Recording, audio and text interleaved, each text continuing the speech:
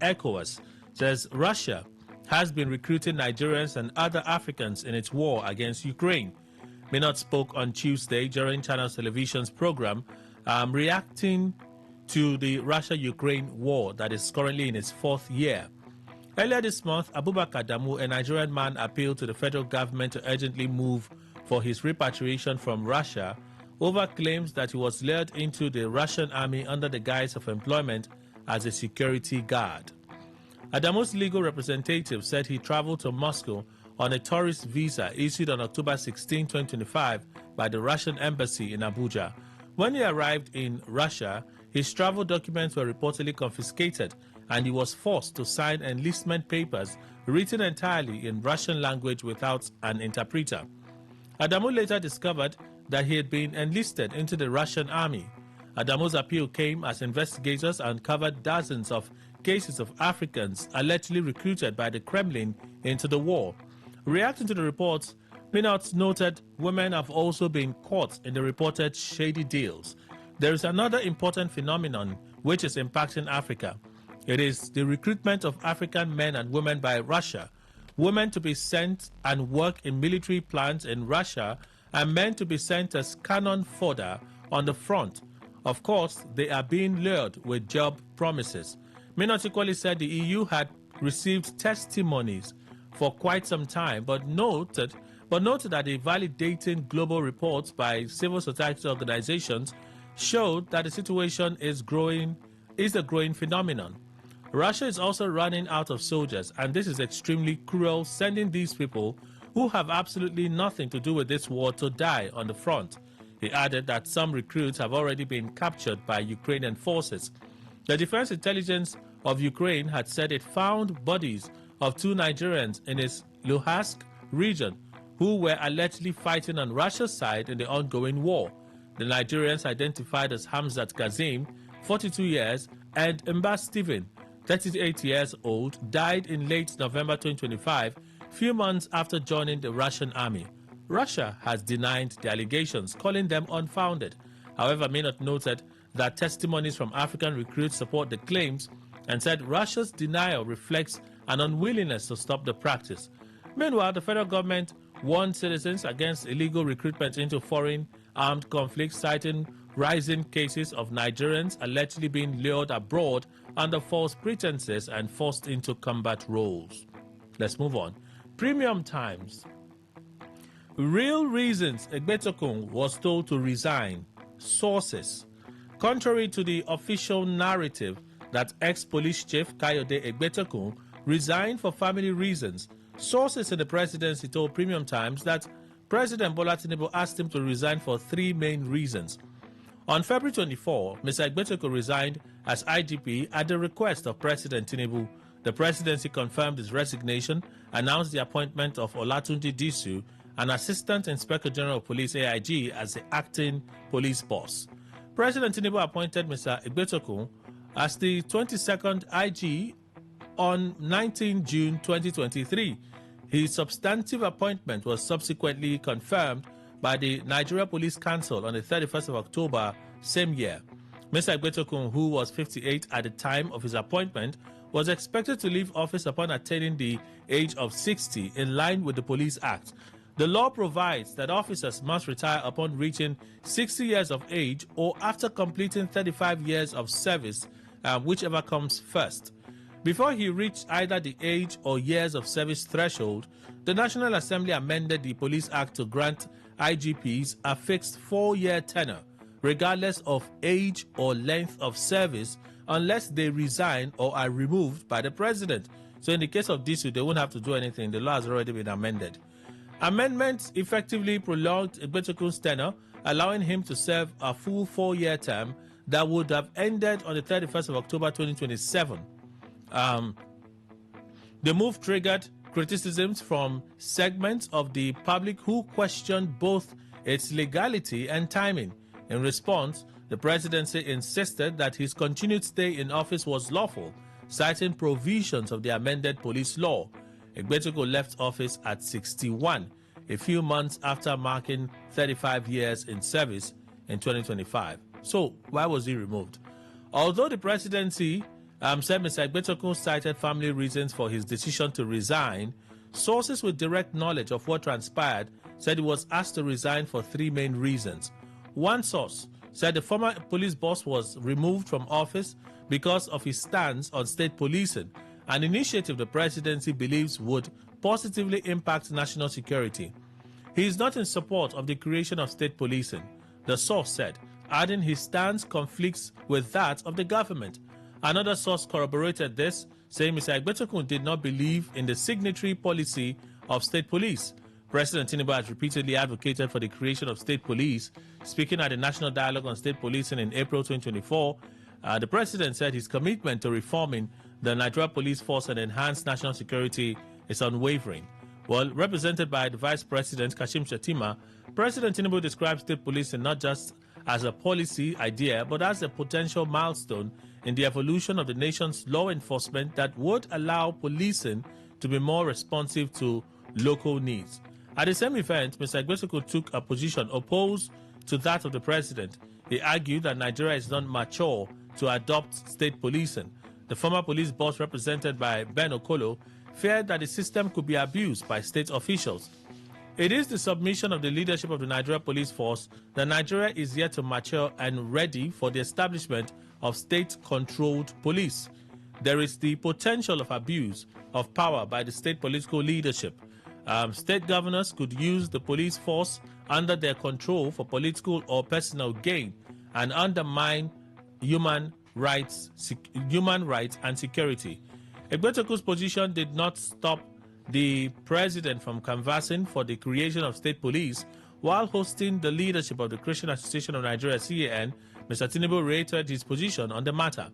Even a few hours before Mr. Egbetokun was removed from office, the president told governors and senior officials during an afterfaith breaking of the fast at the presidential banquet hall in Abuja that his administration would create state police.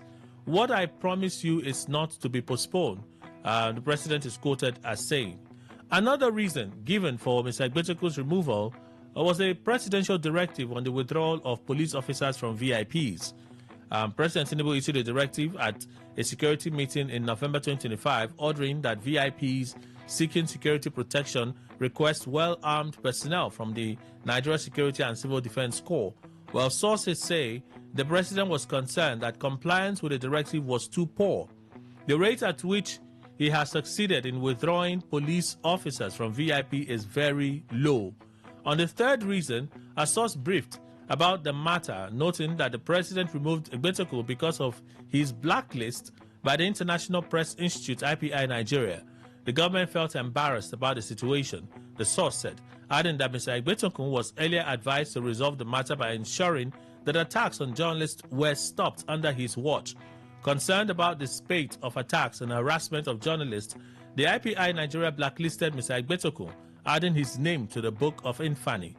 Under Egbetokun's watch, about 24 journalists were harassed by police officers. Many of the incidents were without consequences for perpetrators. Mr. Egbetokun's silence on the matter did not help the situation. These attacks include arbitrary arrests, summons, and detentions without legitimate justification.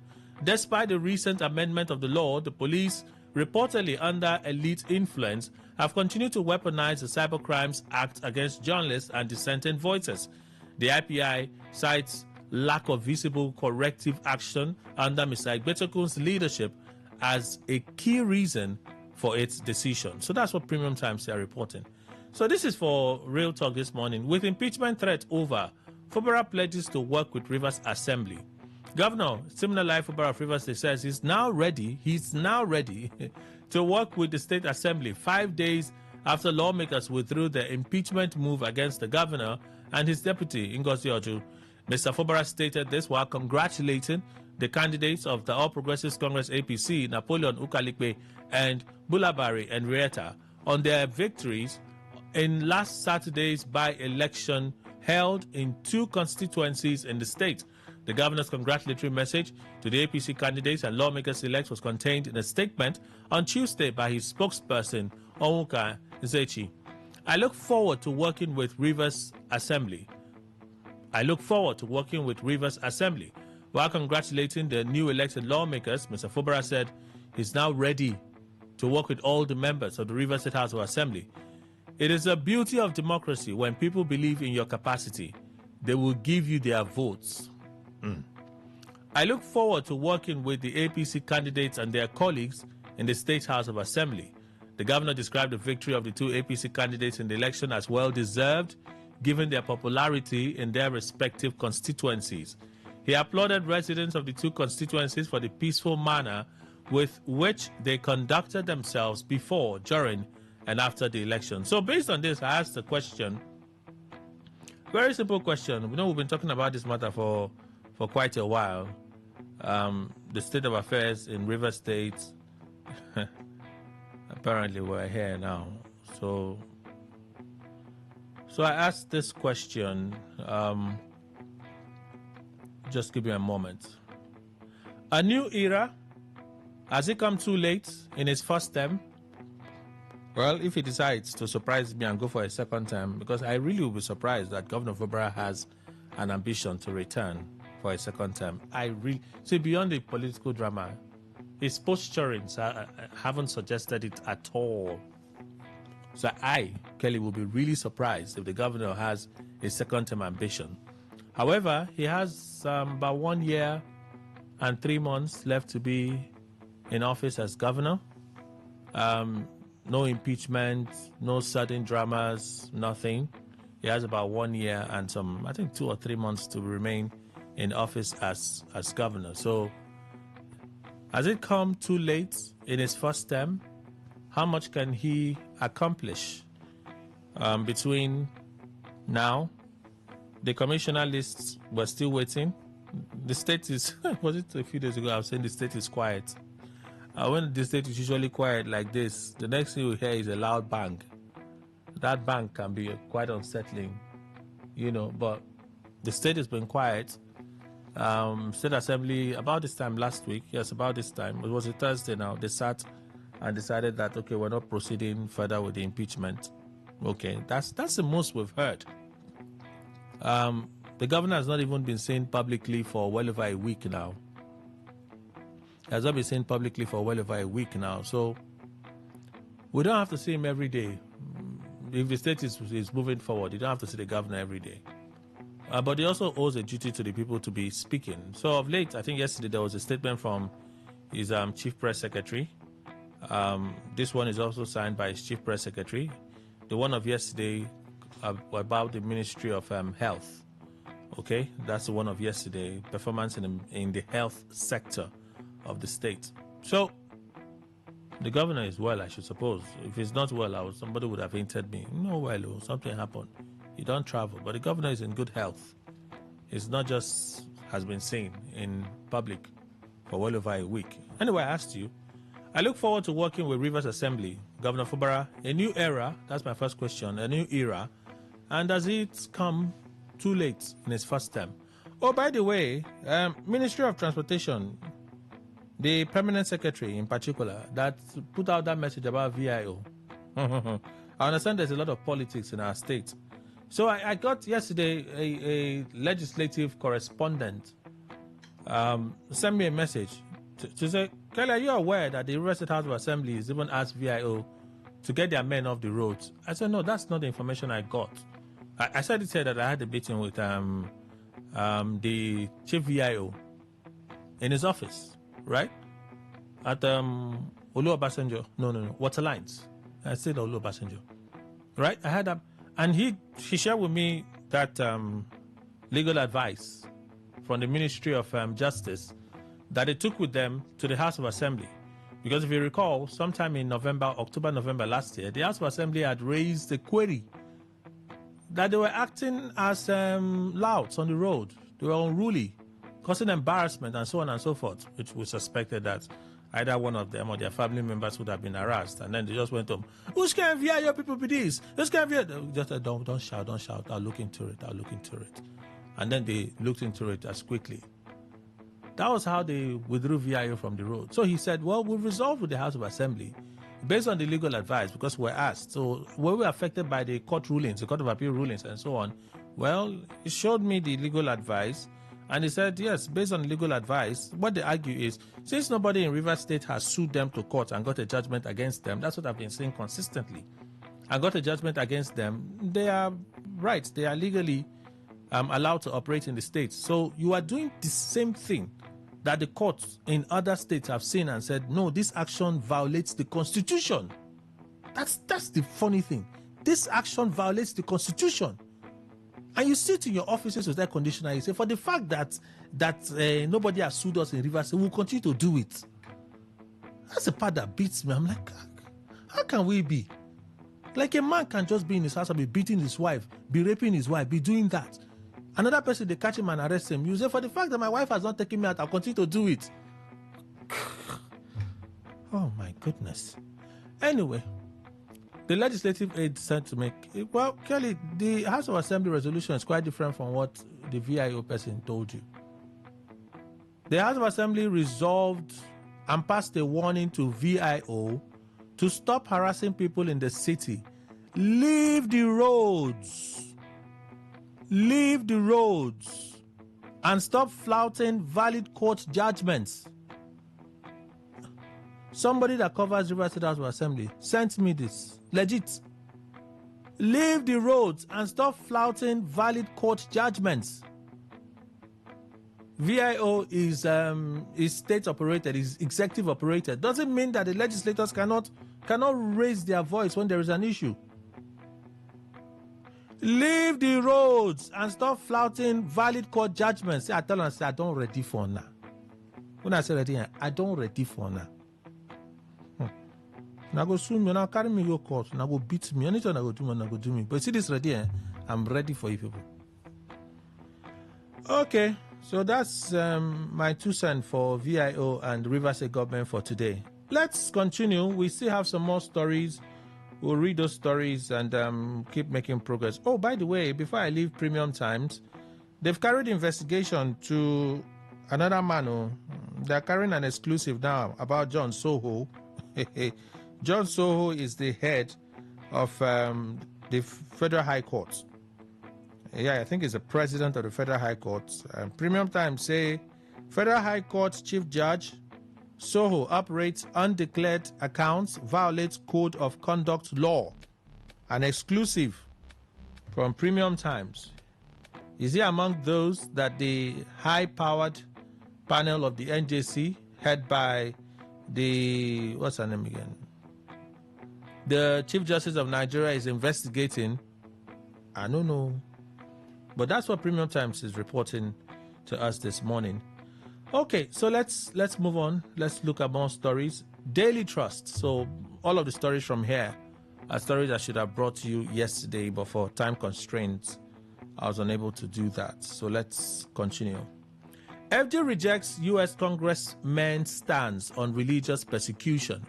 The federal government maintained its stance that there is nothing like religious persecution in Nigeria. Minister of Information Mohammed Idris made this known while reacting to the report that U.S. congressmen submitted to President Trump on Monday. The report submitted by members of the House Committees on Appropriations and Foreign Affairs followed months of investigation and on-the-ground assessment.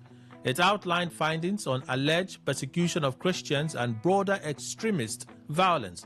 The move came after Trump redesignated Nigeria as a country of particular concern and directed Congressman Riley Moore and Appropriations Committee Chairman Tom Cole to spearhead a congressional probe into alleged religious persecution and terrorism-related violence in the country. Moore confirmed the submission in a statement posted on his X account, noting that the White House meeting marked the culmination of extensive bipartisan work. Moore equally said the engagements provided what he described as a clearer understanding of the scale of insecurity and the challenges facing Christian communities in parts of the country. But in his response, Mohammed Idris, that's the Minister for Information and National Orientation, made it clear that there is no policy that encourages religious persecution. Nigeria has repeatedly made it clear that no religious group is being persecuted in the widespread insecurity affecting the country. However, U.S. officials have maintained their stance on the claim.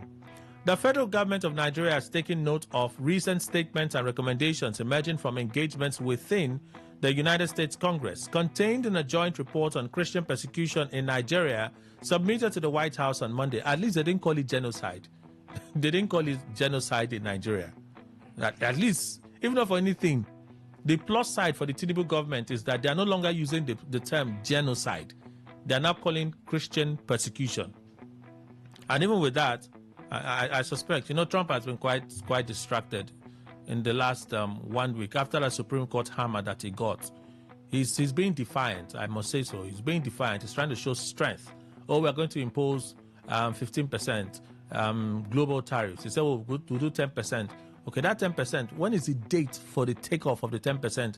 He has not announced it. He's been careful to announce it. But he's been, Trump he has power, he has authority. So he's been speaking on that regard. It was State of the Union address yesterday. It's been talked about by a lot of persons. I didn't listen to it. I will not listen to it. I'm not an American. I'm a Nigerian. So, hey. But he's been speaking. He's been showing strength because the Supreme Court, in a majority decision, told him, Mr. President, you have no powers to be issuing sweeping tariffs. That power belongs to Congress. Oh, I saw a statement. I was going to read that statement. A very powerful statement from the Supreme Court. And somebody says because you are not a fan of Trump, that's why you're calling it a powerful statement. But I looked at it in terms of balance of the executive and legislature and how laws are written and why laws are where there's separation of powers. That's how I read it, and I'm like, this is a powerful statement. It was from one of the Supreme Court judges. So Trump has been a little. In fact, on a Friday, he went on somewhat of a rant. He was just ranting. Tokia. Oh no, Tokia. At the end, he ended up settling down and then addressing some things and so on and so forth. So Trump may be a little distracted, but I'm sure in a few days he will get back into steam and they will tell him, Mr. President, that Nigerian thing is still on the table. Let's deal with them. You get what I mean, right? Anyway, let's continue. The federal government of Nigeria has taken note of recent statements and recommendations emerging from engagements within the United States Congress, contained in a joint report on Christian persecution in Nigeria, submitted to the White House on Monday by the House Foreign Affairs Committee and the House Appropriations Committee concerning security developments in Nigeria. Nigeria acknowledges that parts of the country continue to face serious security challenges, including terrorism, banditry, and communal conflicts that have tragically affected many communities. The federal government remains deeply concerned about the loss of lives and destruction of property resulting from these criminal acts, and we extend our sympathies to all victims and their families, regardless of faith, ethnicity, or religion or region. It is important to state clearly that Nigeria does not have and has never had a state policy of religious persecution. The violence being confronted by our security agencies is not driven by government policies or religious bias, like they must think we're really, really stupid, but by complex security threats, including terrorism, organized criminality, and long-standing communal tensions. The minister emphasized that the Constitution guarantees freedom of religion and freedom of worship by all citizens, adding that the federal government remains firmly committed to upholding these constitutional protections and in ensuring equal protection under the law. Nigeria values its long-standing and strategic partnership with the United States. Our two countries share common interests in promoting security, economic development, and regional stability. We remain open to constructive dialogue and cooperation rooted in mutual respect, shared responsibility, and recognition of Nigeria's constitutional framework and sovereignty. The federal government will continue to engage international partners through appropriate diplomatic channels, while remaining focused on its primary duty, the protection of all Nigerians. Are they delivering on this primary duty? Protection of all Nigerians. We didn't pay any ransom to Boko Haram. FG breaks silence. So the federal government again dismissed reports alleging that it paid a huge ransom and released militant commanders to secure the freedom of school children abducted at St. Mary's boarding school in Niger State, describing the claims as false and baseless. AFP had said the federal government paid a multi-million-dollar ransom to secure the release of 230 pupils and staff abducted from St. Mary's Secondary and Primary School, Papiri, Niger State. However, AFP cited 4 intelligence sources familiar with the negotiations who claimed that a huge sum was paid to secure the hostages' freedom. The abduction occurred November 21 at the Catholic school, where nearly 300 pupils and staff were taken. At least 50 later escaped and so on and so forth. We talked about that. The report further alleged that 2 Boko Haram commanders were released as part of the agreement, despite existing Nigerian laws prohibiting ransom payments to kidnappers and terrorists. According to AFP, the funds were transported by helicopter to Gwoza in Borno State, a known Boko Haram stronghold near the Cameroon border. But in a statement on Tuesday, Minister of Information Mohammed Idris picked holes in the report, which he said relied on unnamed and shadowy sources. The federal government states that these allegations are completely false and baseless and constitute a disservice to the professionalism and integrity of Nigeria's security forces and sacrifices they make daily. While we respect the freedom of the press, we firmly reject a narrative built on shadowy, unnamed sources. This doesn't add up. Seeking to undermine the credibility of a sovereign government acting within its laws. For the avoidance of doubt, no ransom was paid, no militant commanders were freed. The allegations rely entirely on anonymous intelligence sources. It's our practice. It's a standard practice, and you know, we don't have to tell you our sources. In fact, even when you press us in court on national security grounds, we may still decide not to. And we'll face the consequence on national security grounds. But Sean, he knows. He knows. So the allegations rely entirely on anonymous intelligence sources and individuals familiar with the talks, in contrast to the clear and on-the-record denials issued by constituted authorities like who? The Office of the National Security Advisor, ONSA, the State Security Services, SSS, and the leadership of the National Assembly have all publicly refuted claims of ransom payment. The report itself reveals contradictions that expose its speculative character, presenting sharply conflicting accounts regarding the alleged ransom. Such inconsistency underscores a lack of direct knowledge and undermines the credibility of the claims. The assertion that ransom was delivered by helicopter to insurgents with cross-border confirmation of receipts is fiction. The SSS has formally dismissed this claim as fake and laughable. Nigeria is confronting a structured, profit-driven criminal enterprise. The successful rescue of the pupils without casualty was the result of professional intelligence and operational precision. Wow.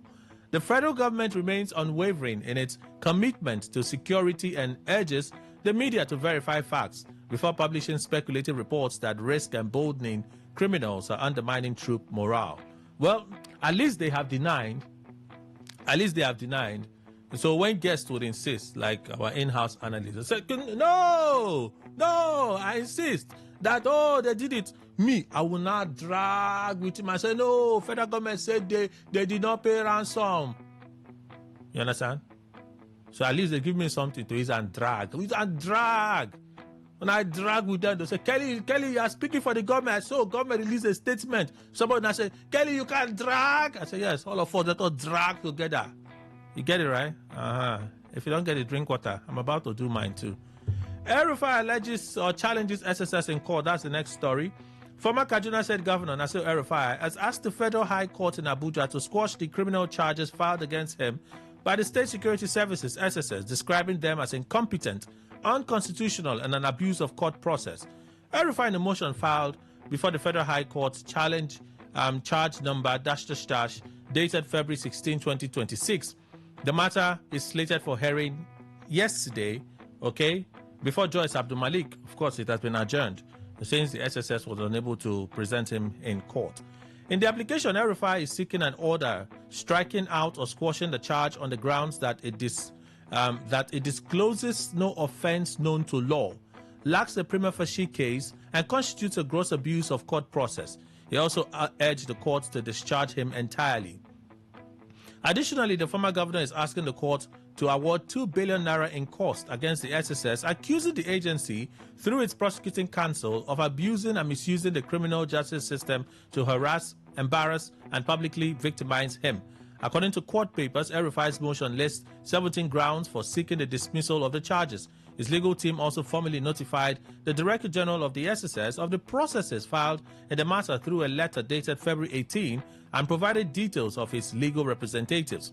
The grounds cited include alleged constitutional invalidity of the charges, failure to disclose any prima facie case, citation of offences not known to law, lack of prosecutorial competence, fatal duplicity, absence of evidence, bad faith, political persecution, and abuse of court process. So El-Rufai is simply telling us that he is saying on TV that somebody wiretapped the NSA's phone line and told him, and they listened to the conversation.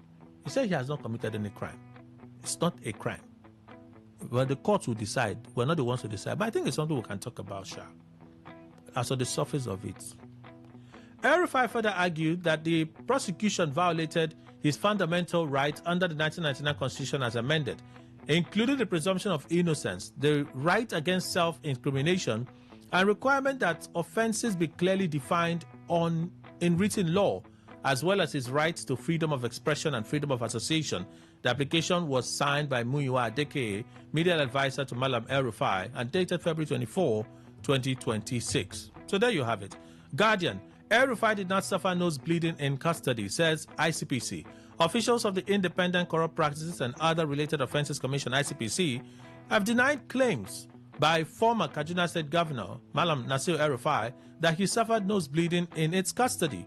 The anti-graft agency reacting to claims by El-Rufai's spokesman Muyiwa, noting that the ex-governor did not suffer from health challenge while in his custody. So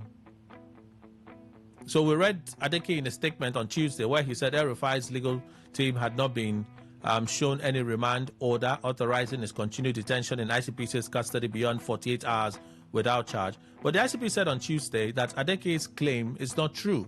The allegation that he, El-Rufai, bled from his nose yesterday while in custody of the ICPC is not true, please. It's not true.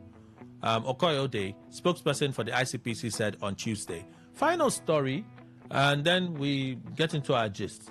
Punch newspaper. Lagos CAN names new secretariat after Oluremi Tinubu. Lagos State chapter of the Christian Association of Nigeria, CAN, has renamed its permanent secretariat after First Lady Oluremi Tinubu nearly 3 decades after operating without an administrative headquarters. It was disclosed in a statement made available to Punch Online on Tuesday, stating that the building named Senator Oluremi Tinubu SAN Lagos State Secretariat, or CAN, I beg your pardon, CAN Lagos State Secretariat in Alausa Ikeja, was officially declared open by the national president of the CAN, Daniel Oko. Oko said the state chapter has demonstrated perseverance and commitment in ensuring that this secretariat becomes a reality. I urge all members to remain united and dedicated to the work of Christian leadership in Lagos State. In a goodwill message delivered by the representative of the First Lady, Mrs. Tinubu, said the completion of the secretariat ends years of dispute over the land and marks the beginning of a new chapter for Christians in Lagos State. So we're done. With all the leftovers from yesterday and the updates for today, we've raced through all of them. We'll take a short break and then we'll continue. Please stay with us.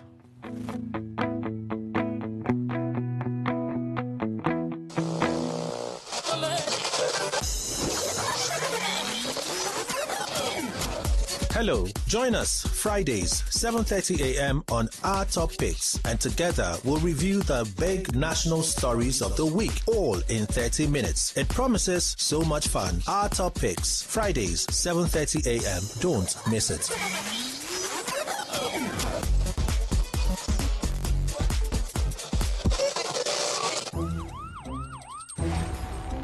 It all begins with breaking news. Now, make no mistake, this is a difficult mission, and it will remain difficult for some time. Then it keeps trending. Events, issues, personalities, all struggling to gain attention. But in the race for deadlines, the intrigues, power play, undercurrents are often missed or underreported. Insecurity here is basically a product of poverty. But not anymore. As the platform on radio steps in to fill the missing links on events, issues, and personalities in the news. I'm not afraid of anybody. Yeah! The platform on radio serves on the hottest topics and trending issues. Only on Today95.1 FM. 95.1 FM. Port Harcourt. Weekdays, 4 p.m. Get on the platform on radio and be served.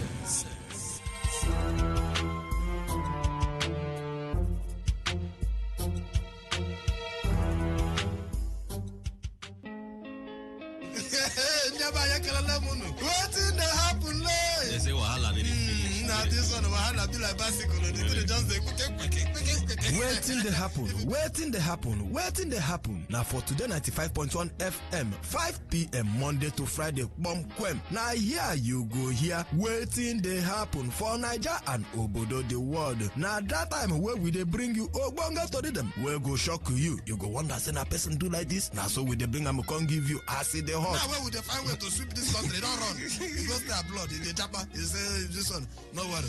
When time we reach, I will say I want to take. I see where they go. Homeland is homeland. Me, I go punket for them. Now me go be get man at that time for airport. Waiting they happen. Make you know Miss Mazi Ike God Ike Machuku and MC Kuro for waiting they happen. You go enjoy yourself. Not forget to say woman they chop our recharge card woto. I don't tell you now say this place na education center. As you sit down here with us from Monday to Friday, you go enjoy waiting they happen. Waiting they happen. Make you know miss them at all.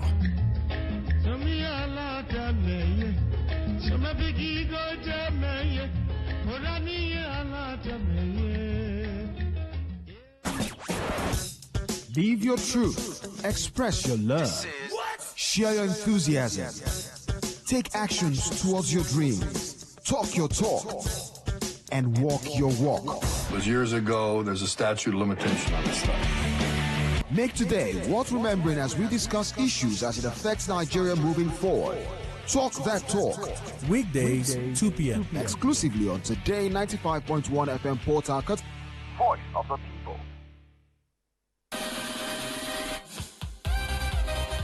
Get ready to turn up the volume and dive into the heartbeat of entertainment. From the hottest celebrity gist to trending music, movie buzz, viral moments, and behind-the-scenes drama. This is where the fun never stops. Tuning to Entertainment Today, only on Today 95.1 FM, Voice of the People, your station for pure entertainment. Weekdays, 11:30 a.m. Entertainment Today, where your favorite stars and stories come alive.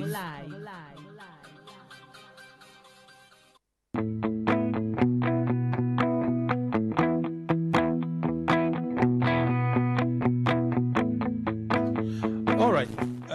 Mr. Ndugo asked me to read what the judge said, so let me read it. He said I should read it, so let me read it. Let's read it. Just one of them. For those who think it's important for the nation to impose more tariffs, I understand that today's decision will be disappointing. All I can offer them is that most major decisions affecting the rights and responsibilities of the American people, including the duty to pay taxes and tariffs, are funneled through the legislative process for a reason. Yes, legislating can be hard and take time. And yes, it can be tempting to bypass Congress when some pressing problem arises. But the deliberative nature of the legislative process was the whole point of its design. Through that process, the nation can tap the combined wisdom of the people's elected representatives, not just that of one faction or man. There, deliberation tempers impulse and compromise hammers disagreements into workable solutions.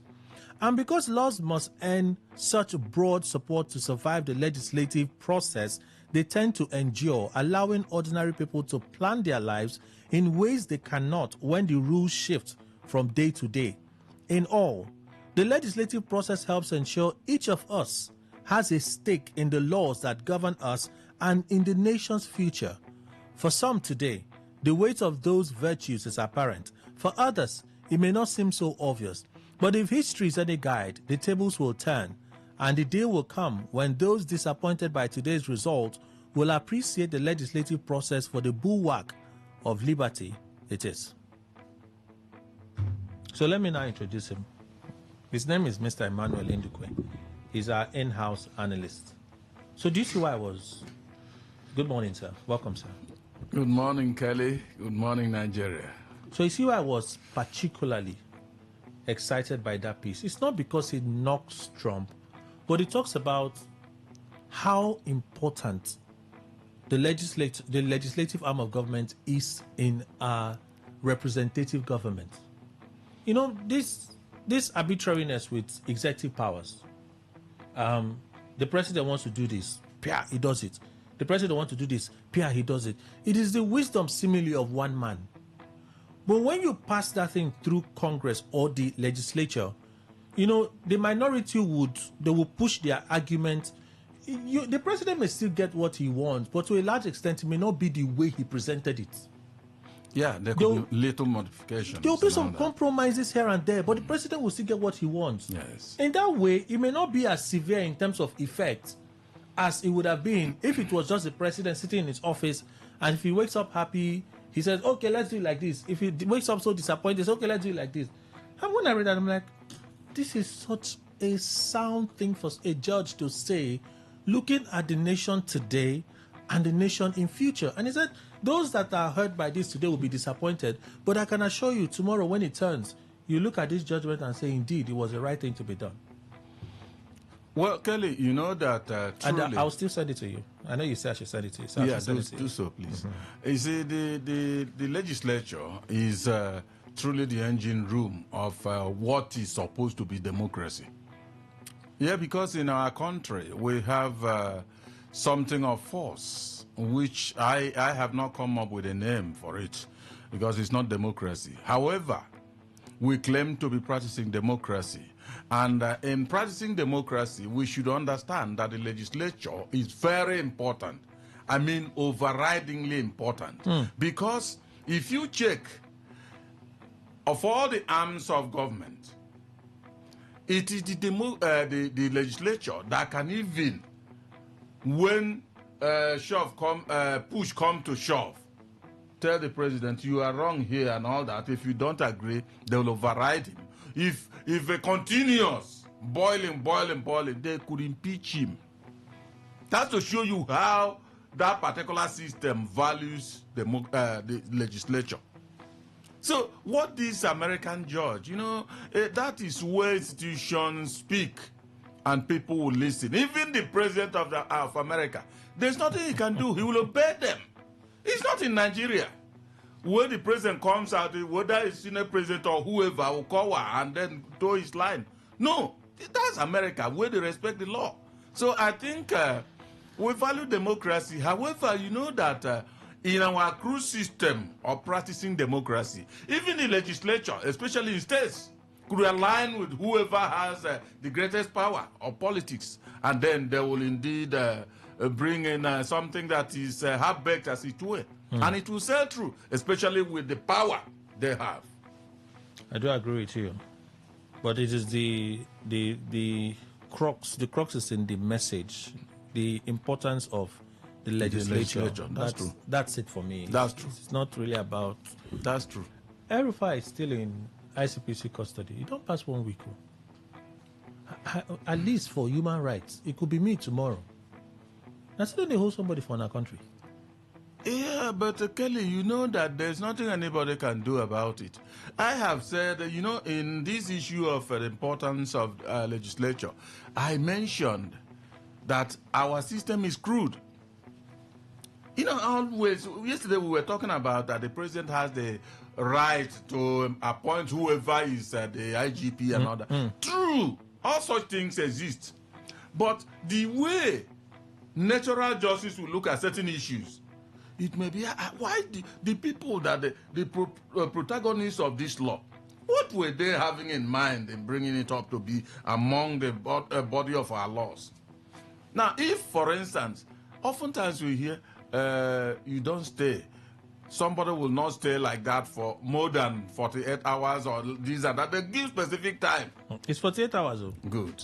And now, Kelly, El-Rufai is left there as if he's now his home. I'm telling you, because I have said when the authorities are after you, there's not anything. Be struggling. Be struggling. If you see, I think you know what they call earthworm. Take salt and drop on top of it. And see how it will be struggling. That's exactly and what... it will still die. That is it. El-Rufai's own, he won't die, but that's the kind of struggle that earthworm that is having salt on his body is doing. That's what El-Rufai is doing.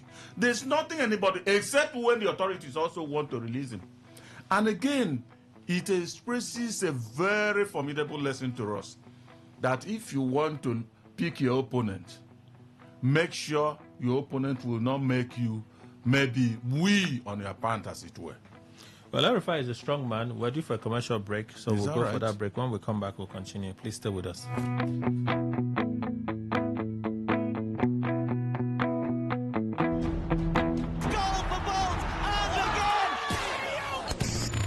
Catch all the latest and trending sports stories on Sports Attack on your premium talk, news, and sports radio station. 6:30 a.m. every weekday.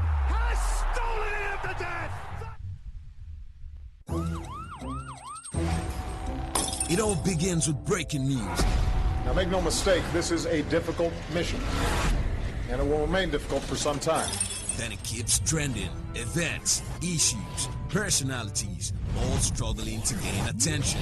But in the race for deadlines, the intrigues, power play on the currents are often missed or underreported. Insecurity here is basically a product of poverty. But not anymore. As the platform on radio steps in to fill the missing links on events, issues, and personalities in the news. I'm not afraid of anybody. The platform on radio serves only the hottest topics and trending issues. Only on Today 95.1 FM. 95.1 FM. Port Harcourt. Weekdays, 4 p.m. Get on the platform on radio and be served.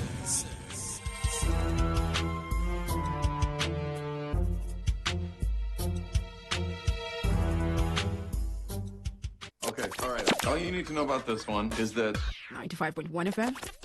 Such a unique dial. All right, we thank you all for staying with us. We have Mr. Wisdom from Lambert Wiz Global Services Limited joining us this morning. Welcome, sir. Good morning. Good day, my brother. Good day in Nigeria. Good day, Port Harcourt City. We are here once again to also encourage you to invest wisely. Not just to do investment. Make sure that while you are doing investment, your investment is very secured. Through our New Hope Global Estate here in Elele, Port Harcourt City, where we are selling 700,000 naira per one plot. And if you buy one plot from us, you receive all the documentation free of charge, which include deed of conveyance and registers of your plan. At the same time, we go still hammer you with 2 bags of cement where you go carry start your initial foundation. As e dey hot, if you buy 4 plots of land, we go give you 1 plot free of charge. We no dey charge you anything. And remember, say this thing na promo. That's why we dey encourage people to buy land for future, because real estate is the next to secure your future. If you dey hear my voice now, as you dey listen to me now, call us on this number 0803 528 1205 0803 528 1205 0803 528 1205 0803 528 1205 or 0708 253 0000 0708 253 0000. And this our land where would they talk about? Many people go there ask, say, how real is this land? Because some people don't they ask, like some of our customers we buy last time. Because we are doing instant allocation, as you buy, we show you your plot. That makes us the original owner of the land. And beside, all our land get documents we would call certificate of deposit, which means say we don't do proper registration of our land, and we don't even move to do what we call certificate of deposit, which is the second to last. After it, will get C of O. So this land go get C of O from now till 1 month, 2 months time. So you are not just buying a land, you are buying a secure land. You are buying a future. You are buying a peace of mind. Wait till you they wait for. Call us on this phone number so that you secure you do investment wey go even save you tomorrow. As we dey sell today 700,000. Remember, previously we sell 550, sell 650. Today we are selling 700. Now, if you buy like this, by first week of next month, we are selling 1 million. Your land don't appreciate. Call us on this phone number 0803 528 1205. 0803 528 1205 or 0708 253 0000. 0708 253 0000. 0708 253 0000. Now, if you don't have up to 700,000 naira to pay cash, you still have the right to pay 400,000, which is part payment, and you go spray them to 3 months, 2 to 3 months, 3 good months to complete your payment. Remember, say all your documents now free of charge. Deed of conveyance is free. Register surveyor plan is free. No bush entry, no agent fee. And the one where the sweet pass say we dey do instant allocation. We dey do instant allocation. As you buy and complete your payment, we show you your land. And not be only that, we go still summer you with 2 bags of cement, which is above 90 blocks. Call it 100 blocks. Where you go start your initial foundation or your perimeter fencing. Remember, say na New Hope Global Estate Elele Port Harcourt City. New Hope Global Estate Elele Port Harcourt City. Elele where they talk there for Ikwere local government. After Isopo, you get Elele. Wait till you they wait for. Call us on this phone number 0803 528 1205. 0803 528 1205. 0803 528 1205 or 0708 253 0000. 0708 253 0000. Remember, say our land na dry land, level land. Not be the one where you go buy, you begin the pour sand on top of it, making they strong. No. Remember, say if you buy 4 plots of land, you go get 1 plot free of charge. Say all our land get certificate of deposit. As it dey hot, that means say you are buying a secure land. Not be only that, our land also encourage return on investment, because our land get a very good landmark. Landmark way sweet. Now 2 minutes drive from Harcourt White Polytechnic to our site, 5 minutes drive from McDonald University where be Fadede to our site, and 8 minutes drive from Wigwe University to our site, and 10 minutes drive from Port Harcourt International Airport to our site. That shows say our land they appreciate rapidly. Development full everywhere. Then 5 minutes from Elele Barak to our side. Security na water. Security na water. Wait till you they wait for. Invest with us today so that you no go regret. 0803 528 1205. 0803 528 1205. 0803 528 1205 or 0708 253 0000. 0708 253 0000. Remember, say our inspection ranges from Monday till Saturday. Monday 9 a.m. to 5 p.m. till Saturday. Now, so if you come for our office, we go carry you, go for inspection, carry you with our vehicle. You know, go pay shishi. You go show you the land where you want buy. If you see them like them, bim, you buy. We not the first person say come buy, you come buy. No, you still have opportunity to do your background check, to know say if the land dey genuine. But if you know dey genuine, we know if you do allocation, instant allocation. That is the one wey separate us from others. Now you can come to our office where they at Kings Plaza, Port Harcourt Road, Elele, Ipere Local Government. Kings Plaza, Kings Plaza, Port Harcourt Road, Elele, Ipere Local Government. Now, if you dey run from Igrita, just tell them say you are going to Elele. Stop at Access Bank. Immediately you stop at Access Bank, you go see one-story building there where they paint you. You go see our signpost, New Hope Global Estate. Climb up. That's why you need to call us on phone for the last time. 0803 528 1205. 0803 528 1205 or 0708 253 0000. 0708 253 0000. Remember, the price now 700,000. You can pay 400 as part payment. Buy 4 plots and get 1 free. We expect you as we carry you go for inspection. God bless you. Thank you so much. The news update next. Please stay with us.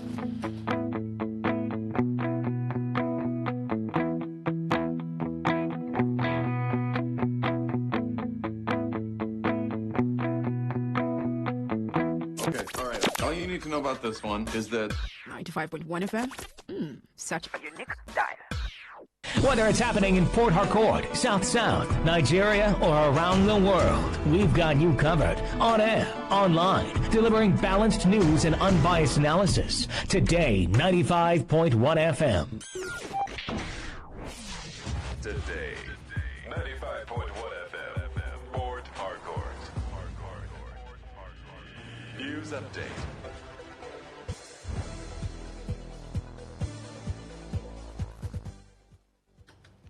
Good morning. Here's the news update on Today 95.1 FM. I am Miracle Emmanuel. The South Governors Forum, SSGF, has described President Bola Tinubu's executive order mandating the direct remittance of all oil and gas revenues to the Federation accounts as a historic and landmark decision. The SSGF chairman and governor of Bayelsa State, Senator Doye Diri, in a statement said the region's governors welcomed the decision as a critical shift towards restoration of constitutional integrity in Nigeria's petroleum sector. The forum said the executive order was comprehensive, unambiguous, and heartwarming, adding that it raised hope that after many years of opaque and complex deduction structures, the federal, state, and local governments would begin to receive their rightful entitlements from the Federation account. He stated that mandating all operators and contractors under production sharing contracts to remit royalty oil, tax oil, and profit oil directly to the Federation accounts will significantly plug revenue leakages. An improvised explosive device, IED, suspected to have been planted by bandits, detonated along the Gusau-Funtua highway. This was disclosed by security analyst Bakastin. The explosion occurred between Kuseri and Magazu villages in Safi local government area when a fully loaded commercial trailer transporting cement reportedly drove over the device, causing panic. Residents and community leaders have called on security agencies to urgently intensify patrols, surveillance, and intelligence gathering along the busy highway to prevent further attacks. Residents also offered prayers for the victims and appealed for lasting peace and stability in the region. An Ikeja High Court has fixed April 16 to deliver ruling in a suit filed by Nigerian pastor Chris Okafor against the Nollywood actress Doris Ogala and 2 others. 2 other defendants in the suit are social media influencers Martin Ose, also known as Very Dark Man VDM, and one Kelvin Emmanuel. Okafor joined Ogala, VDM, and Emmanuel as first, second, and third defendants, respectively. When the case was called, Okafor's counsel, Ife Ajayi, informed the court that all parties in the suit have been served according to the proof of service by the court's sheriff. Ajayi thereafter prayed the court for an extension of time within preliminary objections would be regularized. Ogala's counsel, Nzako Atuluma, however, informed the court of a notice of preliminary objection dated January 9, arguing that the writ of summons by the claimant did not comply with Section 97 of Sheriff and Civil Process Act, which was mandatory.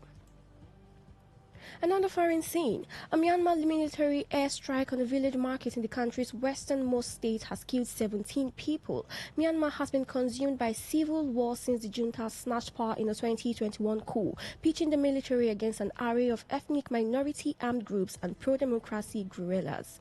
The Arakan army said 17 innocent civilians were killed in the strike on Yongo village market in Rakhine State, while civilian volunteer at the Ponyangun Youth Association put the death toll at 18. And that was the news update on Today 95.1 FM. I am Miracle Emmanuel. Thank you for listening. Today's news, today's entertainment, today's sports, today's issues. Today on Today 95.1 FM, Port Harcourt. Please listen to this infomercial. I believe that one of the things that is holding you right now from big money or big breakthrough is just one: information. You will agree with me that it is something you would know. The moment you know that thing, your life will change. And at the same time, number two is people. There are people you get connected in life with and your story will change. The same way, there are people you will get connected with and everything about your life will go down. So the thing is this: imagine a forum where different people come with powerful business ideas, business connections, and they are meeting with each other, right? Connecting with each other. So I'm inviting you for a program called the Port Harcourt Project Connect. My goodness. This is a program where you're going to be connecting with different kinds of persons that are on business and career field. And it's a program designed for business connection, relationship connections. And this particular theme for this program, this Saturday, is called AI Revolution. You want to learn about AI and stuff like that, how to connect yourself with it. I know a couple of friends that are already working remotely because of the advantages they have on AI. In fact, I was talking with a friend who is going to be one of the facilitators. He shared something very important, and he says he's going to be training some persons on free for CRM and the rest of them. Now, listen, this program is free, and it's going to be happening on Saturday at the iBuild Life Center, that is at Ozoba, iBuild Life Center, after Akbo Grammar School by Bival Hotel. And it's starting by 9 o'clock, and registration begins by 8. Now, listen, you have to be on time, because there is room for people to pitch their business. That means you will stand before people and talk about your business idea. And people from there, you're going to get yourself partners. You can get yourself people that will sponsor or support your businesses, right? And the best person that the best pitch is getting himself or herself cash prize. So we have sponsors from CXM account. We also have sponsors from Mamuda Groceries. We have from some real estate company. There's going to be time for free medical checks, free medical attention. And this program is absolutely free. It's absolutely free. I have a goal personally. My name is The Great Sam, and I'm a peak performance life coach. I want to see that people become well-to-do and doing very well, and that is just it. So please make sure you are there on Saturday. And we're going to admit just the first 150 persons right now. That's all we want to admit now. 150 persons now. So to attend this program, simply send your name and your number to this. Send your name rather and what you do to this number: 070-456-34884.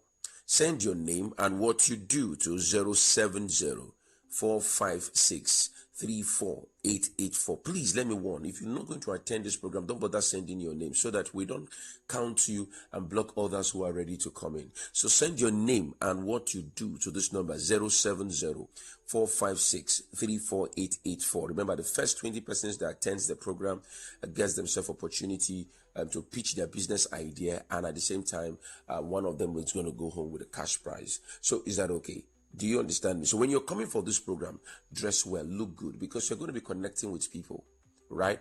Dress well, look good. If you have the flyers, if you have your complimentary cards, you know what you do and the rest of them. So why not prepare yourself and come for the program? And it's happening on this Saturday, right? This Saturday. So make sure you make up your mind and come there very early.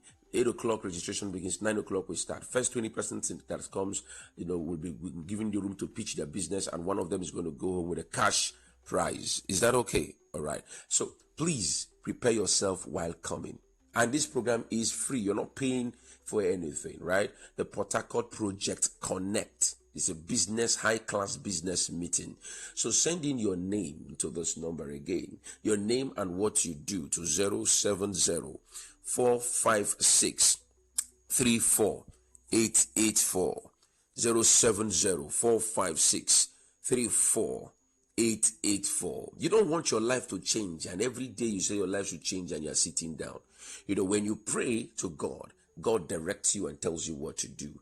And the major sponsors of this program is the I Build Life Center, right? Designed in helping people build reformation, see that their lives are transformed spiritually also. They are growing in every aspect of their life.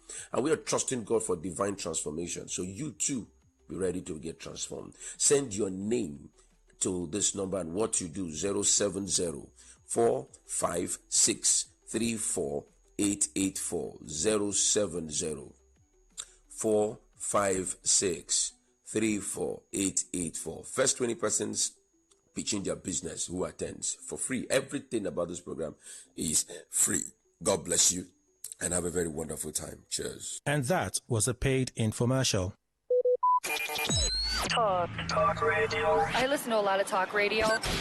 95.1 FM. Get ready to feel the rhythm, the groove, and the true vibes of Africa. This is not just music. This is high life. From the legends to the latest, we're bringing you the best of palm wine grooves, jazzy horns, and soul-stirring melodies.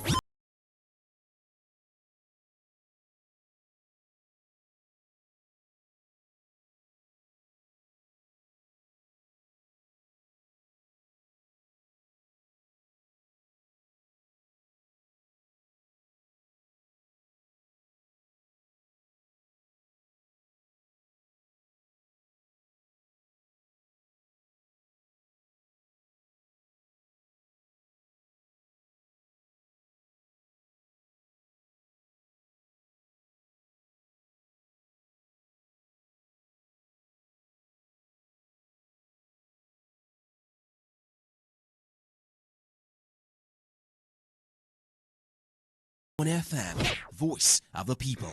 And we're back. All right, thank you all for staying with us. Let's continue making progress. Maki Tan Aju Babare, Esquire, solicitor and advocate, as well as notary public of the Supreme Court of Nigeria, social political analyst, mentorship coach. Good morning, sir. Welcome. Morning to you, Mr. Kelly. Good to see you, sir. Ever, always. Welcome, sir. Thank you very kindly.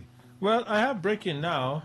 Special announcement. Governor of Rivers State, Simnalai Fubara, has appointed Dr. Danagogo S. Ewokoma as Secretary to the State Government, SSG, and Barrister Sonny Ewule as the Chief of Staff, COS. Both appointments are with immediate effect. The new appointees will be sworn in 2 p.m. today, Thursday, February 26, 2026. The swearing-in ceremony will take place at the ESCO Chamber, Government House, Port Harcourt. Signed by Onwuka Nsechi, Chief Press Secretary to the Governor of Rivers State. So, Benibo, I think it's Benibo Anabraba, was only appointed after the state of emergency. And now there's a new SSG.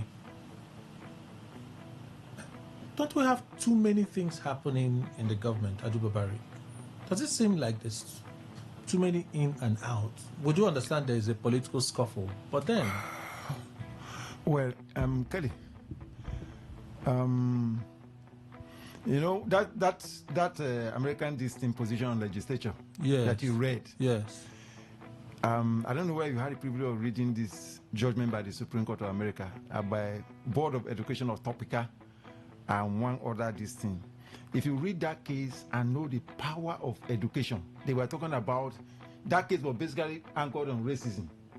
When they were arguing that, but they provide the same facility for the children of blacks and whites, and Supreme Court came hard. You know, their judgment you read, you have some reverberating, depending on where you stand. There are things that it does. You know, most of these Supreme Court justices, you look at them, sometimes you wonder whether they are human beings. You know that there's a power that propels them. They can do a lot of good to the society in shaping it, giving direction. And those who understand these things, such society always look up. You know the way I see the governor presently? It reminds me during the Gulf War. You know, there are people that were taken, they call them POW, prisoners of war. they will tie their hand at their back, and then they will do interview. And of course, you know, see a full-grown soldier, let's say a general, that knows what to do with the rifle, but his hand is tied at his back and is doing nothing. It's so unfortunate, permit me to say that what is going on is powered by my profession. You know, recently, this is February now. A friend confronted me yesterday. I said, my friend, what do you expect? When body of lawyers have now become champions of organizing Valentine parties instead of speaking to power. What do you expect? I told you here some time ago that when traditionally, that when there is a sacrifice and worship refuses to show up, you know that something is wrong in the spiritual realm. So the governor is like somebody who is taking hostage. The challenge we have in Port Harcourt here, I blame it squarely on my constituency. Akpabio, Wike, Attorney General. I'll spare the president that is not the, no matter his inordinate desire, which is obvious and evident, lawyers would have been able to say, let's follow the constitution, let's do the right thing. When it got to the point that the constitution was urinated upon by converting to tall majority to rectify the step that the president do, we call it validation, into voice votes. Kelly, like I always jokingly say, I knew that market don't spoil. And it's so unfortunate that this is where we are. And when such things happen, you see the negative effect on development, which is the ultimate desire of any right-thinking person. I know the capacity of Rivers State. Rivers State has what it takes. It can compete and even overtake Lagos. I can say that for sure. But there are people who are benefiting. Unfortunately, most of the actors here do not understand the concept of the political calculus of Nigeria, which is what is playing out, because there are those who are benefiting. You know, when somebody dies, coffin makers, they make gain. When husband and wife quarrel, the minister will have counseling session. I do hope that people who are doing it, I'll be alive. Oh, Kelly, I will remind you one day in this studio. I say I told you, a day will come that most of these people, they will confess and beg for forgiveness, but I hope that the forgiveness will be extended to them for this incalculable harm they are doing, particularly to the future of Rivers youth. Let me end there. Mr. Ndukwe. Well, Kelly, I think it's not a difficult thing to understand. Where there are, where the relationship is not cordial, you expect to see oddities reign supreme. And that's exactly what is happening. Now, let's hope that this particular latest bit of peace, the broker, will continue and won't have an end and another will come up. If it continues, that means these people appointed will endure for as long as perhaps the administration. If not, there will be others to be appointed. I'm telling you, and that's the disruption is going because of inclement relationship that they are having. That's just it. No other reason. If not, the SSG in the first, as at the time it took over in May, good, should have remained now. But all this and that, we want this person, we don't want this person. I have said, Kelly, oftentimes, authorities determine whatever goes on. Those who are the authorities, who are, whether it's Fobara or Wika or whoever is constituting these people, they are going to bring another one. If there's a failure of this particular piece, the broker, that is ongoing now, all of us are just hoping that let peace truly be peace indeed. So the governor has also equally said that he's now going to work with the Rivers State House of Assembly. I'm asking if it's a new era. No one would have imagined, you know, I like to be factual and realistic. The governor fought. He actually, at some point, he fought. But he lost at the Supreme Court. The Supreme Court was the final ceiling. He lost at the Supreme Court. Any other game would have just been a difficult. In fact, I had thought and said it even on the radio that if I were the governor, I would have just resigned because it was going to be difficult. It was just going to be difficult. But after the Supreme Court, the events went on and went on. State of emergency. It came back. They had brokered another piece. President had brokered another piece. came back and there was silence, and after a while, war started again. And now he says, while congratulating the lawmakers that emerged from the February 21 by-elections, he says, I'm going to work with the Rivers State House of Assembly. It's the beauty of democracy. So can we look forward to it as a new era? But even as we look forward to that new era, it's perhaps too late in the day for Governor Fubara, because he has barely 1 year left in office. How much can he achieve within that 1 year? Or would it be to tidy up on what he has already started? Ajubabari. Well, to me, like I said, on that somber note, it's very unfortunate that there's a greater picture I'm looking at which so many people are not seeing. You know, the gift of strategic thinking is rare. It's like it doesn't necessarily vary directly proportional with age. That's one thing I can say. It's like when an elder is talking to the child. Your parents, by no mistake, they've been here. They've seen things that you have not seen. I'm aware of a particular case of a young man who had a problem with the parents. And what the father was saying was that, I'm not against your marriage, but you see that way you want to go. And the father looked at him and shook his head. I don't want to go into telling you, but the man has seen something over time, and it was settled. And that thing he feared, which the son did not see, occurred exactly.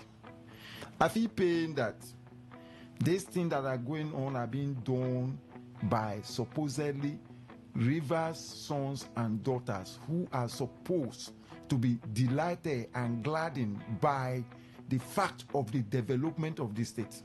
Perhaps I will find time one day to do an analysis and explain that it appears clearly to me, not only that these people don't understand the game that is being played, but that some of them, you see, Naira and Kobo can fail very rapidly.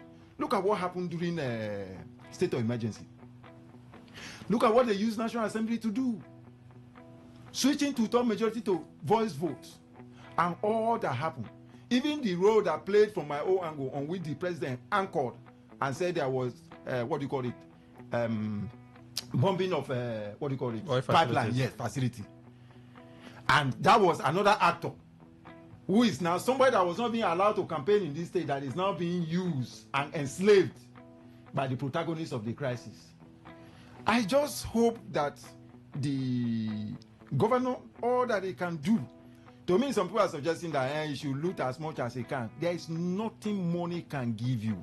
I saw personally that this young man had in mind to develop this state, just like Amechi did. Yes, he has his own errors. He had that mind. Whatever he can do, he should be able to use this period of short while that he has to concentrate on that.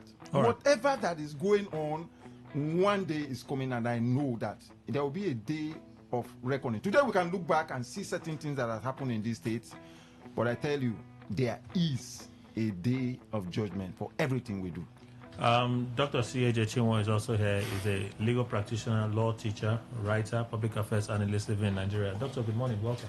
Morning, Kelly. Good morning. Good morning, Rivers people and all listeners. So let me just combine the two in one that we talked about already. Yeah. Fresh appointments by Rivers State government, a new chief of staff, and new SSG. Even though the previous one not in office for starting up to 6 months, maybe 1 year. Nothing close to that. There's a new one. There isn't a statement as to what happened to the other one. Yeah. At least in learning from the federal government, right? This person left for this reason. This change is happening for this reason. But when our state releases a statement, they just say, we have appointed this person. You know? It's a reflection of the condition of our states. That's it. It's a reflection of the condition of our states. The next thing is appointed the governing council. When you look at it, we know how illogical, how illegal all that is. But sacrifices have to be made for this state to return to sanity and stability. So everybody who is affected should take it, is this in good faith or in at least with equanimity. Our states, I don't know when we can come out of it. I don't know when we can return to governance as it ought to be, when there will be proper scrutiny. I heard you reading please send that thing to me too. You want to send to Emma? The American, judge? because of course it's been things American judges have always said, and so I think we can return to that where we have a legislature where people will truly be representative. I don't know when we can have a state where things will be done as it ought to be done. Like I heard the monkey saying, fairness. The governor has made these efforts to see if things could be done, but apparently the environment is not even properly structured. And so when these people are appointed now, they are appointed when the other man, what's his name? Anabraba hasn't served for any length of time. We haven't had a chief of staff for some time. They have come. I wish them well. I pray that whoever pulls the strings will allow them to please work. In any nation that there is only, or generation where there is only one man who matters, that is a nation that has no hope. That's my problem. So we have had people who served in these offices and had distinction. I mean, if you don't allow others to grow after you, you have not touched. There is no success without a successor. But these are seemingly new names. They are new names. These are new names. You see, now I'm praying that now this one have been appointed, please let them work. That's the point. If you let these people to work, tomorrow we can also remember that during your time as chief of staff, this person's time as chief of staff, this happened. But when you have a situation where every other person is just what the French will call sinecure, you just occupy an office without function, without relevance, then just to be so that we all remember that there was in the reign of this one SYZ, there was this person, and since after them, nobody else has been anything. After this person being governor, nobody else has been governor that made this kind of impact. It's not a good testimony for a leader, for a person. If all they remember in my lineage that C.H. Chimon was the greatest man in his lineage, all his children are useless or whatever, that C.H. is the total failure. My prayer is that my children will be 10 times better than I am. Their own children will be 10 times better than they are. Because the path of the just is like the shining light that shines more and more to the perfect day. Are you excited about the semi-new era? The governor said he's willing to work with the State House of Assembly members. It's such a while congratulating. But I also kind of wonder, how much can he do now within this period of time? It's late in the day, seemingly. For me, the things he did, which we acknowledge, we are done in less than a period and between now and next year. 2023 to 2024, before the fire started, we are immediately. You see, government is run by policy, and the policies that have been implemented do this: promote all workers, they are promoted. Pay the arrears, they are paid. Julius Berger, this is the money for the contract we pay. We want to do so. It's not really the length of time, it's the policy you make. And of course, that is also why my concern is that we have had a situation where there's been positive resistance, determined resistance to these policies. That's the problem. Otherwise, this short period is enough. For instance, Governor said October 26, 2026, the ring road will be completed.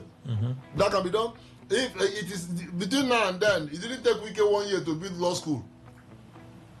You understand me now? See the number of buildings there. It didn't take 1 year. We are not concerned with how much did it cost, what feasibility and all that. So that's what I'm saying, that if you want to work, if you are allowed to work, you can make a difference in the nation within 6 months. Or less. Well, let's see what happens.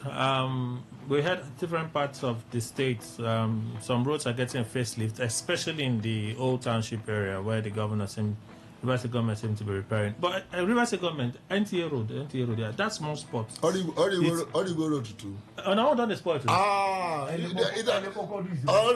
even comment. I see. I thank God then for the construction and the governor then. It's lasted 10 years. So a lot of places now you have to avoid. It's not failing, small. It's increasing with speed now. So let them also try and.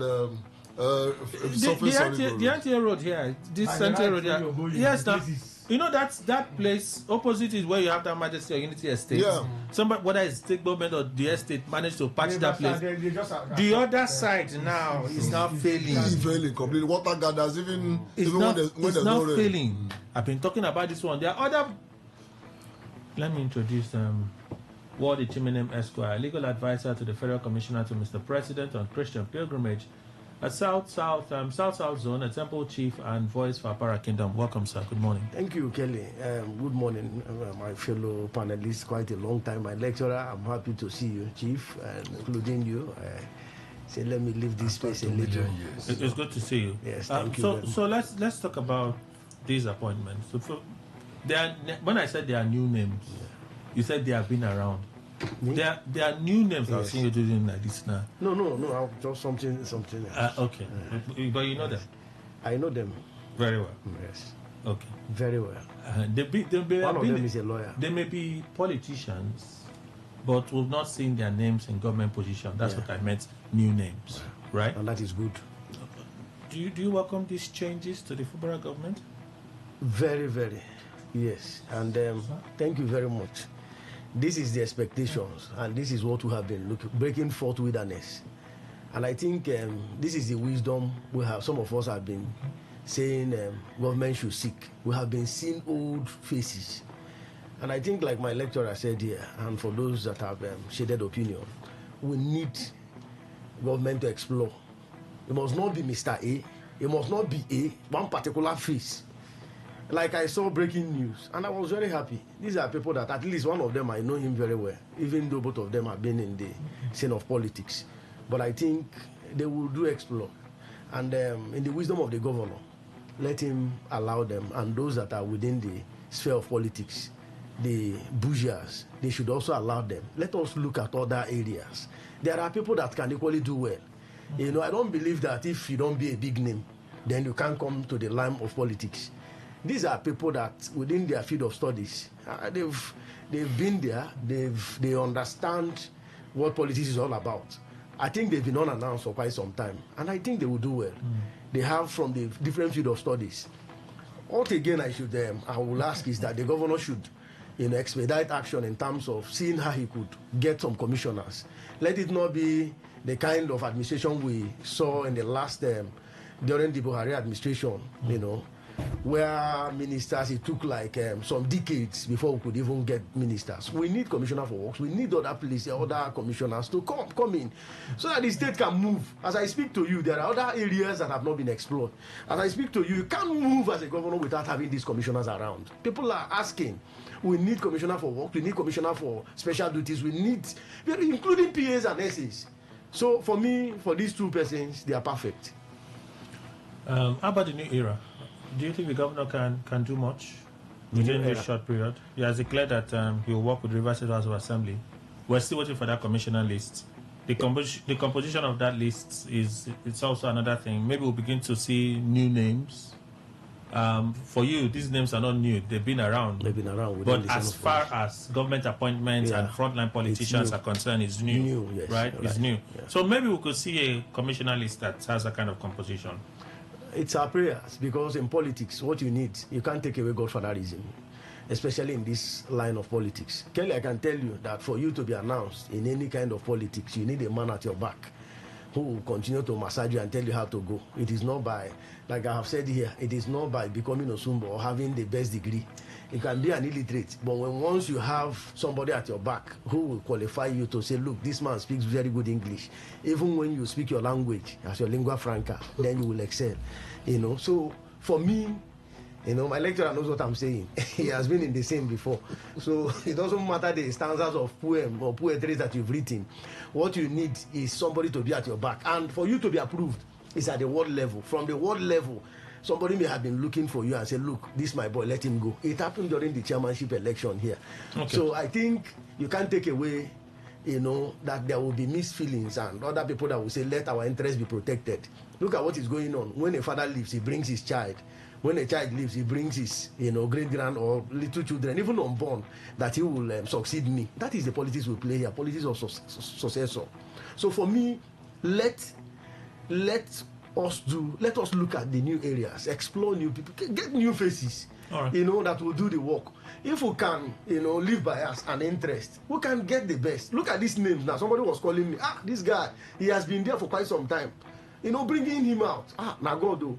So you can't take away God for that reason. But if we can veer off enough, let us allow independent mind and appoint those that can go there. New faces. Do you think they can achieve much within what is left for Fubara's government? It didn't take anything to build the best hospital in China, 6 months. And I think that's China. It doesn't matter. We have the same politics. What you need is policy direction, just as my lecturer said here. If there is a will, the governor can do anything. Remember, some of the things that they are even commissioning and all that. Most of the road I see today, they didn't take how many days? I left Wagalada from Lubwe to Buare.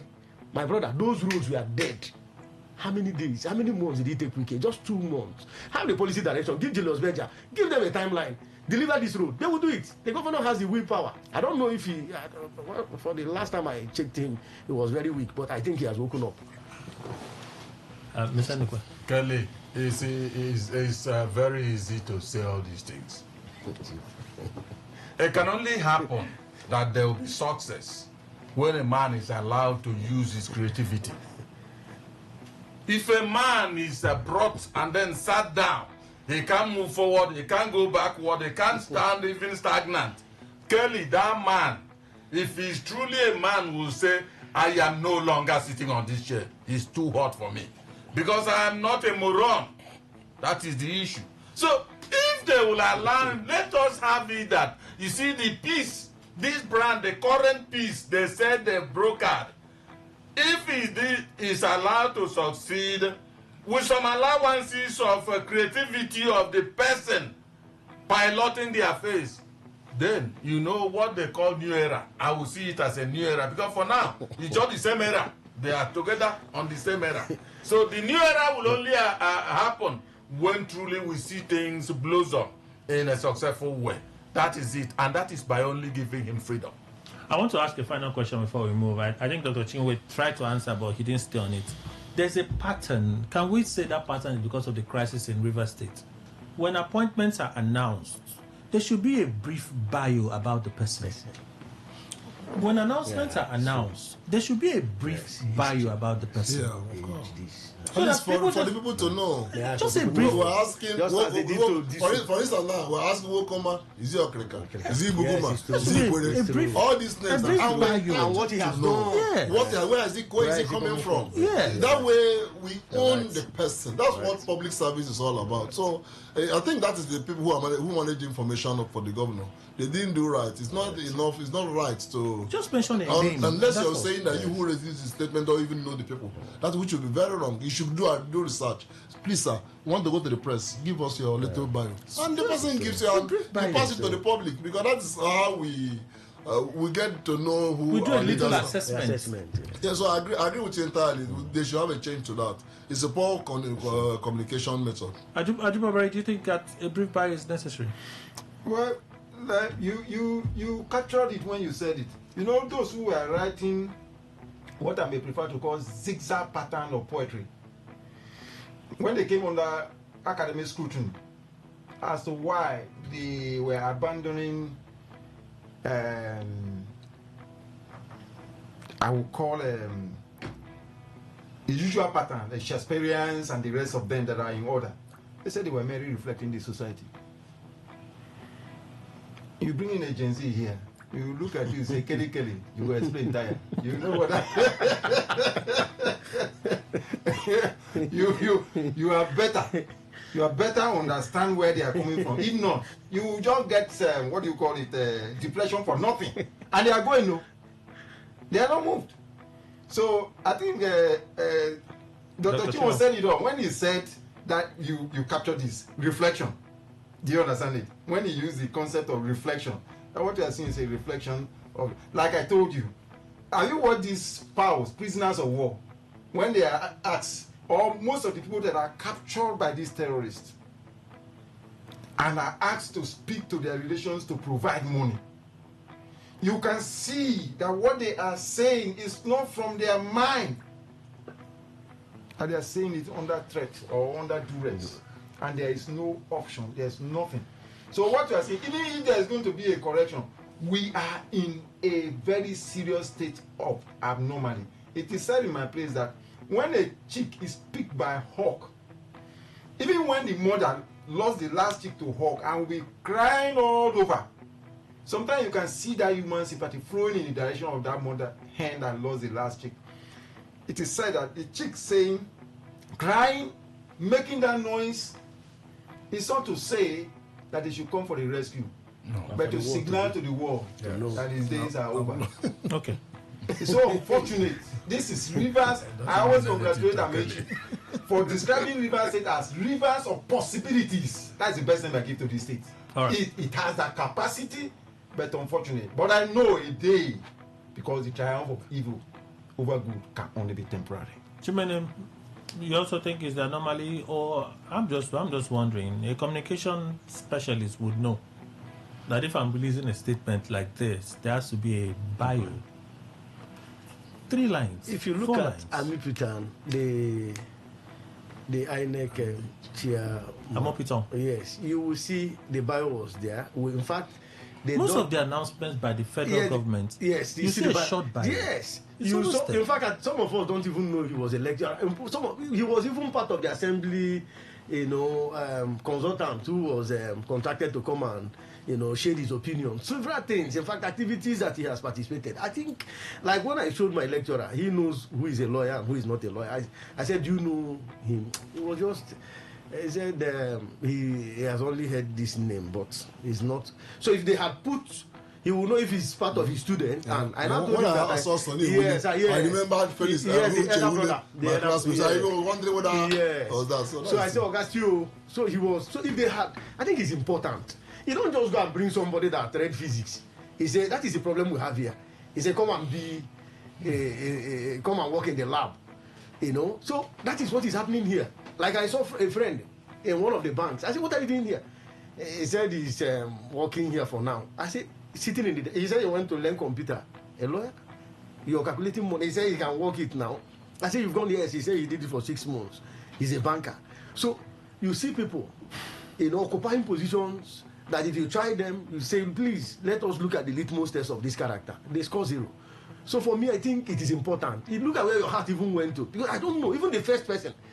Although I know the names, I see them in the party, when you see people, party gathering, you can't go and ask somebody, say, what are you doing and what are you... But some of those bio can tell you... Yes, open up. Oh, this is Kelly is a journalist. Kelly it has to be done so. It is proper, we do that. And the governor also have the responsibility of doing that, telling the secretary or commissioner for info, please, this should be gazetted, so that the public will be aware. So it's a gross negligence on the part of those, the appointers, gross negligence on the people, on the part of the electorate. Maybe the communication people to the government. Yes. I should say maybe the people handling information dissemination in the office of the governor. Mr. Ndukwe. Tell you what has been the mood since 1999. I can't remember since 1999. I also cannot remember in detail Wike era because we didn't have all of these multiple appointments. We made one announcement. It took him a few days to get commissioners, and then he just ran with them for most of the time. So we didn't have all of this. But because of the events, when Fubra is announcing, it's just name, portfolio. That's it. We don't know. You know why I asked this question to that bad time of 1999. Is to say that, because of the reality on ground now, in this Fubara era, that's what I'll call not new era. You see, could it be that the peace they brokered includes this? Just give them names of people. Leave out a bio. Yes. So that they will not ask questions. Yes, because why I'm saying this, all of them are educated. They should also know the importance of a little bio. They should. And it's left out. Now what does it show? Like I've said, I'm seated here. And CAJ has stood up and said, Emma, sit like this. Don't move forward. Don't move backward. Don't move sideways. That means I become a pillar. I don't know, but I'm thinking. Because What is the essence of telling me Ewule without telling me a little background about Ewule? Well, Kelly, let it be whatever. If I will add something to what Ima is saying, there is something that has become very clear to me. I saw it in my local government. I did a post recently. Now, if you check the way these political opportunists are operating, is that there are tools that they pick and use. You can't be greater than your mind. The mind is the engine, the mindset. So they pick mediocres, those who are not, now we have increased from moving to local government. Like my local government, I'm from Gokana. I have asked, there's no single bank in the whole of Gokana. The Bodo, they are using Bodo now to Boni. I made a suggestion that the chairman should put smart bombs on that stretch of road from Popi to Bodo to save pending debt that will flow as a natural resultant effect of speed, because if you see when vehicles are moving in convoy going to Boni for work, it has been ignored. The secretary is from my community. I asked a simple question: what is his capacity? I'm not challenging his intent. What's his exposure? Because it's a serious thing. If you give 10 million naira into the hand of an inexperienced person devoid of what we call financial intelligence, just check what he will use that money to do, that 10 million naira. Within a week, the money is gone. And this is exactly what is happening across board. So when you see this kind of thing happening, they are also following this line. Don't be surprised. They will appear, they will say, take a bow. There will be absolutely nothing. So, and that is ultimately, I've said this about my own profession. I said, you see the destruction of the judiciary. The younger generation that are coming up, I ran into one not too long ago. The young lawyers were saying that bring money, we'll go to another magistrate. A magistrate gave an order. They said they will go to another magistrate of cardinal jurisdiction, and they will obtain another order. I met one at that at OGRA. He says a man went to a magistrate court for a rent matter, and judgment was against him. He now left Elimbu and went to Port Harcourt to file another one, court of cardinal jurisdiction, and put all manner of lies, did not put the other person on notice. You know what the lawyer was saying? The lawyer was telling me that it is the latest judgment that prevails.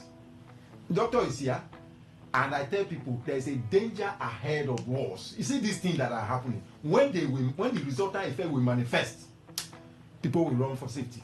So I like to ask lawyers. El-Rufai is saying that these people don't have any case against him.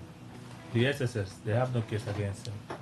That he said, listening to a casual conversation, in one of the versions I read, listening to a casual conversation doesn't constitute a crime.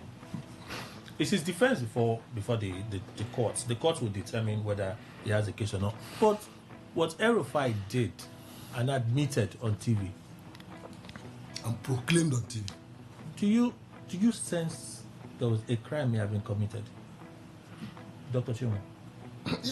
Even if you listened to a casual conversation and there is a law saying that such listening is a crime, that's the nature of law. That's what it says to be an ass. You listen to casual conversation. If there is a law saying such listening is a crime, it's a crime. So all is, I hope in his going to the Federal High Court, he has been able to say, look, there is no law, because by the Constitution of Nigeria... That's what he's saying. Because by the Constitution of Nigeria, he cannot be charged for a crime which is not in a written law. So if there's no such law, and then you are charging him for listening, sorry, you are wasted time. Let me read what he said. Yes.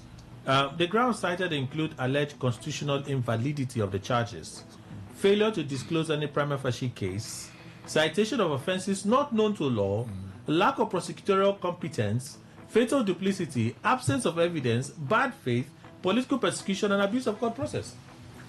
So if those things he alleged are true, that is, if by the time the judge looks at his application and response and find that they're true, he goes home free. But you see, putting those assertions in the claim, they are not enough, because the lawyers may also be doing that to gain public attention, as they have gained now. So when they serve the other party will say, no, we charge you for quote unquote listening to casual conversation. We said it's contrary to section 1 of the Cyber Crimes Act. We charge you for this one. The Attorney General of the Federation has the prosecutorial power to pursue for every offense. So where is the basis of all those claims? The court will say sorry, objection is overruled because you have not shown that you're right. Not a real cause. Yes. Of course, why this thing should be considered and their case doesn't have any merit. So that's why the costs are there. You know, people have developed one habit in Nigeria, particularly in political matters.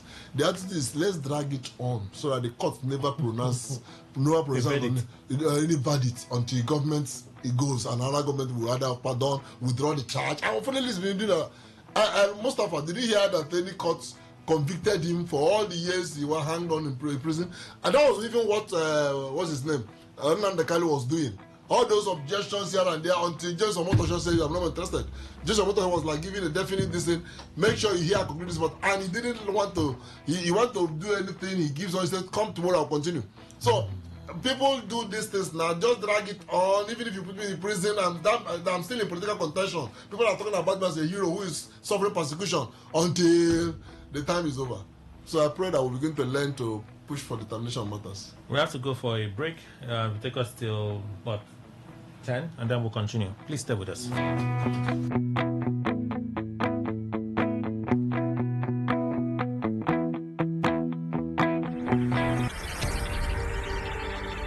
Want to know what's happening? Get latest information in sports, politics, lifestyle, you name it. The frequency of choice. Today, 95.1 FM. Today, 95.1 FM. We serve you the latest update on everything.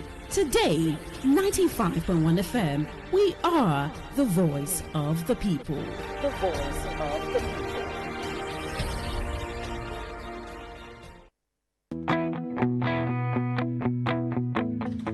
All right, thank you all for staying with us. Let me say happy birthday in advance to Maureen from Non's Luxury Homes. Tomorrow is her birthday. Thank you. So happy birthday. Thank you, sir. All right, she's coming from Non's Luxury Homes. I'm sure she doesn't have a birthday goodies, but Non's would have information for us. So, Maureen. Okay, yes, so my people. My name is Maureen. I don't carry better G's. Come meet to now this season of love. This one now, Non's Luxury Home Limited. Don't carry a bonga promo when go sweet you for Bele Waka come this morning. We dey introduce Non's Flourish Estate when they for Imogu near Cattle's Filling Station. Omagwa with a fantastic promo price. This is a promo, better promo price when we say everybody they want, may they see this land, where this land they when we say this promo na 1.8 million naira. Yes, now 1.8 million naira for outright payment. This land na correct investment when we say people they rush to buy am because quality no dey show himself. You dey hear me? Yes, quality no dey show himself. This land na complete dry land. Nothing like say you buy am today you can't get problem. No, nothing like say you dey buy today tomorrow problem go dey. Better we dey give you better assurance say nothing like that go dey in future. And the land where you buy from us today, we go allocate you immediately for you to start to build, and nobody dey harass you for this place when we dey tell you for this non-flourish estate when they for Omagwa near Cattle's Filling Station when they sell for 1.8 million naira. So make I call our phone number, make una call us, make we come carry you go show you where this land dey. Our phone number na 0808 414 6285 0808 414 6285, and our second number na 0913 238 2724 0913 238 2724. And our office address there for number 120 Airport Road, Igritali. Non-flourish estate for Imogu Omagwan. They available for outright payment of 1.8 million naira. This one a promo price of 1.8 million naira. But if you don't check yourself, say you no go fit pay this 1.8 million naira, you go fit start as low as 1 million naira. We go help you spread am like 3 to 6 months. The best part be say we go allocate you, we go still give you 50 block make you take start your building or your fencing. Our phone number again na 0808 414 6285. 0808 414 6285. And our second number na 0913 238 2724. 0913 238 2724. And our office address there for number 120 Airport Road, Igritale. And also we still get another land again. We're still there for Omagwa. This one na near AP Junction, Agwawure. This one na better land again. When be said land, when you go buy today, you no go even see anything like problem. Nobody they harass you for this land. This one na 2 million naira. Now we they sell this land. 2 million naira. But if you don't check yourself, say you no go fit chase this 2 million, you go fit start as low as 1 million naira. We go help you come spread them for like 3 to 6 months. But that one be say you go come pay 2.2 million naira, no be 2 million naira again you go pay, because now instrumental payments now you dey do. And remember, say this land, you no need to fear anything concerning us, because we dey assure you we value you well, and your land no go enter water at all. Your land no go enter water. We dey value people because we be family real estate. We dey take you like ourselves. So assurance cover you. Sharply collect this our number. May you take call us. May we carry go show you where this land dey. Our phone number again na 0913 238 2724. 0913 238 2724. And our office address there for number 120 Airport Road, Igritale. And our second number again na 0808 414 6285. We dey provide fee deed of conveyance. As you dey buy, we go give you your document when go make you know say yes, you buy land for our hand. We know they give you story. We know they tell you say come 1 week, come 2 weeks, come 1 month before you go collect your land. No, as you pay us today, we dey allocate you immediately. We dey carry your document, they give you 50 block, make you take no say yes, you buy land for our hand. So North Garden Estate, when they for Imo, when they for Omagwa by AP Junction are just outright payment of 2 million naira. While North Flourish Estate, when they for Imogu, Omagwa, na just 1.8 million naira. So hurry, make you come buy this land when I dey tell you so, because every year you dey renew rent, you dey pay for rent, you dey pay rent,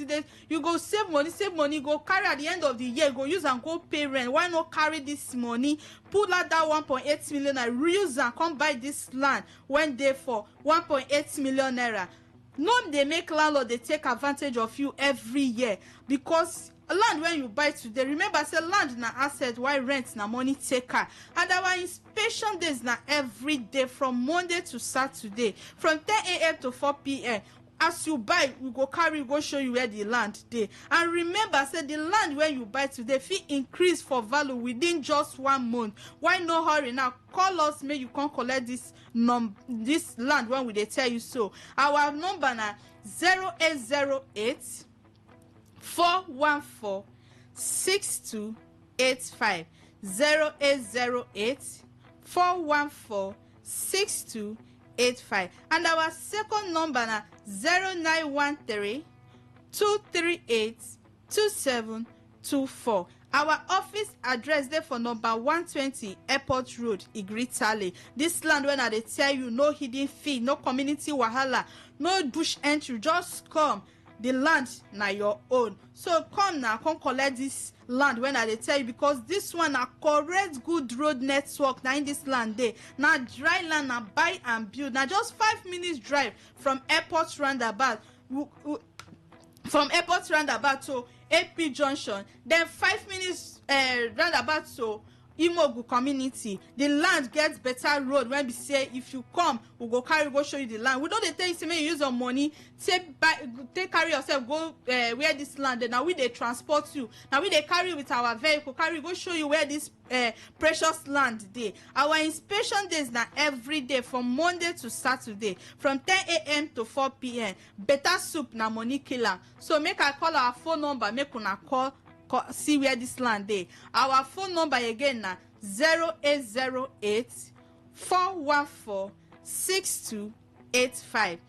0808 414 6285. Or our second number again na 0913 238 2724.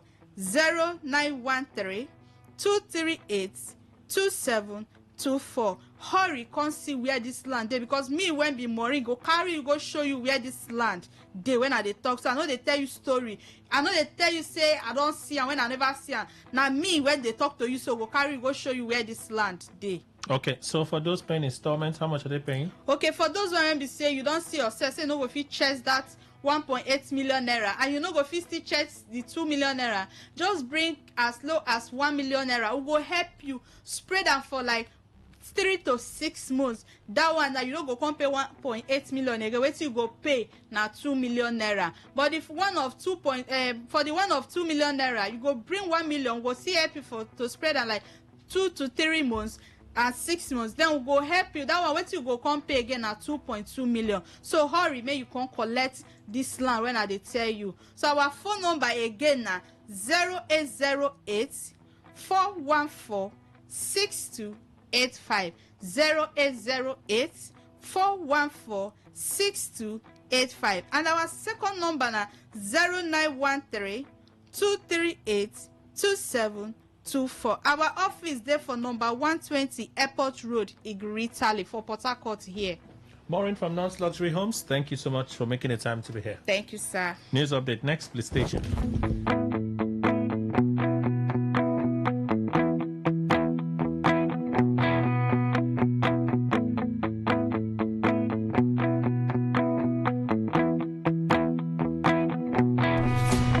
Stay informed, stay ahead. Tune in to Today 95.1 FM for the latest news and exciting sports updates. Your trusted source for everything you need to know. Today 95.1 FM, the voice of the people. Whether it's happening in Port Harcourt, South South, Nigeria, or around the world, we've got you covered. On air, online, delivering balanced news and unbiased analysis. Today, 95.1 FM. Today, 95.1 FM, Port Harcourt. News update.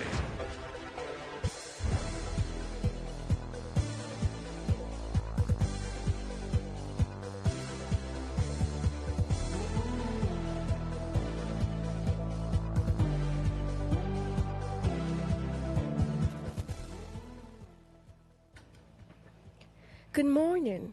Here's the news update on Today 95.1 FM. I am Miracle Emmanuel.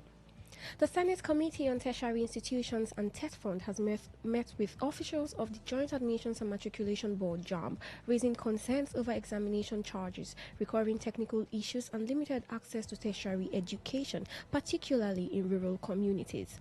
During the session, Senator Amos Yohanad criticized what he described as mounting financial pressures on candidates amid economic hardship, questioning the justification for fees charged by the board at a time when many families are grappling with poverty. Lawmakers also cited recent system failures that reportedly prevented candidates from accessing JAMB's portal, urging the board to outline steps being taken to improve the platform's efficiency and user experience. Committee Chairman Mohammed Danduse called for better coordination in the admission process, noting that students face annual challenges securing placements in universities and other higher institutions due to weak synergy among stakeholders. The chairman of the Independent National Electoral Commission, Professor Joash Amupitan, SAN, has directed resident electoral commissioners across the country to intensify voter education and sensitization. Amupitan gave the charge at a meeting with RACs in Abuja, held on the heels of the just concluded FCT Area Council election and by-elections in Kano and Rivers States, as well as the swearing-in of the new RAC representing Abia State, Chukwuemeka Joseph. While acknowledging modest improvement in voter turnout in the FCT poll, the INEC chairman said voter apathy remains a major concern. He therefore directed RACs to step up awareness campaigns in their states. On the foreign scene, dozens of Israeli military vehicles have entered Syria's southwestern Quneitra province in the Golan Heights, marking what Damascus describes as another violation of its sovereignty. Reports said a convoy of about 30 vehicles moved into the eastern Tel Al-Amar area near the village of Ziwan, where Israeli troops conducted search operations. Separately, Syrian Arab news agency said Israeli forces advanced towards Barika village and detained a young shepherd, while 3 other vehicles briefly entered the Abu Abmadaran farm. Syria's southern regions, particularly Quneitra, have for years seen periodic Israeli incursions, including detentions, temporary checkpoints and damage to farmland. But Syrian officials say such actions have intensified since the fall of former President Bashar al-Assad in December 2024. Israel has since carried out repeated air raids across Syria and intervened during unrest in Suwaida, saying it was acting to protect the Druze community. And that's the news update on Today 95.1 FM. I am Miracle Emmanuel. Thank you for listening. Today's news, today's entertainment, today's sports, today's issues. Today on Today 95.1 FM, Port Harcourt. Live your truth. Express your love. Share your enthusiasm. Take actions towards your dreams. Talk your talk.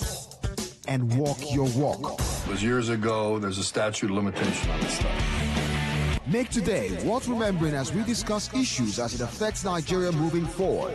Talk that talk. Weekdays, 2 p.m. Exclusively on Today 95.1 FM Port Harcourt. Voice of the people. Welcome. Thank you for staying with us. Let's continue the show. Let me read some contributions this morning. Kelly, I'm very happy to hear Barrister Chimenem's voice on the show today.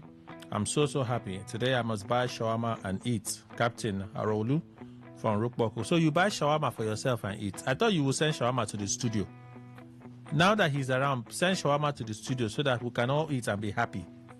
Then you buy for yourself and chop. Well, I think, to my opinion, that the governor, FCT minister, and State House of Assembly, they all know what they are doing. It's just unfortunate that Rivers people are suffering because of this set of people.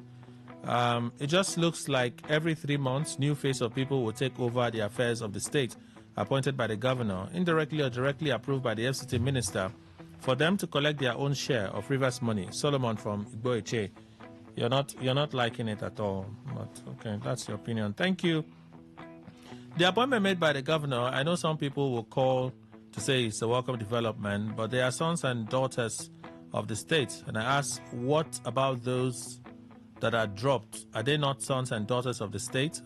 Are they from the moon or a nearby state? It's just to please his master, that's all. Eric, so you're not having it. I understand. New chief of staff for SIM, is he no longer working with Edison here? If yes, what's the interest of even defending the governor? Because even now, his supporters online lack what to write about. Chisom from Omagwa. Sorry. Okay, so this is a serious matter. I encourage you not to resort to violence. I say it again, I encourage you not to resort to violence. Because if you kill person, you go answer for them. So we have to be wise on how we approach this VIO matter and Rivers State government insistence. No, this is the message. Good morning, Kelly. Someone almost crushed 2 VIO personnel yesterday at GRA Junction. They were clearing him from the road, and he pressed his acceleration pedal, and they all ran away from the road. As an eyewitness, okay, let them be careful. Nigerians are not happy. Ken B from Port Harcourt sent this message. So you're listening to me. I tell you, we should stand on what is right and insist that Rivers State government should do what is right. If you insist on leaving VI on the roads, keep them on the side of the road. The laws does not allow them to check your vehicle license. They don't have that right to check vehicle license. So if the state government is allowing them to go beyond what the law allows them to do, you are pushing citizens. But I will plead with citizens. Don't, in your anger and hate, do something that will lead to the death of somebody. They go carry you go court. That one a manslaughter. They go they talk. They don't really talk VIO and stop my car and impound my car. And like the state government even said in that announcement, inspection officers. VIO are inspection officers. They don't have powers to arrest you or impound your vehicle. I said, I don't already. When I can't arrest me. I said, I don't already. I'm making a can't arrest me. The State government, I don't already. I said, I don't want to do the right thing. Anyway, let's continue. Only Kelly, I didn't like that part where you say you will not get lawyer. What are we here for? You don't want us to enjoy them. No. You have to engage lawyer. No, but it's not true. The government. You're out of the class that they will give legal aid. No, I will go to when they carry me and the judge say. Yesterday I was listening. I said, what does Kelly mean? So you don't want lawyers to work in there? No, the state government should provide lawyers for me. But when I meet the judge now, are you defending yourself? I don't have power to defend myself. The judge will assess you and say you're out of the class. He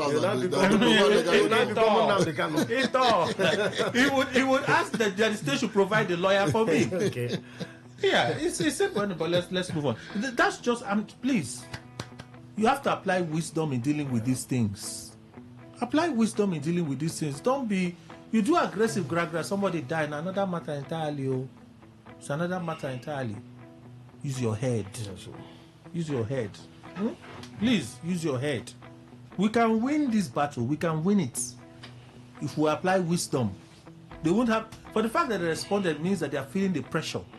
They are feeling it. Do the right thing. Let's continue. Let me introduce Dr. Innocent Eku, legal practitioner. Good morning, sir. Welcome. Thank you. Good morning. So I was looking at El-Rufai's case against the SSS, and even when I watched that interview, I'm like, El-Rufai said this, that somebody wiretapped the NSA's phone, and then the person shared the information with him. Confidently said it. He said the government does it now. The government does it all the time. Like, is that supposed to be a defense why you should do it and it's okay? For me, I felt like it was a crime because I've read a case where a wife went to court and said she tapped her husband's phone. And they told her that from the Cyber Crimes Act, it's a crime. So El-Rufai may not have tapped it clearly, but if he's saying that somebody tapped it, the person shared that information with him, he shared that information with the public, you don't think that he may really do have a case to answer in court, in this case between SSS and El-Rufai? Yes, I had the privilege to read through that particular charge.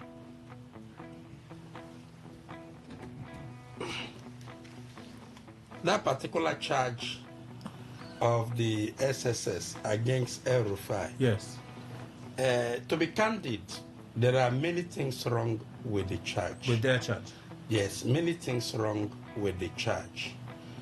One of it is that the charge was hurriedly filed with too many errors that can defeat it. That's technical errors? Yes, too many errors that can defeat it. The name DSS, through which they filed the charge, is not a valid name. Constitutionally? Under our body of laws. Our law recognizes that agency as SSS, not DSS, Department of State Services. That's their own coinage. Yes, so they cannot use that coinage because that coinage is not legally recognized. And it will pose a jurisdictional problem and create a locus problem, what we call locus. Then two, the second charge is preemptive. You know, there are 3 charges in that particular 3 counts. The second count is very preemptive. They charge him as though he tapped, but he never said he tapped. Yeah, he didn't. So that charge defeats itself. It defeats itself. Then talking about the first, count 1 and count 2, the way it is also couched will give a lot of room for El Rufai to be discharged for want of proof. Because they made it that El Rufai should come and prove his innocence, not for DSS to prove the guilt of El Rufai. In our law, that's for not SSS for to prove SSS to prove El the Rufai guilt. committed a crime. Yes, SSS has the duty to prove that he committed a crime. Because he is now saying that he has committed no crime. Yes. So now SSS is charging him to come and tell the story of how he committed a crime. Now that is not what our law requires. Our law requires the prosecutor to lay down proof that I am guilty as per section so of so law. Therefore, the onus of proof is on the person that is alleging. But if you see the way the charges are framed, they are inviting El Rufai to come and say the story through which they can find him guilty. Are you understanding me? Yes, because El Rufai is coming to come and say, oh, Mr. A did this, and this was how he told me. No, you are to come and tell the court the indulgences of El Rufai, and that by the elements, El Rufai is guilty of count this or count that. So there are so many problems associated with it. And my worry is that most of the things that are done under the Tinubu regime are done like a fire brigade. It would seem clearly. It would seem. Yes, a fire Even brigade. appointments. When they put out something, they retract it. Yes. When people talk about it. That is the characteristics of this Tinubu regime. And if there is any reason for me as a person, Dr. Innocent Teku, while I would, if I'm asked to say my opinion, I would say Tinubu should never come back as a president of the Federal Republic after 2027. Okay, let's not get into the politics of it. I want to say with the legalities here. Ajubabari, yes. El Rufai's position, at least you would have heard. I'm not getting into it. This is just court of public opinion. He says there's no evidence, there's no prima facie, there's nothing. It seems like it's going to be a waste of the court's time. You know, I've told you a long time ago. I've taken out time. I gave you a story here, wherein my father, he's late now, somebody secured the services of a senior lawyer in Port Harcourt here. They moved to a particular jurisdiction in this state, prepare a judgment that does not exist, in form and in substance. And they moved to a particular jurisdiction. I don't know whatever, but what the registrar was telling me, he's late now. I hope he found space to forgive himself before he died. Because finally the matter ended up before the Judicial Service Commission. He said he was under a spell of witchcraft. He signed that thing, and of course, by virtue of his office, that was judgment of court. And they wanted to move my father to prison. Before I called the attention of the registrar and then went to Judicial Service Commission. And they have 2 years on, they had to write me. And according to JSC, that was the first time this guy is having an issue. That in view of his honesty, that they have decided to tamper justice with mercy, that I should consider the matter as dead. Now, I ask myself one question. What if my father did not have a lawyer? There are people who are suffering, who know absolutely nothing, even in prison. People frame them up. So to me, and I say this to you, Kelly, forget about the English, the fanciful, what I call fanciful and cosmetic aspect of the law. I told you here in this studio a long time ago that this argument that people say Nnamdi Kanu call Nigeria a zoo. I said calling Nigeria a zoo is an understatement, because in a proper zoo, things are organized. You think Ekuremadu will be in prison if you are in Nigeria? Ekuremadu was the deputy Senate president who sat over the National Health Act that we have now, and they were paid by foreigners, and they removed consent of somebody that they will remove his organ. That is the only country that I know now that its National Health Act violates Helsinki Declaration. This is where we are. For me, it's something like sickling. I'm an insider, and I understand what the law can be used to do. Rivers is a perfect example. So what faith do I have in this thing that El-Rufai is talking? I can tell you at the end of the day. Of course, El-Rufai belongs to that stock, the untouchable. At the end of the day, nothing will come out of it. All right. Is it not here, Jeffrey Archer that went to prison in UK? Is it not perjury? Is it not here that the first Supreme Court, 6 months that lasted, Supreme Court was deaf and dumb here? So that is the highest court of the land. That is the beacon of hope. So what are we talking about here? Okay, Kelly, maybe you're angry over other things, but let me leave you for peace today. I want peace today. Chimene. Well, I think in going through the substantive law, to which in the university, we know that there are plethora of cases concerning tapping a private phone unauthorized.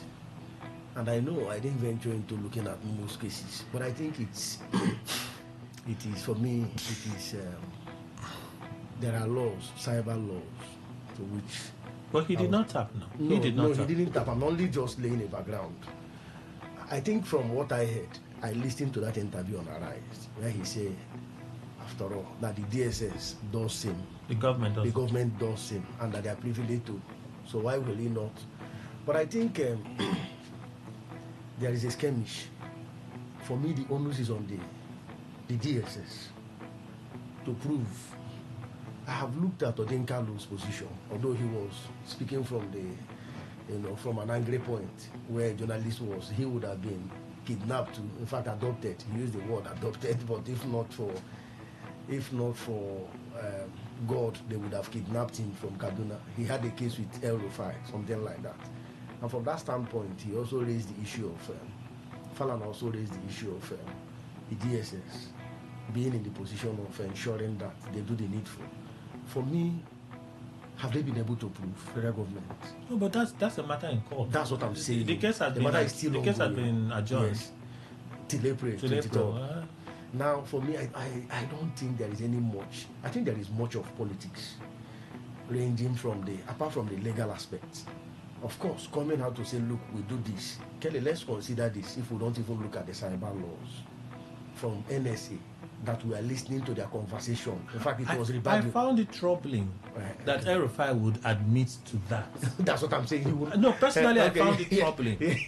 Because the NSA's phone communication should be a national security issue. And very private. So if somebody is listening in on the show, it shows that we have weak cyber security, which is one, and it also shows that you can attribute that you form part of those that are selling out information to our enemies. Of course, it's an offense. And contributing to it's something that they would have to prove in court. That's what I'm saying. There are many ways, many imputations one can make from that statement El-Rufai made. That's what I'm saying. Now that we listen to their conversation, just as they listen to us. Now remember, it is also government is being careful. Nobody knows if he has sold out this information and what. I think there are so many angles to which they want to look at it. Remember before this time, when he was coming back, he was intercepted at the airport where they want to interrogate him. With the mammoth of people around him, he couldn't be arrested. Now, having said that on Arise, looking at the implication of exposing a classified document, we know what that means. And in a national television coming out to say we're listening to them, I think there is more that the DSS, some of us may not maybe covert or overt, but I think that it's also incumbent on DSS to say, look, this thing has been tapped and that we have rules, because it's becoming more political. And remember, more petitions are coming concerning a journalist that was kidnapped and killed, whether he has been killed. I mean, so many things. Yes, Dadiata. So many people are there. So many people. I just left Abuja. Petitions are coming. In fact, from what we heard, a close friend said there's even more than 70 or 80 petitions coming in. So what we are saying is that I think the DSS has to do more work. Okay. Because it's more of them proving than El-Rufai. But I think if you look at the other aspect, as a governor, as a stakeholder, former stakeholder, who is also a stakeholder in the state and in Nigeria, a figure of such, and he is read. This is not a man that El-Rufai has written many papers, coming out on national television, exposing a nationally classified thing, as such as saying we are tapping, we're listing. For me, I think when you look at the Official Security Information Act, you will see there are a lot of implications. And I think it is on that premise that they want to look at. But the onus is on them. They may want to put him on duress for him to make some confessional statement, which may be set aside. But for me, I think El-Rufai didn't behave well. All right. He didn't behave well. Mr. Ndukwe, Kelly, my focus is that El-Rufai's angle. There's no evidence, no prima facie case, not charges not written in law, and so on and so forth. What exactly do you want? Yes, there are. Okay, you're not a legal person. I wanted the lawyer to look at it and ask. Ordinarily, on the surface of it, it looks like a crime has been committed. Well, but El-Rufai believes that no crime has been committed. But you see, Kelly, I have always said there are two ways that you look at the one that is embodied in the law, which eventually will triumph over the one that is not embodied in the law. However, it is not everything that is embodied in the law that could be looked upon as being a disorderly something. No. For instance, somebody coming out to say, well, another person tapped the phone of an NSA. Kelly, NSA is a security institution in the country. It's not just Nuhu Ribadu or whoever may occupy that position. And then you comfortably listened. Nobody saw you, nobody knew. You have done it. Why come to the TV to tell us? Don't lawyers have what they could coin and charge him? You see that sometimes the federal government will take somebody to court and then come up with whether a million charges and all that. And if a little thing, they will reframe. And this particular one, how would you come and then brazenly tell us? That means you are not afraid of the authorities. Let me tell you, I have said there's no doubt about it that the relationship between El-Rufai and the authorities of this administration are not cordial. And for that himself, he's looking for a way to put, when we were very young, we'll say we put a stud, somebody would hit our legs and fall. That's the way El-Rufai is looking at them, and that's the way they are looking at him. Now that they are holding him, I said, it teaches him a lesson. Let him know that he has to bridle his tongue. You see, Kelly, it's not everything one sees that one should open mouth and say. There is something important that Nigerians need to be aware of. When I read that charge of DSS, I saw that DSS misconstrued the verbalization of El-Rufai as a confession. Okay. That verbalization and all the ranting that El-Rufai proclaimed on that interview does not in any way amount to confession in law. So DSS charged him as though that was a confession. They misconstrued that incident as El-Rufai has confessed. But I have looked at the law, that does not qualify as a confession. for which somebody will be guilty about. It does not. It's a verbalization. Verbalization does not amount to confession. Now, for a testimony to qualify as a confession, there are ingredients that are required by law, and those ingredients must be part of the transaction for it to qualify. Number one, it must be a statement made under caution. By who? By an investigating officer. If those are not there, everything the man narrate and confess is confession to a layman, but not confession that the law requires for you to be held bound. So let me ask a question, sir. Yes. Somebody is sitting with me in the studio. Yes. I do a great job, right, in squeezing out information out of him. Yes. Right? Criminal information. Yes. In public. That cannot be regarded as a confession. No. The confession that the law requires in criminal jurisprudence, under which you can be found guilty. No, it must be a confession made with knowledge that you are being investigated by a security or investigating officer who sits before you and discloses that he is a security officer or an investigating officer. In the process of interrogation. And that whatever you say can be used against you. Can be used against you. But those elements are not there. So it ends, yes, as a layman, he confessed that he did this. The much the security can do is to invite him for further investigation. On what he said. On what he said. And if in course of writing statements under caution, he asserts that which he said, it is then it become a confession. Okay. Nigerian government is replying U.S. lawmakers. So Riley Modia concluded their investigation. They've submitted their reports to the White House. They made several recommendations. I'm not going to jump into it. Let's look at the part of the Nigerian government. Nigeria acknowledges that parts of the country continue to face serious security challenges, including terrorism, banditry, communal conflicts that have tragically affected many communities. The federal government remains deeply concerned about the loss of lives and destruction of property resulting from these criminal acts, and we extend our sympathies to all victims and their families regardless of faith, ethnicity, or region. It is important to state clearly that Nigeria does not have and has never had a state policy of religious persecution. The violence being confronted by our security agencies is not driven by government policy or religious bias, but by complex security threats including terrorism, organized criminality, and long-standing communal tensions.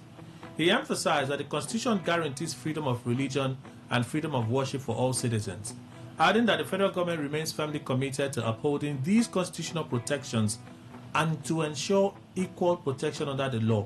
I look at this and I say to me, we have cases in the north, and the north is a bit volatile. There are certain things that happen in the north, and you ask yourself if Nigeria is a secular nation or perhaps Nigeria is a religious nation. And the government says, why there is no policy? I want to think that indeed there is no policy that says this religion enjoys more privilege than this other religion. I'm not sure there's a policy like that. I stand to be corrected. But if the government has a duty to protect its citizens and ensure that their rights are upheld, is the Nigerian government, in their own defense from these statements, living up to that billing? Dr. Chinwo. Well, doing of a thing may be by commission or omission. Nigerian government by omission, and this omission seems to be deliberate. By omission is demonstrating not only preference for Islam over other religions, but protection. And it didn't start, of course, today. When Sani, I mean that is his name of Zamfara State there. Yes, Yarima Sani. When he started his activities, making Zamfara Sharia state and everybody wear bears, people challenge the federal government, Obasanjo's government, go to court. Any pronouncement. I mean, at the time, the CJ and Bello even came out to say he couldn't speak against it outside the court. So go to court and get this thing tested. That was the same time Obasanjo was challenging the aspiration of the South Niger Delta area to their 13% and all that. He refused. He allowed it to fester. It will die over time. It's a political thing. It went on from there to Kano, from Kano to Niger State and other states. And these are the consequences, the fallout of it. The government didn't make a policy that we prefer this region over the other, but the government deliberately, by omission, allowed one religion to grow wings and grow beyond the constitution. And the consequence of it, whatever the consequence of something you intended, what follows from it naturally, you should be held responsible for it. So Nigerian government has effectively, but by omission, shown preference for one religion over the other, and therefore protection for that religion over the other. And what is happening? Then again, you come to the fact that the people who could give command challenge this thing. The government doesn't. The commander-in-chief doesn't give them instruction to go and challenge this thing. Or if the commander-in-chief who has power to command, put the military into action, refuses or fails to do so, what are you talking about? The government is therefore offering them protection. And then you come to other states and say, everybody release your arms. The guns you have, you take it from them, but you don't ever touch those people. What are you doing? You disarm one party, make sure that he cannot resist, and the other party increases in its militarization. What are you doing? You're encouraging him to go on and crush everybody. So that is where Nigerian government is very, very complicit in that sense. But there's no, I don't know of any policy that you go and say, government said, oh, Islam should override Christianity. No, there's no such thing. You don't even need it. All you needed to do is to take your attention away and let me do all the elections I can. And when I become so, like in Benue State now, people, I don't know Agatu, but I'm sure if you go to Agatu now, you won't see any man from the people they have killed. Then some people have taken over the community and say, we are the owners of the community. What did you do? Say, well, I went to Agatu. We saw Asa and this one and this one. They say they are the owner of the community. The women are in the IDP camp and children are there. What have you done? You have encouraged them to do it and to do it elsewhere. You know, for a secular state, I remember when Nyesom Wike as governor used to declare that Rivers State was a Christian state. Yes. And in the media, myself, I said, Your Excellency, what you're doing is a misnomer. Because Nigeria is a secular state.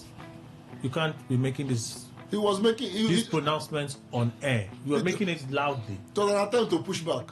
No, whether it was an attempt, I'm looking at the appropriateness of the action. When my sister was serving in Bolchester during her NYC day, she would give us stories of how certain times of the day they cannot do certain things. Mm-hmm. But she's not Muslim. Mm-hmm. Everybody is prevented. She's not Muslim. Chimena was sharing that day here on the radio while he was serving that you have to dress in a certain way Fridays to avoid problems. And inside the law school we have this. This is even inside the law school. We are the regular Fridays. So I'm thinking, there are recent court rulings that have said allow the Muslims wear what they want to wear, allow the Christians wear what they want to wear, right? That's to allow for religious parity. Did he even say allow the Christians to wear what they want? No, the people who want to they were the Muslims now, so they allow them to wear their hijab and show up. They are Muslims. Even in some private school, you should not harass them because they are Muslims, right? It is that balance of a secular state that I feel a government should be looking at protecting citizens' rights. How is Dubai functioning? How is Saudi Arabia functioning? Saudi Arabia is opening up. They are trying to be a bit more liberal, but that's a core Muslim nation. So if you declare in your constitution that this is a Christian state, a secular state, I would think that if I'm in Zamfara state and I'm not a Muslim, I should be allowed to drink alcohol and nobody should come and flog me. I should be allowed to sell alcohol and nobody should flog me. But you hear that their police, Hizbah, will go and destroy it. You hear that people that do certain things happen to them.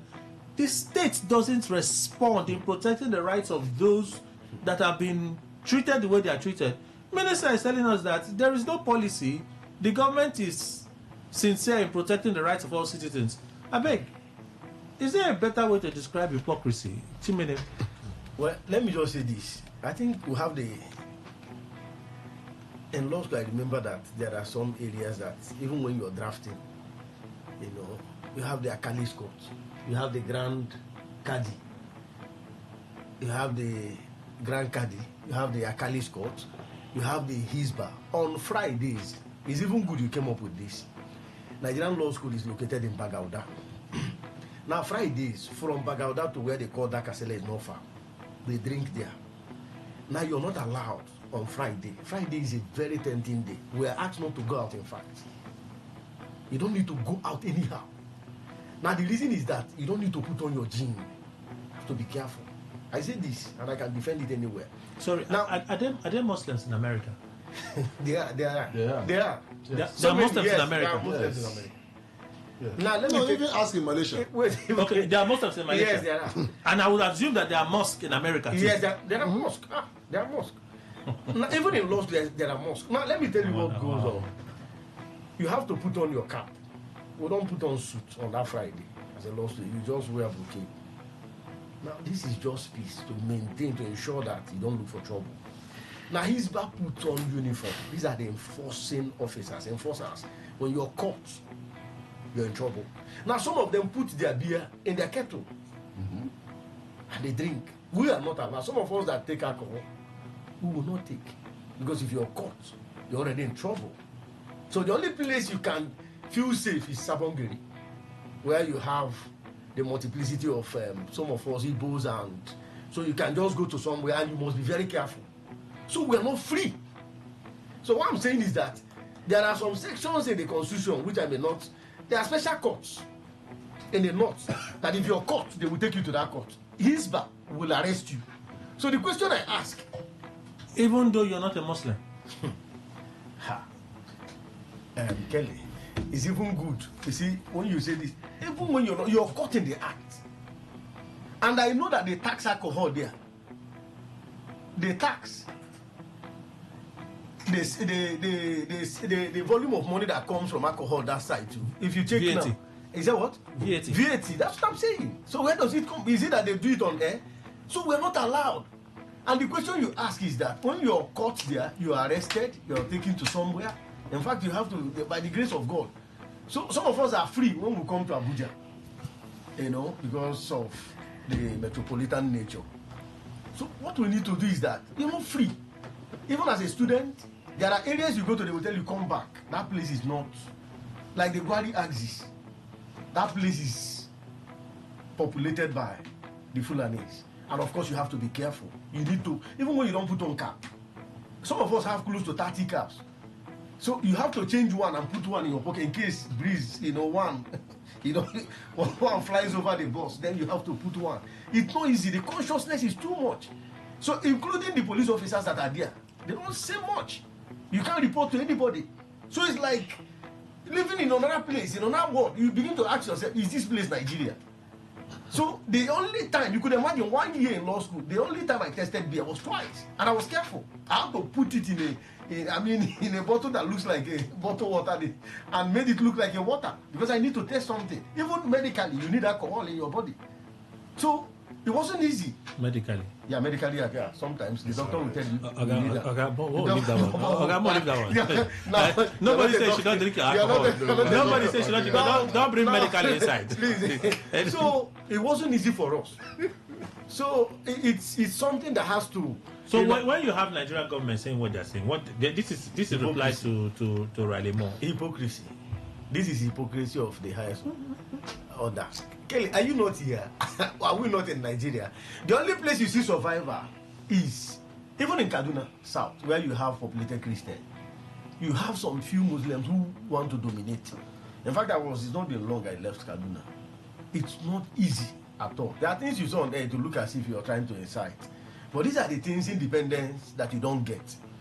You just have to know that you're conscious of a particular thing. Now, let me just shock you now. If you're moving from Abuja to Kano, when you get to Jaji, but once you get to 2:30, If the driver is a northerner, he will just park for prayer. He doesn't tell you, please, I want to pray. Now we'll be parked there on the road, middle of the road. Now, as passengers, some of them that are Muslims will come down and leave us there. And anything can happen. No, when they won't talk to us. The problem is nobody is talking to you. Now just leave us and go there. So what you will do is just to stay, just respect yourself and keep your head. If you can even join them, join them and avoid trouble. Because what the driver will do, will park on the road and come down. So for those of us that are going, nobody cares to say, please, I'm sorry, we want to do such a thing. You just stay like this and for maybe 2 hours. So that's a secular state. Now, these are things happening in the secular state. When he comes back, he will now, other people, we will now be waiting for those people that are, before they will now arrange, some of us are already dead in the bus. Some will sleep. So you begin to ask yourself, religion has become a problem. According to Ilika Amasa, he said it's an opium of the people. So it's a problem. For me, how do we even describe it? It's the hypocrisy of the highest order. For me, I think the minister is not being... Yes. You see, Kelly, with maximum respect to your position as a speaker and moderator of this program, you know, in the past, I speak the way I speak based on what I can see ahead. It was Martin Luther King Jr. who said, and I would like to quote him, if peace means keeping my mouth shut in the face or in the midst of injustice and evil, I don't want it.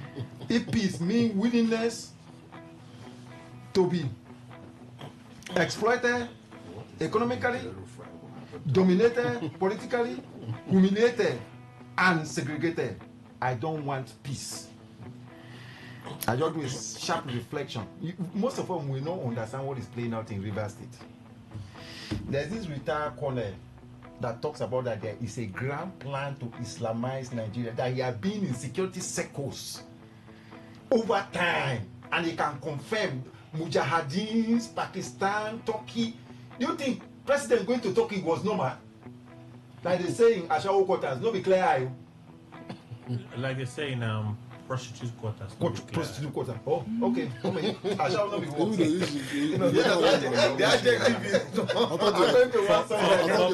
For public decency. For public decency. Well, anyway. What is the what is the for public decency. Okay. Well, for public decency. They've also told us that they went to Turkey for weapons. Don't worry. See, let me tell you, Kelly. As I'm speaking to you here, and give you a living example. No lawyer is secured anywhere. When you know here, when they declare, no, I'm talking about when you talk about class. Do you understand? By virtue of the training and exposure of a lawyer. I think Dr. Obi Ezekwesili said it all in that her punch of lawyers at the conference. That she said it all. She's a professional. But she even Jesus, the head of all principalities and powers, acknowledged that. I think Luke chapter 11. He said he confessed that lawyers hold the key to knowledge. But what the Sanhedrin and the Pharisees were doing, were turning the law into. That's why Jesus placed calls on lawyers. Not that he hated lawyers. He acknowledged the fact that we hold the key to knowledge. All the fanciful and cosmetic turning the law upside down that we do at times, even in the face of obvious reality, until we are confronted. And I warn lawyers in Nigeria that the greatest challenge we are having, including the ones in the studio. I said, when I say lawyers, everybody. Why are you trying to? I don't understand. Everyone is involved. I want to be sure now. Can somebody want to be sure? Are you the I am not joking. Do you notice that what happened if I say would not have happened? They moved the conference to Enugu. Now they are moving it back. I told you here earlier that I told one of my friends yesterday that when lawyers, body of lawyers that are supposed to be concerned about the state of the law and the direction of society are now much more concerned about organizing Valentine party rather than speaking the truth to power, then you know say market don't spoil. I'm very sorry to speak that. So in the statement made by... In this statement, this is the highest form of hypocrisy. Do you know that there's an extant law against open grazing? I brought that authority some time ago to this studio. I challenged Malami when he was there. Of course, he had his own camp of war. He was the one who organized this extraordinary rendition. And then now he was now shouting. There is a grand plan. Allah Akbar was shouted against a woman here under, when Rivers was under state of emergency. In Woji here. Nobody was arrested. Yes. And if they caught that woman, they would have killed her. They burnt her shop. They burnt her shop and nothing happened. See, in my place, that's why I say what is happening in Rivers State, understand it too. When I spent 7 years in Calabar, I was doing a study. It was my 7th year in Calabar that I understood the principle of political calculus of Nigeria. The principle of political calculus, this is my own theory, is that for those who don't know, they will understand when the time comes. Beyond the Niger, any person that is captured politically within the fares of the former Eastern Nigeria is seen and treated as an evil. You can put on your fanciful and cosmetic arguments. When the reality hits you, you will understand that we are not joking. Okay. So the truth is this: the only way forward for this country is separation peacefully. All right, Dr. Eko. Yes, these things we are talking about: hypocrisy of government, failing legal system, inappropriate attitude of men and officers in power, and extremisms of one religion who now subverts the rule of law and oppress others. All of them boil down to one thing: a man in leadership. The kind of leaders a society produces dooms and perishes the nation, or grows it to a better sustainability. What Tinubu's government is giving to us is the best they can offer. A man cannot give what he does not have. There is no magic. I have studied Tinubu presidency and their modus operandi, and I wrote an article and said that Tinubu's presidency and his cabinet are governing Nigeria by trial and error. I published it, and over 1 million people reacted. Everything the government does is trial and error. No clear-cut policy. There is no policy that is thoroughly thought through on impacts and effects and then created with milestone to determine that these are measures of progression for the well-being of the country. That is why it is so. Each time when we bring leaders who do not think about the future of this country, the future of our younger generation, and they run the country as if it's a social club, what do you expect? We have had successive leaders, but can you give me a milestone of growth? A milestone of growth in any sector of this country? We are all surviving by mercy and sheer luck. If you wake up any day and drive to your house and nobody hits you gun, no bullet catches you, nobody robs you, you just thank God.